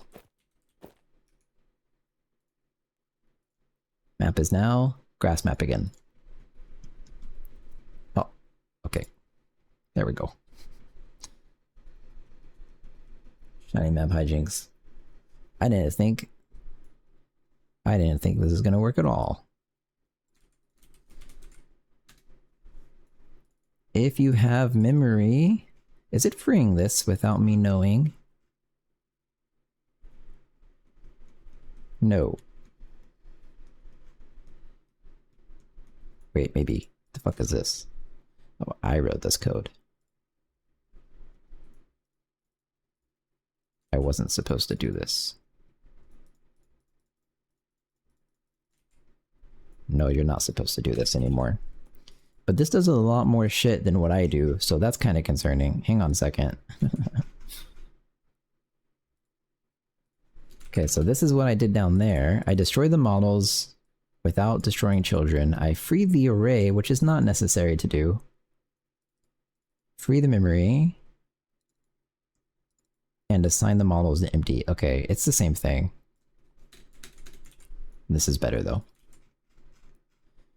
So let's get... Did I already get rid of that? Okay, let's get rid of this. it should probably not crash now. So let's just spam that again. This guy impressively didn't crash still.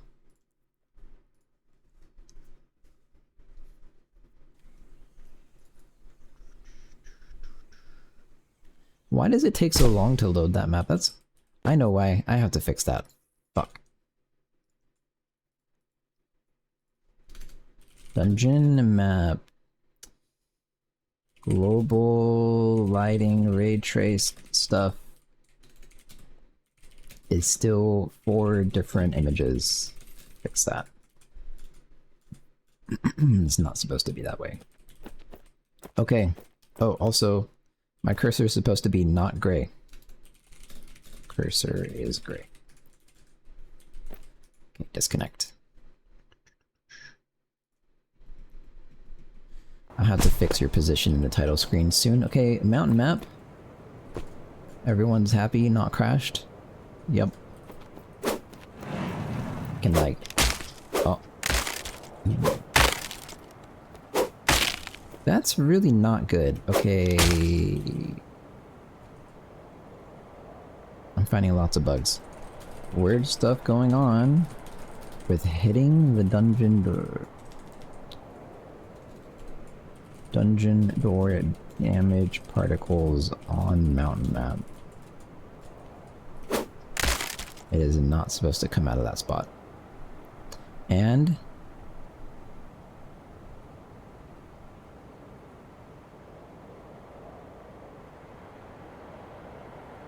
actually, no, I'm not sure why. Why is that happening? Okay, for actual testing. Yeah. It's playtest time, so actual bugs have to be found. What the fuck is this called? It's an opaque particle, so it's a generic opaque particle, so we'll go look there.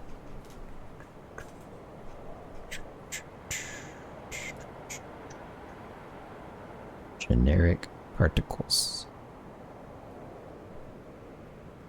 Generic opaque. Isn't it?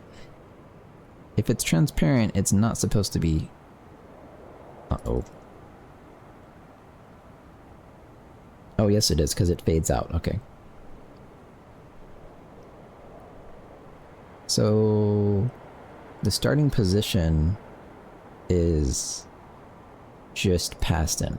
There's nothing special, so I had to look how it's created. The position... is you transform a point. What the fuck? That's for the velocity.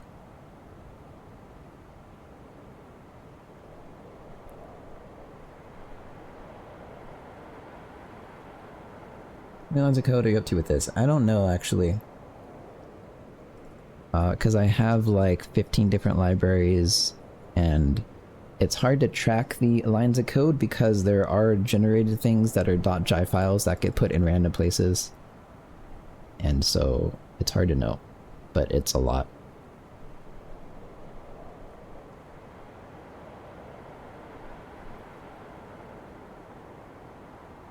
This is an offset. Okay. Set door damage of the door transform. So it is basing it on the transform, and the transform is... Okay, I think I know the problem. Maybe, which sucks.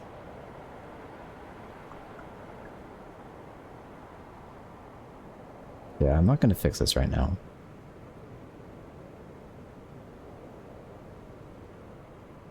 Hear the wind in the background. The problem is, it sounds like, based on this function call, it sounds like before, the door was expected to be like a cube, like a 1 by 1 by 1 cube. And now, and you would stretch it to fit. I don't know why that was, but that was how it worked before. So it was using the model transform to determine where to apply the particles. And now that is not the case. Guess you're not the door.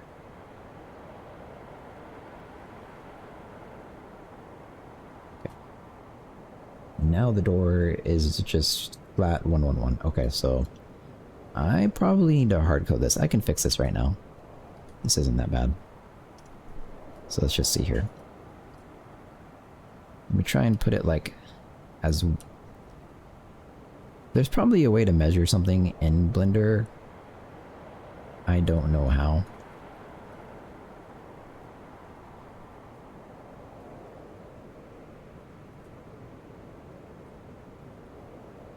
Definitely don't know how. Okay, Blender, tell me the distance between these two cubes.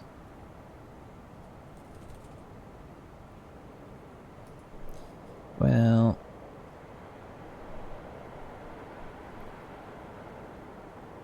How about this?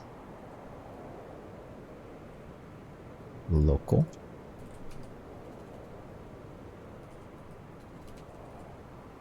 Isn't it a Christmas song? Oh, it's not. 2.5. 2.5 is the width of the door. Okay.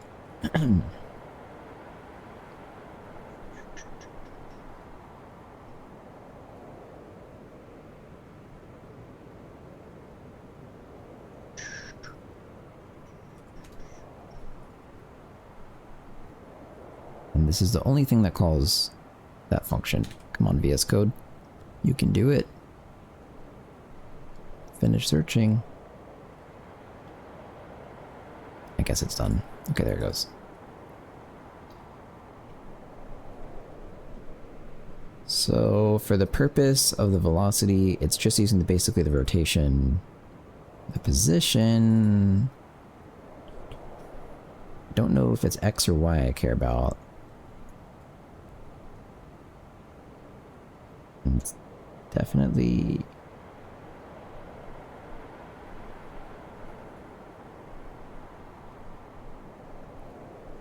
Oh, so it starts in the middle. That's okay. That's fine.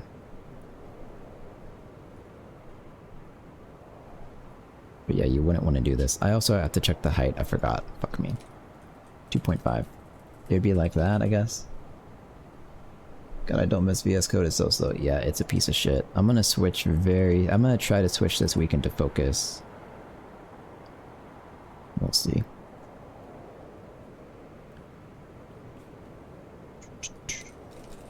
It's gotten worse though for me.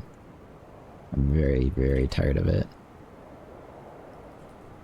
Minus 2.7. Minus 2.7.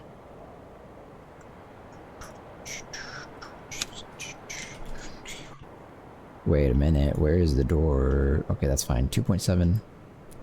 It could be like 2.8. And there you go.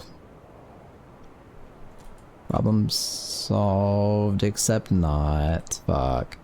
The velocity is dependent on this shit. Fuck. Go back to that. And what we actually do... So these are now like the progress through the door values, which is fine for the velocity. I'm just doing this the fastest way possible. Have you tried Z? No. I've heard of the name Z. I'm gonna use Focus though, probably. I've been on Focus for 4 months now. It took me a week or so to get used to it, but I find it much better now. Yeah, I can tell. I can tell that will be the case for sure.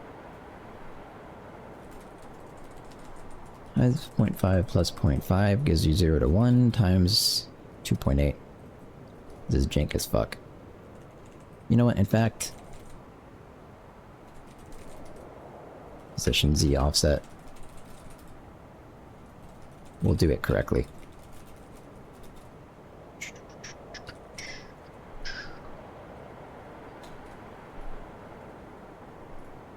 And I should probably swap the order.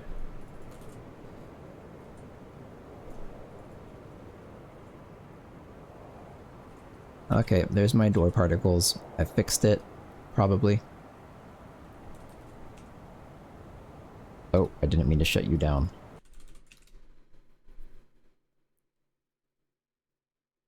Does Focus support Vim keys? Not in the same way, I think. I think not in the same way, but it does have like a lot of the commands, I'm pretty sure.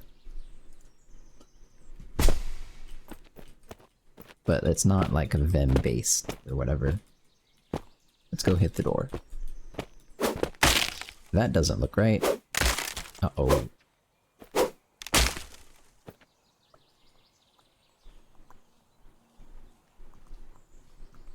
I think... How did this get so fucked up? I'm pretty sure I haven't really changed the doors.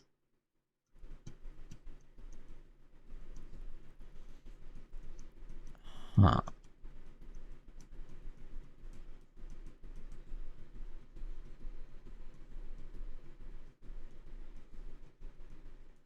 Well, I guess what it looks like to me is that X and Z have swapped. So I'm just gonna guess that's what happened, and if it's not, I'll have to actually think about what the fuck is happening.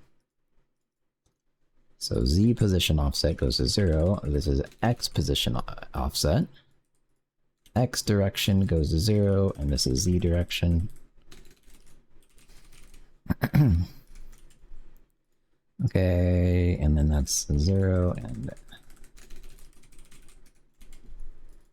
I guess at some point, probably the artist, without me specifying anything, swapped the doors for whatever reason, and I just went with it probably.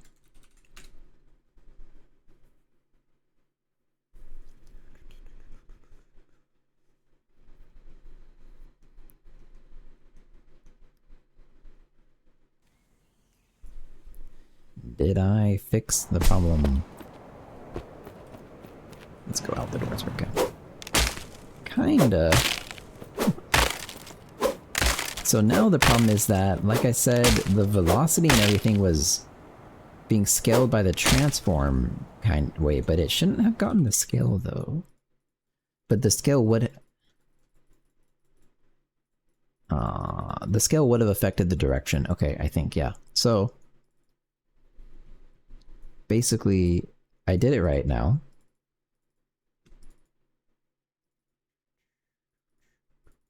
Probably this should be like 1.0 even or something, because I think the Y was probably like 2.0 if it was a cube, and now it's 1.0, so I'll double that. And this is way too strong. Let's make it like 0.2. That's fine. Times 0.1. That's fine.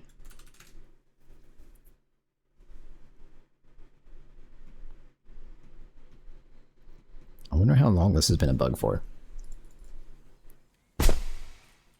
Man, loading actually takes some time now.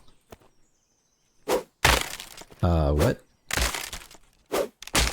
Okay, so that looks kind of okay, but I think that 1.0 has severely fucked it.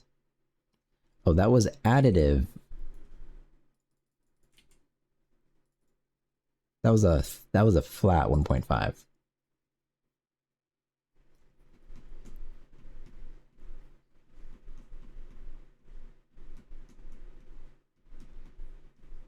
This should be the same because it's in the range of -1 to 1.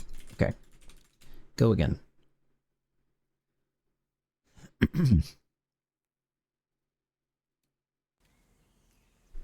Go, go, go. I have to fix this. I can't just let it sit there that long thinking about what to do. Fuck. Maybe loading mountain map. Freeing loading map. That's not good. Yeah. I don't know how I'll fix that yet. I don't know. Okay. That's laggy, man. Is it even working? Yeah, it is. Is it supposed to look that bad? We've breached the enemy castle doors. I don't think it is.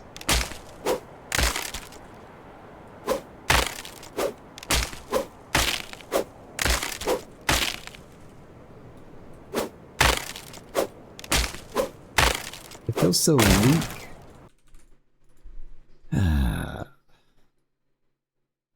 I don't know what to do. I think it's the Z direction. Try some random values. It's probably too much, honestly. I'll go to 0.3. Need some door shake? Yeah, that is true. Thanks for the follow, Froggy Slice. Door wobble? Yeah, it does need door shake. I probably won't do that yet. Well, I mean, I kind of have nothing else to do. I have an awkward amount of time left. Oh, this map? I mean, that looks okay. But yeah, let's add the wobble. It's supposed to be hitting both doors, not 0 doors. Okay.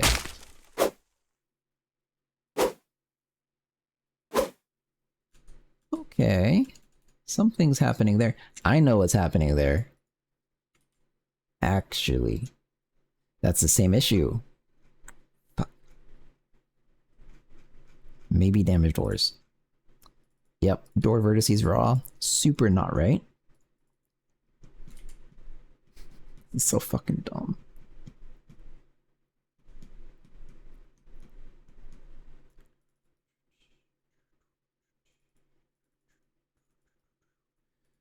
What the hell? Oh, that's my attack shape. Fuck me, I don't want to do this. Okay. You come here. 0. So your forward direction is X. Okay. So X would be going from 0 to 2.5, I said. No, wait. Yeah, that's right. Y is 0. I'd like to make this look a little bit less bad. There we go. 0 to 2.8. Z is basically nothing. So it can be 0.1.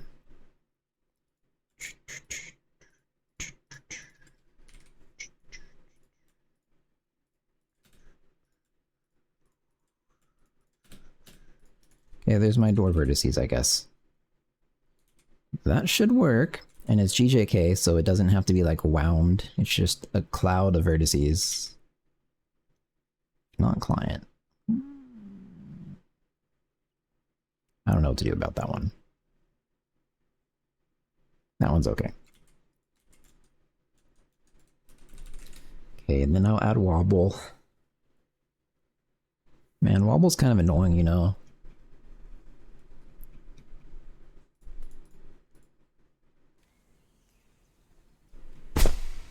I hate the load time. Fuck. I could just preload all maps or something. Okay, wait. Looks good. I can also hit both doors. That, the range? Yeah, the range probably is right. Yeah. Like... yeah, just about perfect.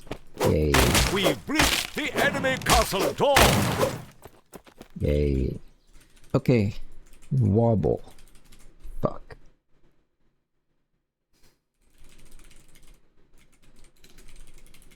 So I have something for this, not there.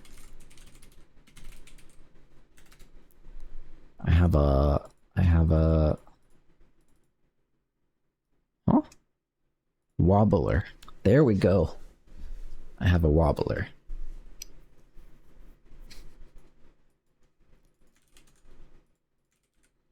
Now we're talking. So you give it wobbles, and you give it some wobble progress, and then you have to like do some other shit with the wobbles. You get the wobbles and you pass it in. That's easy.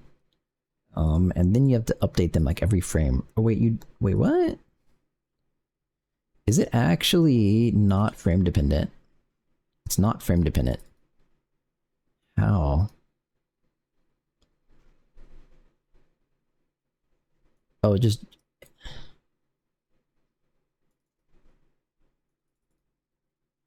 Oh. It gets the integer as a portion of the progress through the wobble. Okay. Neat. Alright, time to make the doors wobble. I really don't want to be honest. Where do the doors even live? In Door Manager? Do they? So, I guess they do.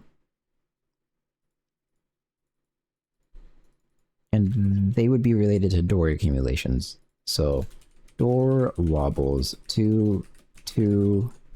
This guy seems to think that wobbles are, not fixed, which doesn't make sense to me. Oh, they are fixed, okay. 2, 2, 6. Guess.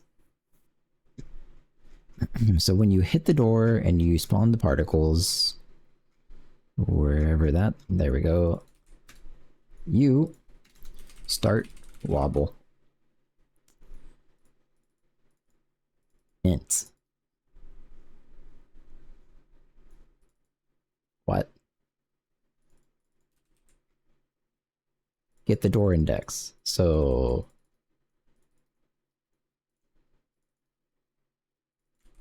Okay. I guess I kind of flattened stuff. That makes it easier, right? I flatten it out into 4. So we'll use that. Makes it easier for me, I think. Start the wobble. So that's my door index. So you'll give it the door wobbles of door. Which I'm guessing I'm allowed to do that without constructing a view. Yeah, it looks like it. And then it needs wobble progress, which is a value interpolator, I think. Yes. Did I already write that trees don't end up with damage?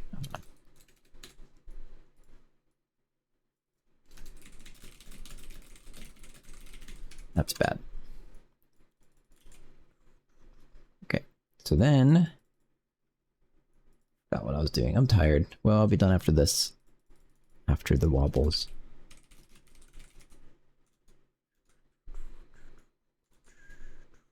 Wobble progress. Wobbles and wobble progress. Sure. The list just keeps growing. Look at this.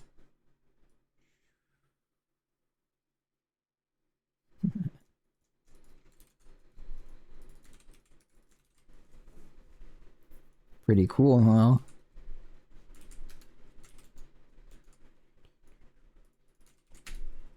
Ah, the wobble progress is what I have to update every tick.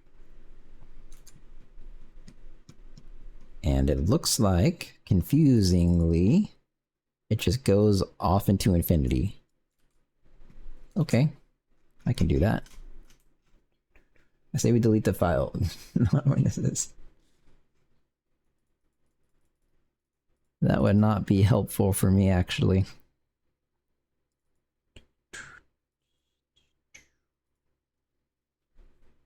So this is my update method, but this is not a linear list of things I'm iterating through.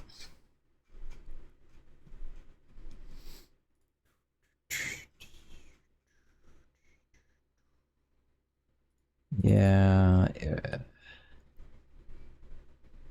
Team index and door index. I mean, that's basic.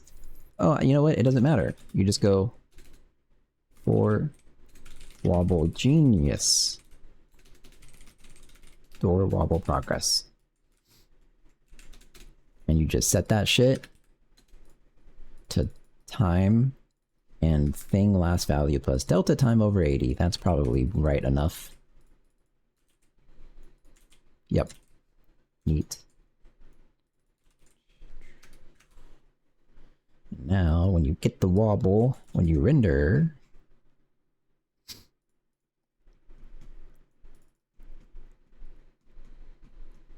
Am I supposed to wobble the dots?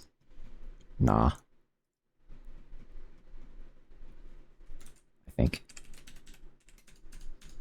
Do I have a door index now? So this is...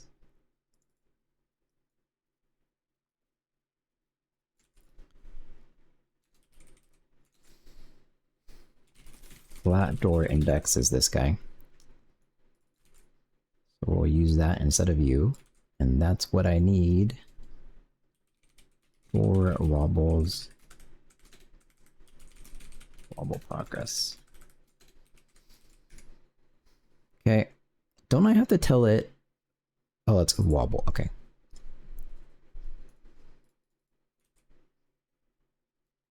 This will work, I guess. Then set the door model uniforms of wobble to wobble. Okay, there's that. Yep. I'm not done, though, I'm pretty sure. I don't think I'm ever starting the wobble.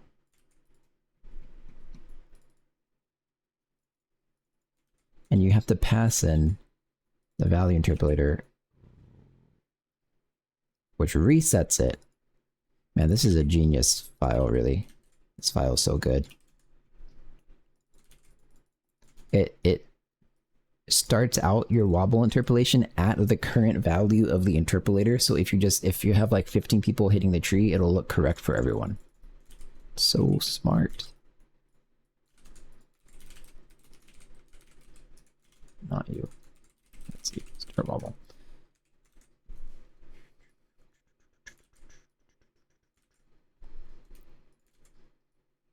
Door wobble progress. It should be progresses. Whatever. I could also change the strength based on the damage. No, I won't do that. I think I'm done. If you reset, you clear it. That's relevant for me too. Oh my god. What a piece of shit file.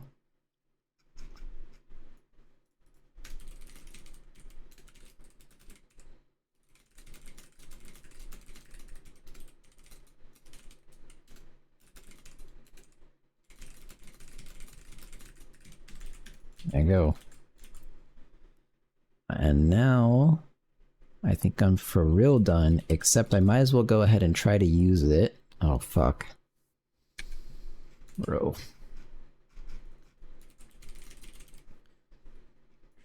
Where are the models? Don't... You. Shader. That's not it.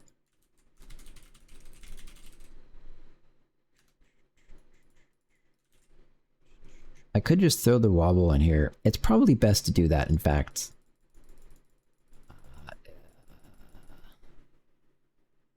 I'm not sure what would happen. I don't know what would happen at all, because it's gonna like assign the shader program, it's gonna set the uniform, and it's gonna render something, and the next thing that renders using this might, if it doesn't have that uniform, it doesn't necessarily clear it out. So fuck. I can fix that, however, actually, by giving the shadow team shader a uniform of its... Okay, this will work. Uniform vec3 u wobble. Let's give you nothing. And then, in my graphics manager, whatever the fuck, shadow team shader.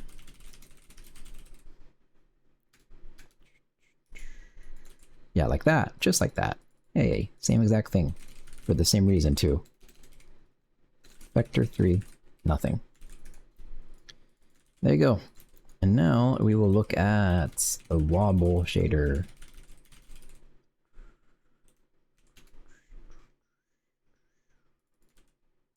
Oh. You have to know the center of the door. For now, I'm gonna see what happens if I treat the center of the door as the world origin. So here's all the wobble shit. This is gonna be weird. So this doesn't go there, this goes here. So the center distance strength, and it seems like things generally want to wobble vertically. I don't think that's true for me.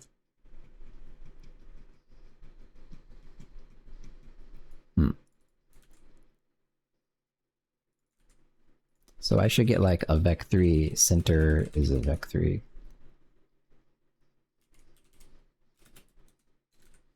Times a Vec4. That. So we'll just say the distance of world position, which I don't have, which is V position, and center. There you go. That's my wobble offset.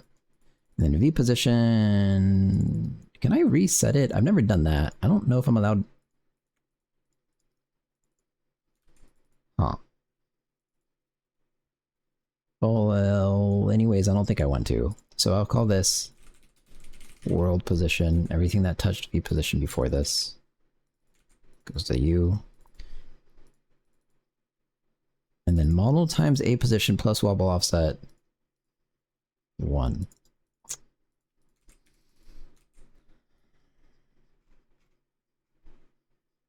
I'm gonna skip this song.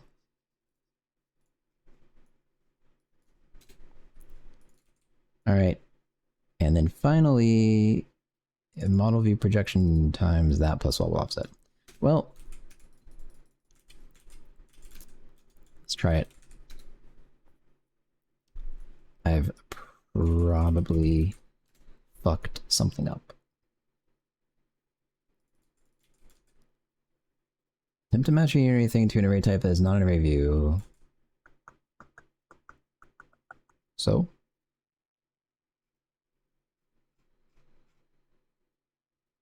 Oh, it's way more complicated than that. Uh-oh. Empty wobble.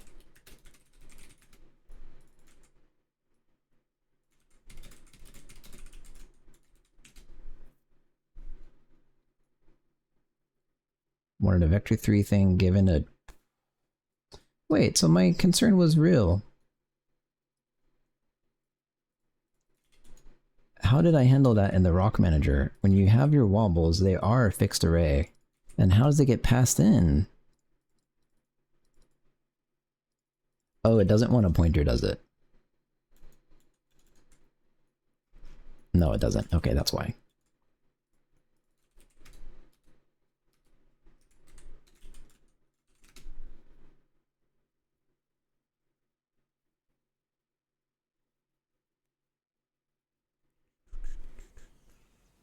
Alright, do the doors wobble? And if so, how much?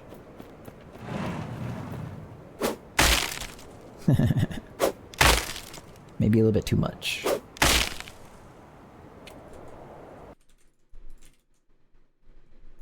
Interesting. It doesn't look that bad though. Maybe.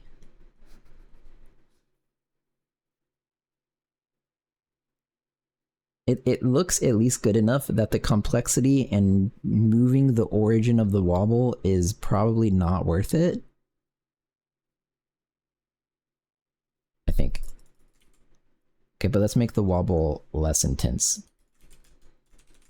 It's gonna wobble that much, it needs a heftier thump sound. It's not gonna wobble that much, but it will probably get a better sound. I have to do a sound pass sometime over the next few days here. That's... maybe... that's actually kind of good. I'm gonna try cutting it down by half, just to try things. Being super animated for this game I think is good.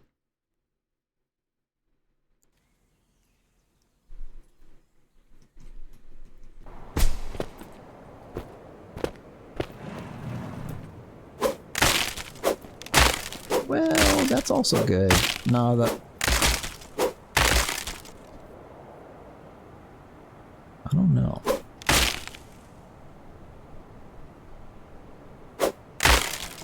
I think I need to make it... It looks like it's moving at the origin too much, so I'm gonna try doing something weird with that.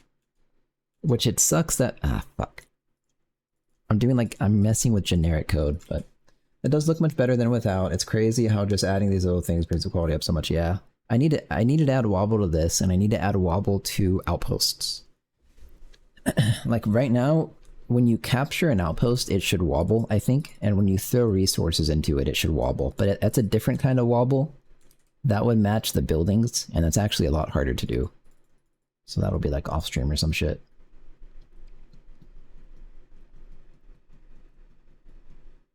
So I need to square this value. I think I should just do it like this, and maybe times 0.5 then. What is the square root of 0.25? Probably not 0.5. Wait, yes it is actually. Isn't it? Sure. Okay, so that's become much stronger in a way I didn't expect.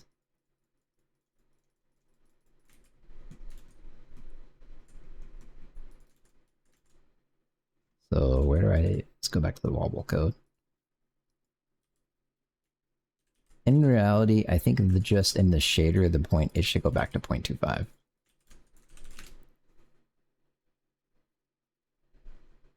I think squaring the wobble strength as a distance from like the origin, which is where it's theoretically rooted in the ground, is probably good to do.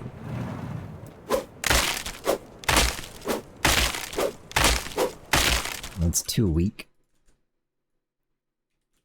Maybe we'll compromise and go with 0.3.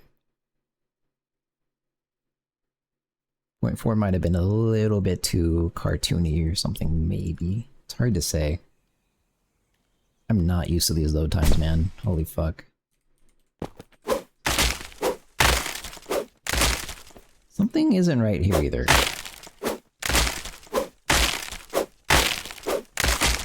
It's okay though. We've breached the enemy castle doors.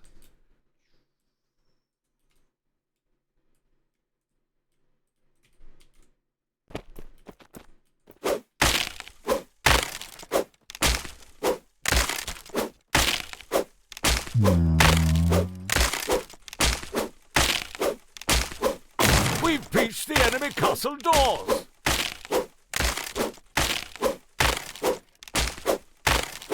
I think it's not bad. It's okay. Let's see if I can get a new map. Neat.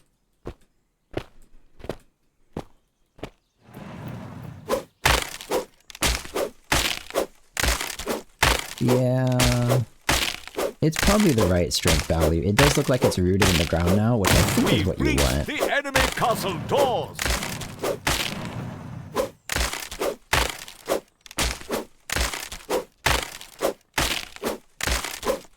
I'm gonna try raising it to 0.4 now that I'm doing this squared thing, and let's just see.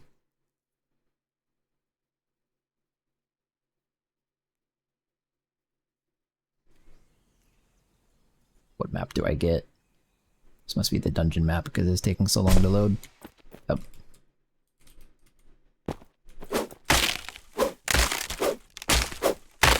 To be honest, that's better, isn't it? It still looks rooted in the ground. I don't know.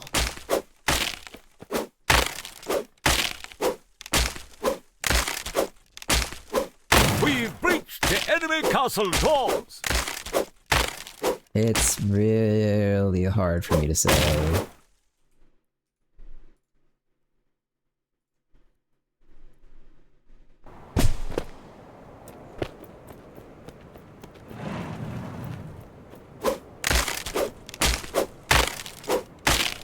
Yeah. The thing is, it doesn't match the trees, does it? Yeah, that's pretty gentle.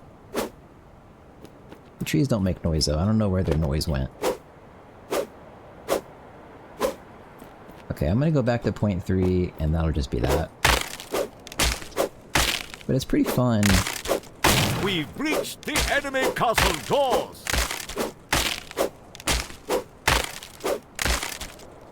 I'm actually really conflicted about 0.3 to 0.4. Fuck.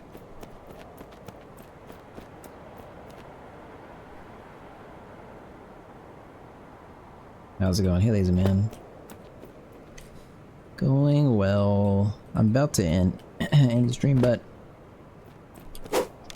I'm trying to figure out the wobble for the doors.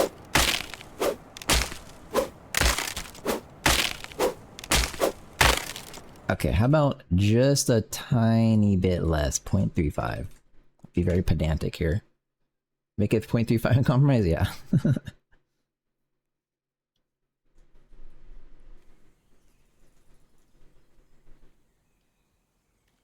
Dungeon map.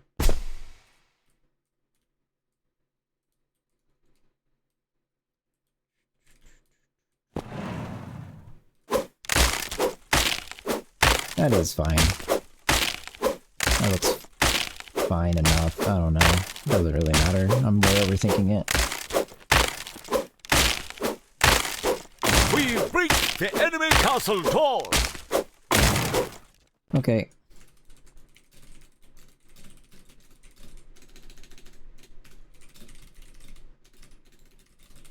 Fixed castle door particles and castle doors wobble. Yay. I think what I did was... I'm actually really surprised this worked. When I was doing the server stuff, I said something like... Where'd it go? This code change of commenting that out and putting it in reset room had a 20% chance of working, but actually it worked. Crazy. Fixed castle door, randomly shuffle map on room reset. Guess that's how I'll be playing the game from now on. You can always tweak it later. I think it looks great. Thanks, man. I think it ended up looking really good. I definitely need to do a pass and like add more wobbly things to other things as well. Alright. Who can I raid? But I got accepted into some multiplayer indie thing that's going to be on Steam in like 12 days, and I was planning on having the playtest next week. But so now, very likely, I'm just going to line up the playtest with that indie dev multiplayer thing. I need to email them about that, actually. Shit.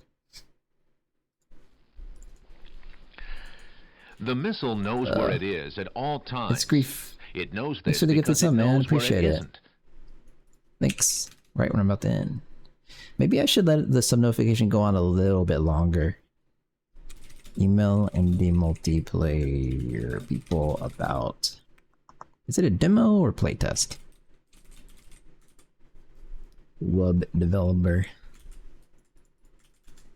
Thanks for the sub. Appreciate it. It's grief. For real. Thanks, man.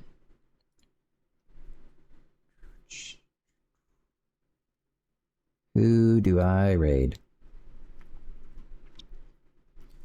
Let's see. Is Noncodes doing...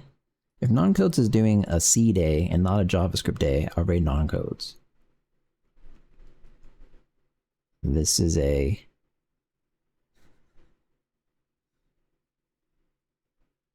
listening to music day. Okay, let's see who else is doing stuff. First time seeing a stream. The stream game looks fantastic. Thanks, man. Appreciate it. Appreciate it. You can wish this on Steam if you haven't. Everyone can, by the way. I never say this, and I'm supposed to be saying it probably like every hour. Thanks. Appreciate it, though. Yeah, it's been going on a while. There will be a playtest in like 9 days or something. So if you want to sign up for that on Steam, Anyone have an opinion about who to raid? Because I don't know. Who am I following? Oh. Wait, I've almost... You can add wishlist to the description so people... Yeah, I did that for a while and no one ever typed it, I think. I'm gonna raid Finn is fine, because there's been like 2 times I've been about to raid him and then... it turned out someone else that I should raid was live or something like that, and so I've ditched his raid like twice. Poor guy. So I'm gonna raid Finn is fine. He raided me a while ago. But I'll be back maybe Friday? I really actually was planning on taking the day off Friday. However, now I'm realizing with the playtest and the event coming up, I have absolutely no time at all. So I may be forced to stream Friday. Or rather work, but probably stream. Yeah, thanks for watching, everyone. Appreciate it. I'll be back either Friday or Monday. Yeah. Fat raid.